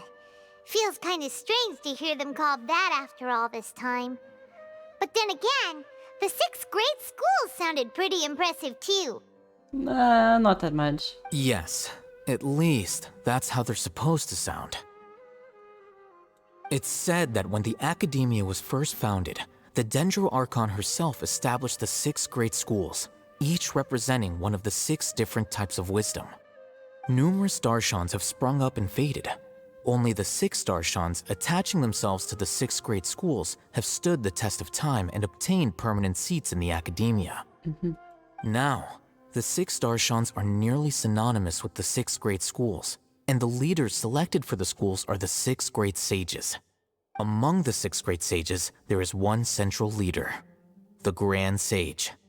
Unfortunately, only the sages from Vahumana and Amorta remain now. They were imprisoned for opposing Azar and were only rescued after Azar's downfall. So who's managing things in the other 4 schools now? Do they need to find someone new? I guess. Yes. Normally, new sages are selected based on a strict set of criteria. Oh, didn't you just say something about becoming a sage? If they pick you, then we'd have a huge connection in Sumeru. Paimon has a point. Yes, about that. You didn't let me finish my sentence. The person in charge of personnel affairs nominated me to be the Grand Sage in place of Azar and help Lesser Lord Kusanali manage the Academiya. Oh. But I refused. Okay. I understand. But why? Can't you be a little more ambitious? I'm not even interested in being one of the 6 great sages. Like I said before, I don't like being a leader. Oh, all right.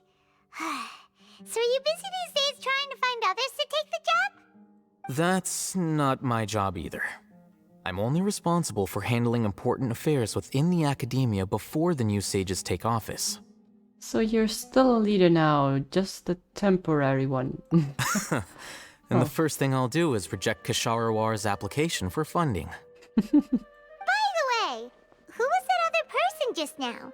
Is he your friend? Do we look like friends? Not really. Paimon doesn't know. Love-hate relationship. That's why Paimon's asking. His name is Kahve, my roommate. You could say he's the representative for Ksharawar scholars. Didn't seem to believe a word you told him. Which is exactly why he always has so many problems. Fair, we just followed your plan and it worked out. So everything that's happened recently must be a huge change for the people of Sumeru. Well, thanks for your hard work. Such is the work of the Academiya scribe. Well, anyway, no matter how busy you are, since you are our planner, remember to attend the celebration feast in 2 days. Alright, I'll see you there. Okay, Allhaitham, check. My eyes are so sticky now. Oh, I hate it. I cried way too much. I hate how Genshin is able to break me that easily all the time. But seeing them two cuddle and say goodbye is... that hit. And once again, I have a second of not talking to someone and I'm already busy thinking about that one again. Ah! This is poor Ormos. Now where could... Paimon? Is that Paimon I hear? Is that Dehya I see? Huh? Oh, it's been a while. How are you doing? You sound lively, which is great to know. And also kind of confused why you're here, but that's also okay. Dunyazard! It's been so long since we've seen you! Good, how about you? I'm doing well. I can go as far as saying I have never been happier in my entire life. I feel you. Must be great being able to live. I don't know if you've heard, but Elazar has completely disappeared, and all the patients have recovered. You kidding? Knowing them and the connections they've got, I'm sure they've heard about it. Yeah! Didn't expect you to... Well, I expected to see you here. I didn't expect Dunyazard. That's right. My lady is feeling better now, so I'm accompanying her for a walk. What about Rahman, then? Why do you still call me that, Dehya? You've already informed my father of your resignation. I guess I'm just used to calling you my lady. Old habits die hard. My lady. Resignation? You mean you're quitting? Yeah, I might start losing my edge if I keep being a bodyguard for the Homayanis. Fair. You know that my parents and I are fond of you, and that we appreciate you very much. It wouldn't be a problem if you wish to continue to be our bodyguard. I'm not a woman that's easily persuaded. You should know that by now, my lady. When I took this job, I had already decided that I'd quit as soon as you'd recovered. It's time for me to get back out there and chase that horizon. Fair. It's actually really fair. Gotta have her own freedom again. So what are you gonna do now if you're not gonna be a bodyguard anymore? It's not like that's the only thing you can do in life, Paimon. I want to take a risky job and put my body to the test again. That sounds like Dehya. Huh? But we literally just finished one of the most dangerous jobs ever. Are you getting bored already? I know. If I hadn't joined in that plan with you, I wouldn't have come up with this idea. I guess I still get fired up by that feeling of going all out in a fight. It made me realize that I'm still a mercenary through and through. Maybe it's time for you to travel a bit. I think it will be quite interesting for you. I just know how there are a lot of fighting events in Inazuma, for example. So you would fit right in there. Maybe fight against some samurai. That would be a new experience.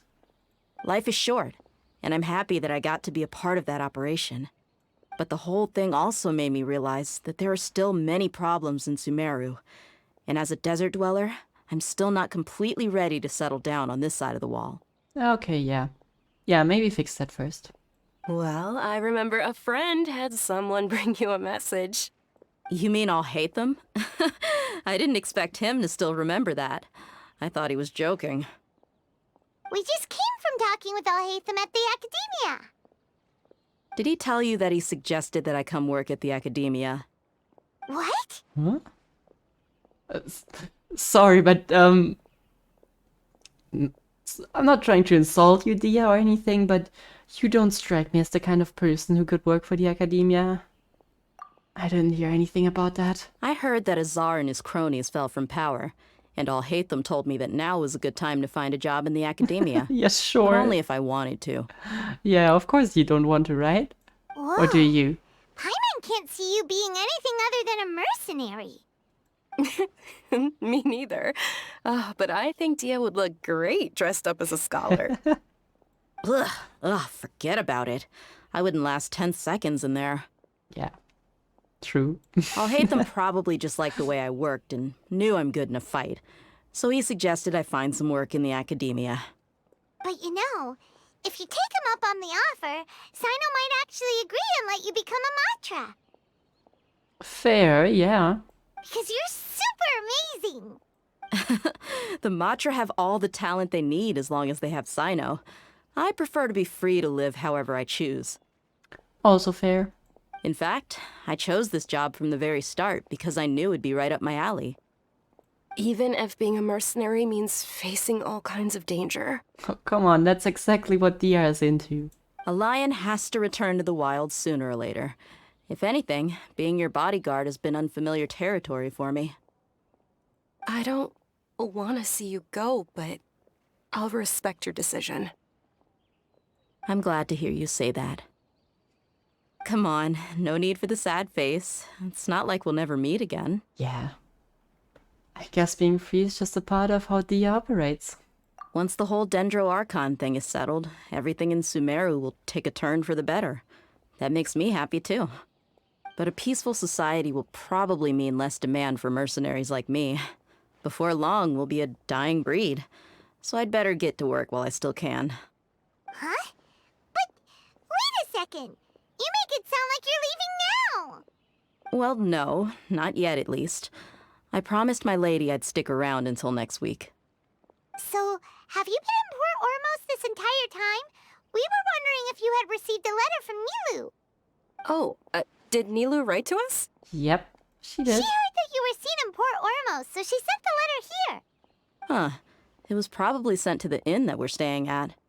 My lady has been very energetic lately, and keeps taking me on hikes, staying out even into the night. By the time we get back, the receptionist is usually off napping on the job. Does nobody here read the letters? Yeah, like, literally. Gotta check your mailbox. I guess they were used to doing that over the Akasha. Right? But, you guys gotta get used to that. Right, and we tend to leave quite early in the morning, so the old man on duty is also usually dozing off. So what it really sounds like is that the person on duty is always asleep. I bet the letter's at the reception desk. I'll go check later. No wonder there wasn't a reply. You never received the letter. Good thing Nilou asked us to come and check on that. Sorry to make you two come all the way out here. It must be something important for Nilou to specifically write to us like that. Yes, she said they were preparing a victory feast in the Grand Bazaar, and will also be celebrating Cyno's reinstatement as General Mahamatra. Great! I'll be sure to attend. Count me in too. But is there some sort of dress code or anything for the feast? Can I just show up looking like this? No one was ever bothered about that, Dehya. No one was ever bothered about the way you look. Let's face it. Since it's being organized by Nilou, I don't think she'll be too picky about that. If anything, I think she wants to see us as our most natural selves. And no one was ever bothered by the way Dehya looks. No one. All right, then this is how I'll show up. The feast will be held in 2 days, so don't forget. Sure. Thank you so much for letting us know. We'll see you there. Oh, by the way, do you happen to know where Cyno and Rahman are? The General Mahamatra always comes and goes without a trace. Normally no one knows his whereabouts. Oh. But last time we met, he mentioned that he had something to do in Aru village. You can try your luck there. As for Rahman, your guess is as good as mine. I only remember he said that he had something to discuss with Cyno. You can ask Cyno when you meet him. Alright, let's track them down. Don't mention it. You'd better get going. Alright, on to our next step. Yeah, check. Dunyazard, check. Just 2 more to go. 3 versions, 5 Archon Quests. I've already got like so acquainted to those characters like Dehya, Dunyazard, Nilou, constantly being around us. It's crazy. When I came to Sumeru, I was like, not sure if I can ever get them like as close friends, because that's always a problem I had with Inazuma characters. Did not really feel like there was a big friendship forming with them. I feel like the only people that was the case with were, yeah, mostly Kokomi. And then maybe Thoma and Ayaka. Yeah, Ayaka for sure. Thoma also a bit. It's been a while since we last visited Aru village. Ah, there's Cyno! Hello, Cyno, Mr. Ignoring us. Been a while. What brings you here? We recovered well, and Tanari agreed to let us leave, so now we're out and about again. It seems Gandharvaville's medical treatment is still as good as ever. And Tanari is recovering well, too. That's good to hear. Thank you for taking us to him. Yeah, you're the one who brought us to him when we lost consciousness, right? You're welcome. Tainari has excellent medical skills, and Kale is quite attentive. It was the best place for you. But why are you just standing here like a dead tree? It's true, why? I'm meeting some people. No, you're not. You're standing there. Oh, you mean Candace? I've already talked with Candace and the village chief. They're still at the usual place. You can go there if you'd like to see them. We're here for But you. you know one of the people I'm meeting as well. Rahman? That would be convenient. Yeah. By King Deshret's blessing, my friend suddenly appears in the desert. Don't tell me you've run into trouble and need us to help now. Did not expect her, though. Rahman! And... huh? Setaria? Oh, you know me? Oh yeah, don't mention it, Paimon. Oh, well, you're pretty famous in the Academiya. Yep, keep it like that. Don't worry, these are our friends. No need to be so guarded. She doesn't need to know that we messed her up, like, real bad. I see. How have you been doing lately? I'm doing well. Many good things have happened recently. Good to hear. Same here. Really, I feel that my whole life has started to shine after suddenly finding a new direction. Oh, tell us everything. Yeah, you go ahead. All right, well, I suppose I should start by saying I've decided to leave the Academiya. Good. What? Seems fair. Not going to be a scholar anymore? It's not that I've given up on being a scholar. Instead, you could say I've found a new identity. I will no longer pursue research like a typical scholar, but I have not completely given up on my relationship to knowledge either. I can see what you're saying now. What do you mean? I plan to leave the Academiya and return to teach here in the desert. Ah, that's... yeah, it just makes sense. Returning to the roots and maybe spread their knowledge here as well. It's perfect. Wow, so you want to become a teacher? Setaria will return to support education here and teach people from the desert. She can't teach everyone on her own, but there are many of us Eremites all over Sumeru. She came to discuss a collaboration with me and hoped that I could bring her ideas to the Eremites. Cool. Yes, it's my hope that the Eremites can help me select a group of smart people with the best aptitude for teaching. I'll teach them, and after they've finished learning from me, they can go educate more people. That is the true meaning of education and the spreading of knowledge. The people of King Deshret suffer from sandstorms, exile, and ignorance. Miss Setaria is more than welcome to come teach here. Her arrival, the stars have always guided caravans, thieves, soldiers, and travelers who get lost in the night. They lead those in the dark out of trouble and back to safety. Oh, please, where's all of this coming from? I'm starting to feel a little embarrassed. You deserve these compliments. Mercenaries are accustomed to danger and don't fear death, which is why we recognize extraordinary actions that common people would easily overlook. Setaria's idea will bring much good to many people. True. At first, I feared it was destined to fail. Everyone knows that the Academiya doesn't allow scholars to teach in the desert without permission. As you know, all knowledge is under their surveillance and control, and very few desert dwellers are as lucky as me. But what I heard at that time has been haunting my heart, as if there were lightning bolts constantly bombarding my soul. Yeah, sorry about that. Setaria, you tread a treacherous path, and the longer you ignore it, the tighter the Academiya's grasp on you will become. Setaria, why haven't you gone home? Never forget that the desert that belongs to you lies elsewhere. Oops. Miss. These words sparked something in me, and I knew that I had to bring something back to my people after going home. I gathered up the courage to approach the Grand Sage, only to find that he was no longer at the Academiya. Lord Cyno told me that Azar didn't belong there anymore. Azar has received much-needed punishment. Though, if you ask me, it may have been too light. You probably have already heard. Yeah, I heard about it. It's, I guess, well, it's fine. Lord Cyno helped me obtain permission to leave the Academiya for the desert, and accompanied me here to discuss collaboration with members of the Eremites. My plan was able to go smoothly thanks to him and Rahman. You're all doing so much for the desert. Aside from that, I also have some other business to discuss with Cyno. Lesser Lord Kusanali has allocated many resources to support and develop the desert. I've done some business for her, and part of it required the assistance of the Eremites.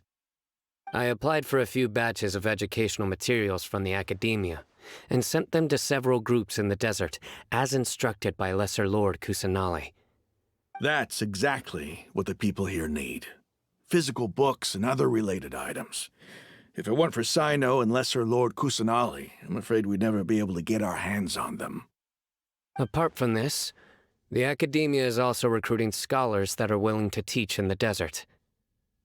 I'll let you and Setaria know as soon as I have any more news.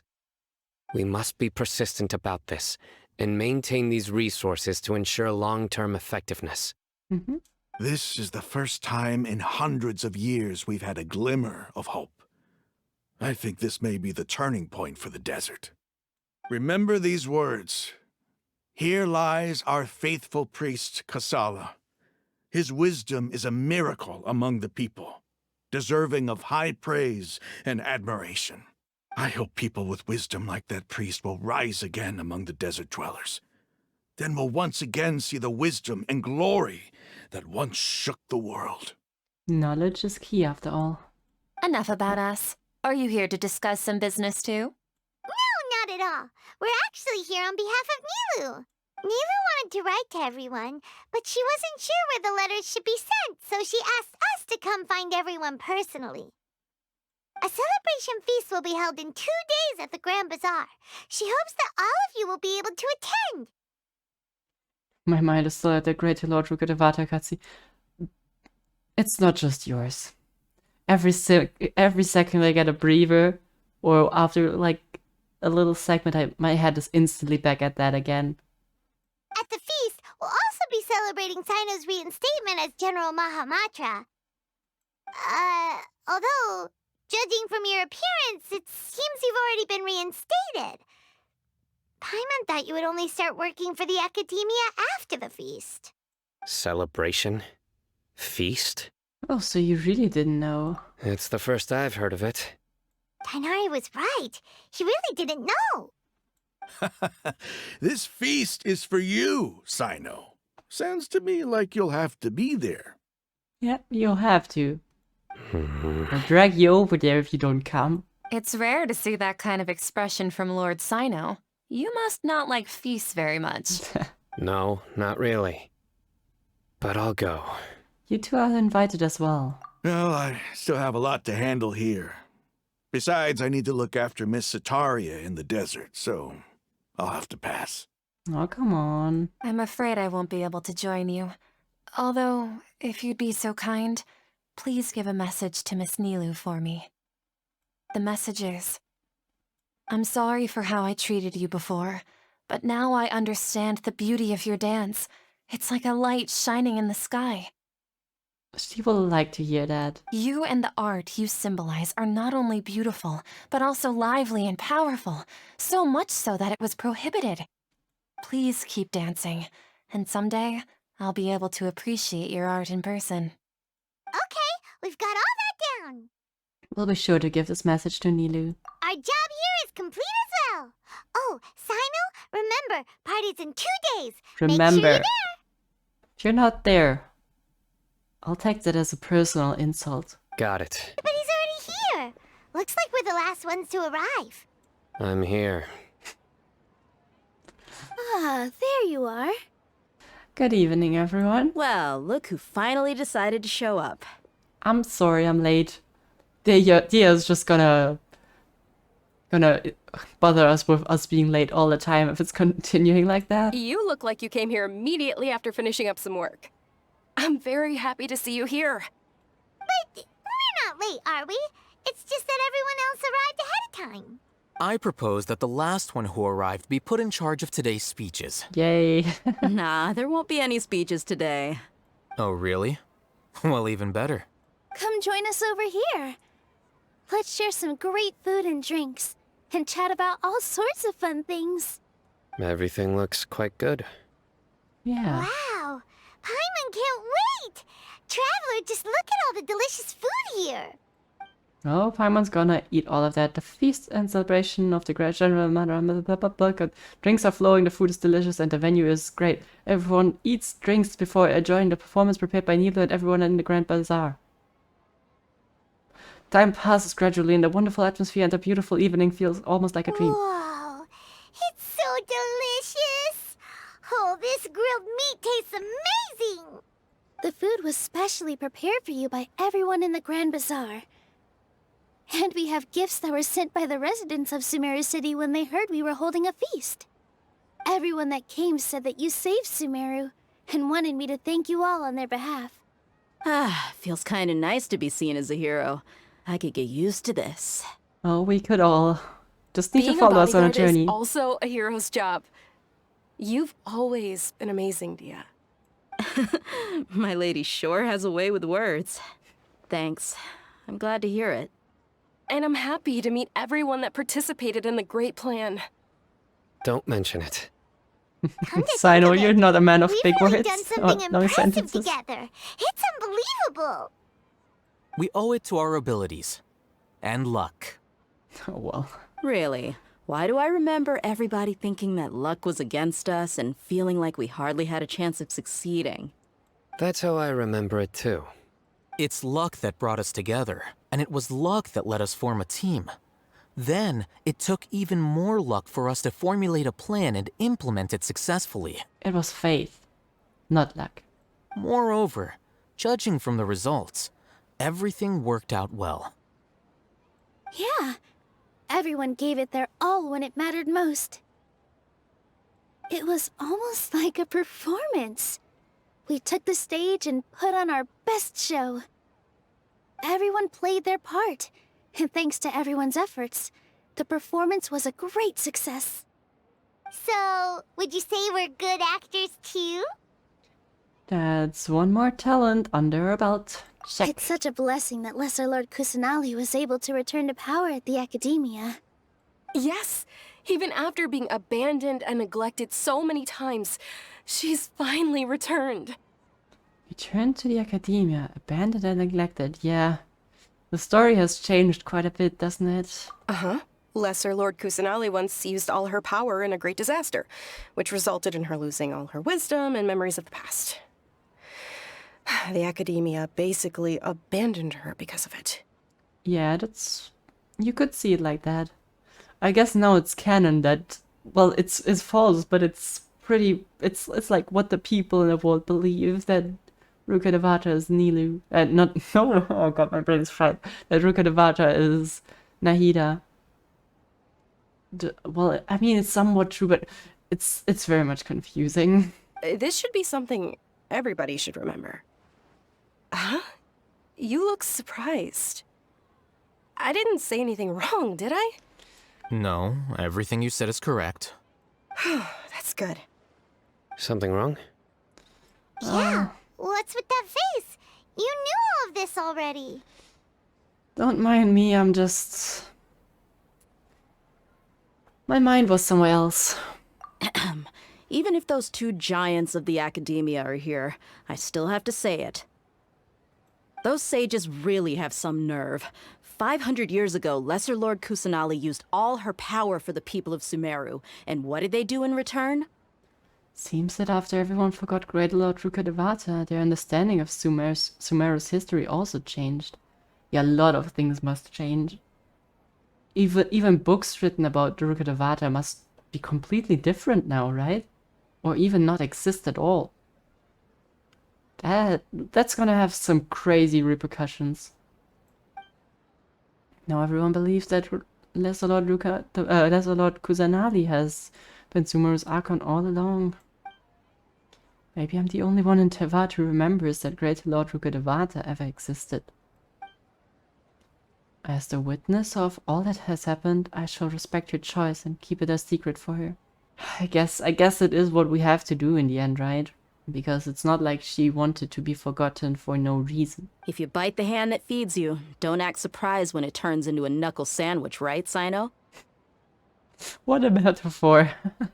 Perhaps I shouldn't say this, but their treatment of Lesser Lord Kusanali calls for a more severe punishment.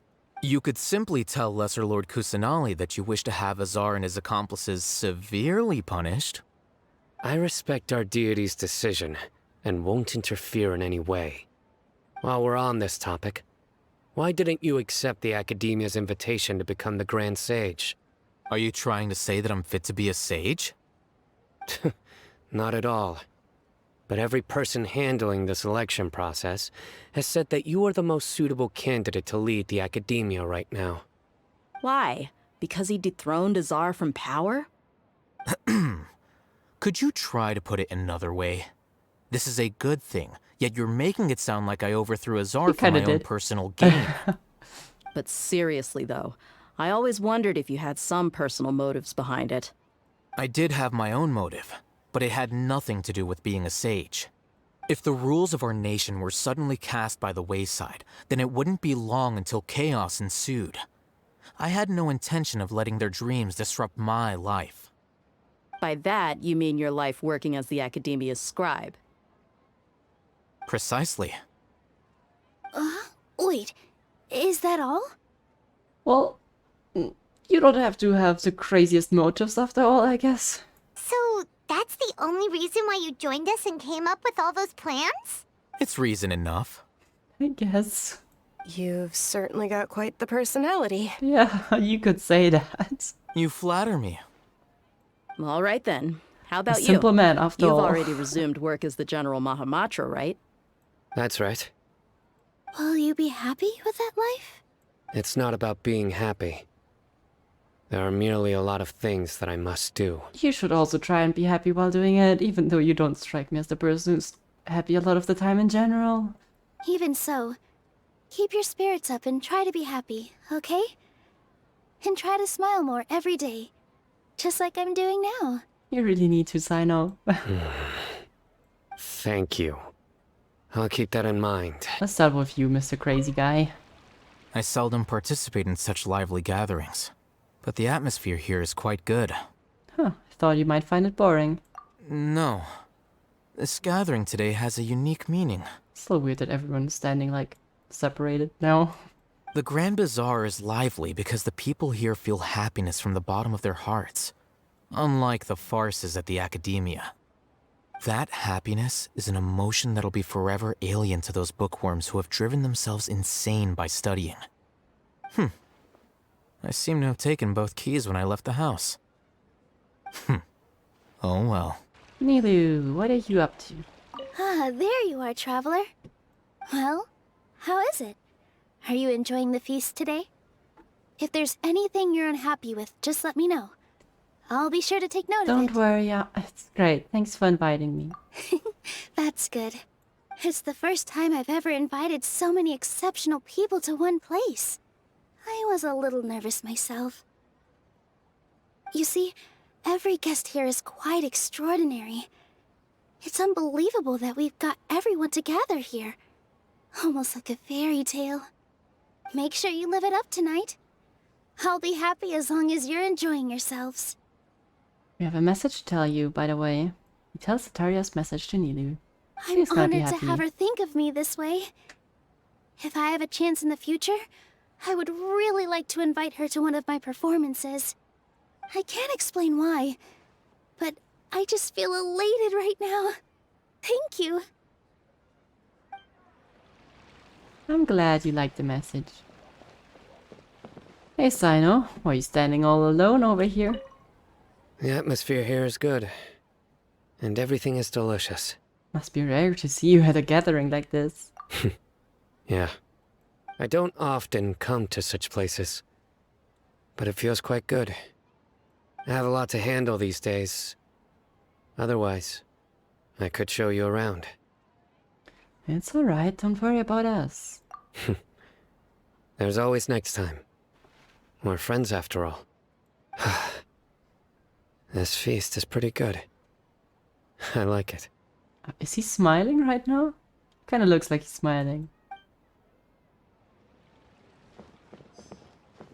Not anymore. Maybe he was never smiling. My lady, the grilled meat over there is delicious. Have you tried it? Yes, I also tried some fruit just now. Oh, they're very sweet. What an amazing place to relax. No wonder everybody likes to rest at the Grand Bazaar. You said it. Oh, look who else is here. Hello. Oh, I'm so happy Nilou invited everybody. Oh, now I have the chance to meet all the heroes. My pleasure. I'm glad we could all come. Hey, less of that polite chit-chat and more eating and drinking. The feast is about having fun, not stuffy formalities. Alright. Hey, what's wrong? Your head is starting to droop. I'm just a little sleepy. Hey, you can't just fall asleep here. Paimon will go find something delicious for you to eat. You'll wake up once you've put something yummy in your tummy. Really? Of course. Just wait here for Paimon. Okay.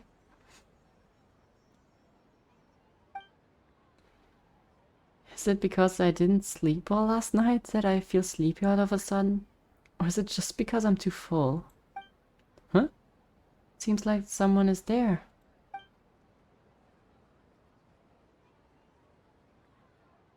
Time stands still. Must be Nahida, right? It's me. Shock of my life. Thank you for appearing like a ghost. Nahida, looks like my consciousness is connected to yours again. You may blame me for being a bit too self-indulgent. I was thinking about talking with you, and the next thing I knew, I had made a connection with you. The connection between us is amazing. It's like flora and the fence it grows upon. Is there anything you need from me? I heard there's an amazing celebration feast today at the Grand Bazaar. I wanted to have a look for myself, so I snuck in. You could have just I've been come. so busy dealing with all the fallout from recent events, so I really haven't had any free time. Although you've already helped me with a lot, there's still one more thing I hope you can help me with. Being? Please say thank you to everyone for me. Oh, I will do that. Ah, so that's what it's about. Nahida, it'd be better if you could do that yourself. Oh, is it not convenient for you to do that for me? Some things in this world must be done by yourself. But if I just show up all of a sudden, people will become all quiet and stiff, won't they? You will see, and I don't think so. What if I end up scaring them and ruining this wonderful feast? That'd be the last thing I want. I don't think so. It will be fine, please don't worry too much. Let me think about it. Okay. Good. Have you made up your mind? Yes, I have. I will not come. That would be... That's... What? Is she taking my body over? You said I should go thank everyone as myself, right? So... I've decided to borrow your body for the time being. Please don't blame me. The flora also climbs up to the fence to get closer to the sky. That's so unfair.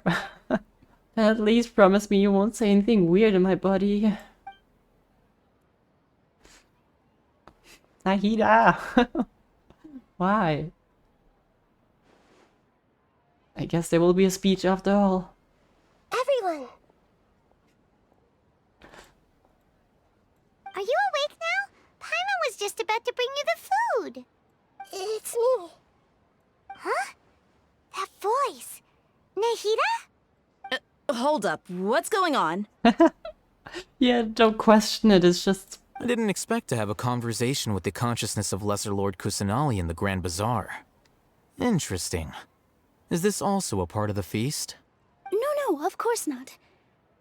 Are you... Lesser Lord Kusanali? Hello, Nilou. You know who I am? Of course she does. Yes, I already know every one of you. Nilou, Allhaitham, Cyno, Dehya, Paimon, and Dunyazard.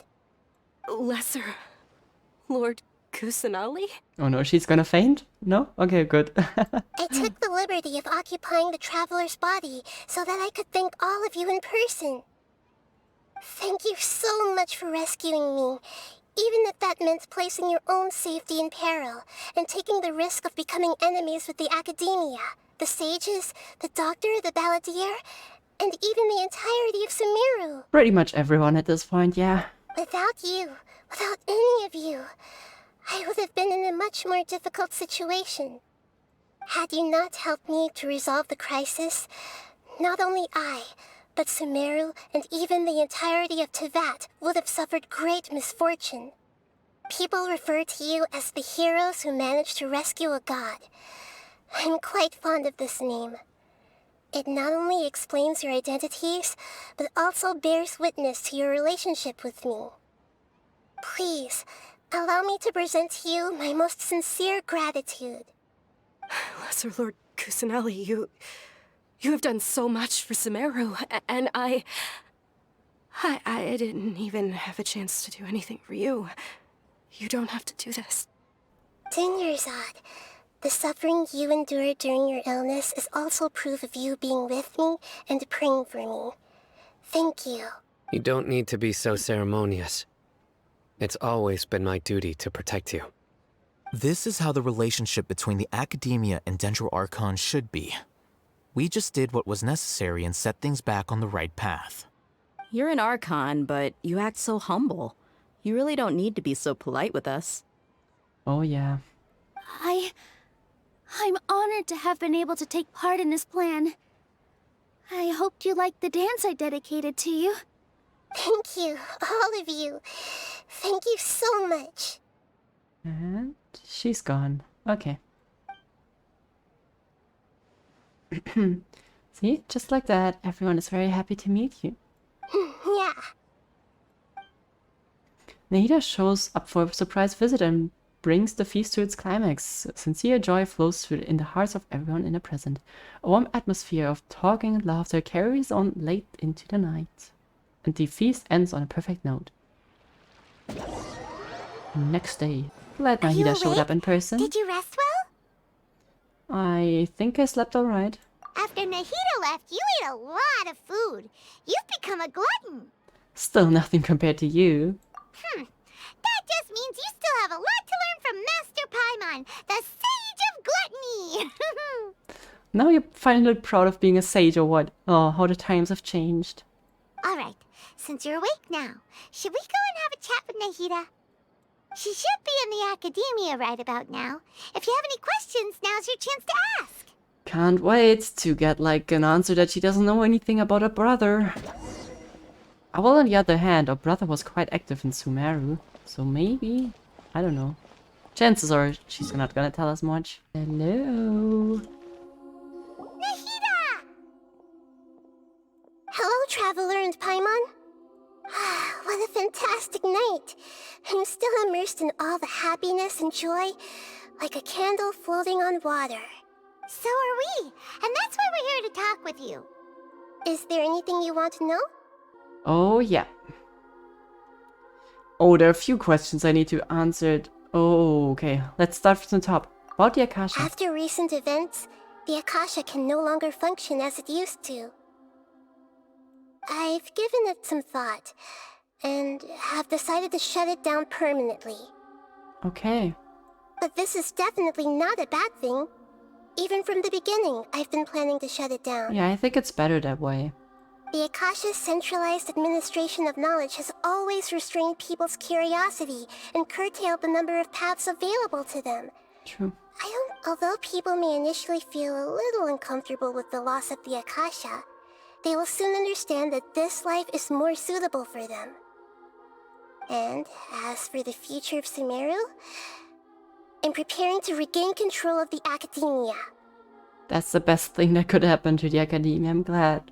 The former sages have received their punishment, but the new sages have yet to be selected. I will oversee the process personally. I hope that the new 6 great sages will be more focused on academics. Sumeru needs such leaders more than ever. The other big issue is the people of King Deshret. All the residents of the desert, in fact. They have been mistreated for far too long. I've already taken some measures to address this. It will take some time to rebuild everything, but no matter if it's culture, friendship, or trust, we will rebuild it. About what happened after I fell asleep that day. You mean, what happened after the doctor put you to sleep? He took the noses, right? Not exactly. The top-ranked Fatui Harbingers, up to number 3, possess power comparable to that of gods. Oh. I was no match for him in that kind of situation. Really? However, in spite of the bad situation, I still managed to make a fair deal with the doctor. I'm sure you remember the entity that changed your fate, the Heavenly Principles. In fact, the Heavenly Principles has been quiet since the Conria disaster 500 years ago. I used this point as leverage against the doctor. I told him that the Heavenly Principles may be awakened if I destroy the Gnosis. Although it was just a bluff, he still fell for it. I mean, it could very well have been the truth. I assumed that the Heavenly Principles wouldn't just stand by and let such extensive damage to its laws take place. And as for what I exchanged for the Gnosis, the exchange served as both punishment for the doctor, as well as a boon of new knowledge that I couldn't refuse as the God of Wisdom. About the Balladeer, that's actually quite interesting. He's still in a coma. Okay. I've hidden him like how one would hide a feather. I know you have many misgivings about him, but as someone who had become a god, he has retained a number of very useful features. To be honest, I felt for him at the end. Like, he was meant to be a god, but it was always denied for him. And then he just completely got rejected.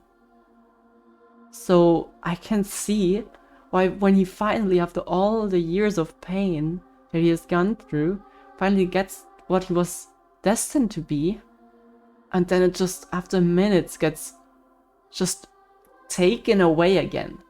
Like, that's exactly what he felt like. Every time he gets something, the world just takes it. And we did it again. We broke him again, and that's just,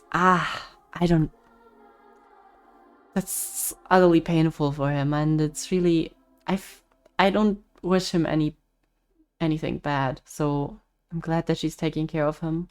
Don't worry, I'll keep an eye on him and make sure he doesn't do any evil. In addition, there are still some mysteries left in him. Some things may be very clear from my perspective, but he is still yet to understand them himself. His future will be determined by fate. Fate or luck? About Fontaine, the next stop on a journey. Oh, that will be a while. Is that where you're headed next? Fontaine, the nation of justice? As far as I know, that nation operates in the judicial system. That's gonna be a pain. Does their Archon personally judge people? No, there's a Chief Justice in Fontaine. Generally speaking, the Hydra Archon, Focalor, won't preside over individual trials. However, even then, Focalor will still make herself present at just about every trial. It seems that she just likes to immerse herself in that sort of atmosphere. I mean, I can imagine Fontaine gonna be either like really annoying because we're constantly faced with law, and law is just annoying, yeah. So, okay, we'll see about that. As Archon, she still reserves the right to influence the final verdict. Anyway, let's just say she's got, a very unique personality. Meaning? You're not gonna tell me? Guess I have nothing else left to say. I was hoping to get some answers about my brother, but well... Are you sure? Isn't there something else you haven't asked about yet? Huh? You mean... About your brother. Really? While you were resting at Gandharvaville, I took some time to perform an Irmunsul search for information on your brother. But we both came from beyond the Sea of Stars. There shouldn't be any information about him in Irmunsul. Yeah! Isn't Irmunsul a repository for all the information and memories of Teyvat? So there shouldn't be anything on her or her brother. This is true in your case.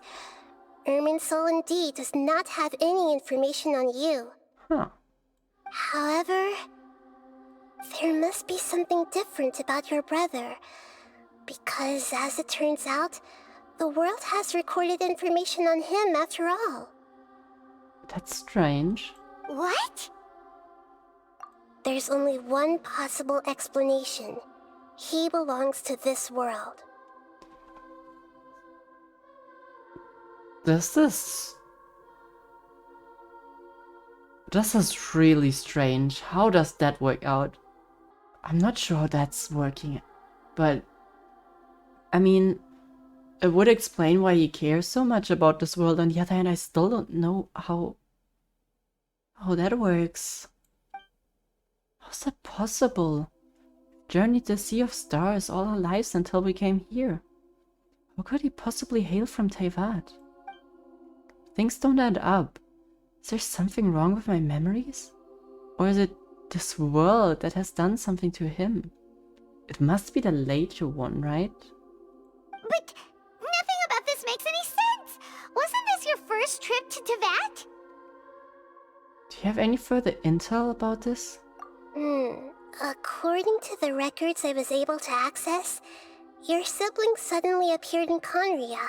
Yeah, that checks out. After the Conria disaster, he began his journey through the 7 nations of Teyvat. But just as his journey was about to reach its conclusion, the Irmunsul records on him suddenly become fuzzy. That's unfortunate and also concerning. What do you mean, fuzzy? Did something happen to him? All I know for sure is that somebody, for reasons only they can know, is deliberately obfuscating his fate. And whoever it is, if they can do that, who knows what else they're capable of. Could very well be related to the Abyss. But even that wouldn't explain how he somehow comes from this world. Yeah, that still doesn't make any sense. Something else I noticed was that according to these records, the Fatui have not classified your sibling as one of the Descenders. A Descender? What's a Descender? Paimon's never heard of it. Look, I'm sure you must be curious about the information I received from the Fatui in return for my gnosis, right? Yeah? A very important part of the intel was about this world's Descenders. External beings, ones that don't belong to this world. Traveler, you are Teyvat's 4th Descender. And my brother's none of them? And the 4th? Does Aloy count? But who else? Huh? So the Fatui count 3 other Descenders before the Traveler, and her brother isn't even one of them? What the hell? That's right. My current hypothesis is that the first Descender was likely what we now call the Heavenly Principles. As for the other Descenders, I still need to verify their existence. It could take me some time. Strange. Paimon's head's about to burst from all this crazy new information. And yet, even knowing all this, I'm sure you must still have a lot of unanswered questions. I must say, I truly regret that I can't help you more as the God of Wisdom. You answered me more than like the oldest Archon in the world just because he has some stupid contract. Thank you, Nahida. Thank you. There are many questions in my heart as well. I will need some time to go through each one of them. Same here. I'll need some time to reflect on what you've just said, but I'm also sure that we can meet again, right? And soon, you'll also begin your journey anew and depart from Sumeru. Not too soon, okay? That will have some time. I'm very interested in your future. It's a journey that can't be observed or recorded by this world. If fate is the ultimate knowledge, then your future will be the ultimate fate. Paimon's sure glad we got to meet you, Nahida. The pleasure is all mine. I can't thank you enough. Alright, that's enough talk for today. If you ever miss me, just close your eyes, and maybe I'll appear in your dreams. Wow. Wow. That was one of the most insane quests I think I've ever played in Genshin. This was utterly crazy. I can't wait what they have in store for us in the future, but the Scaramouche arc certainly is not done. We need to get in touch with him. I honestly feel sorry for tearing him apart again. Just, I don't know. That really hurts. Also, Rukkhadevata being gone, that must have changed so much about this whole world. It's just really strange. I wonder what repercussion it's gonna have. It's crazy. Thank you, Genshin, and stay excited for what's coming.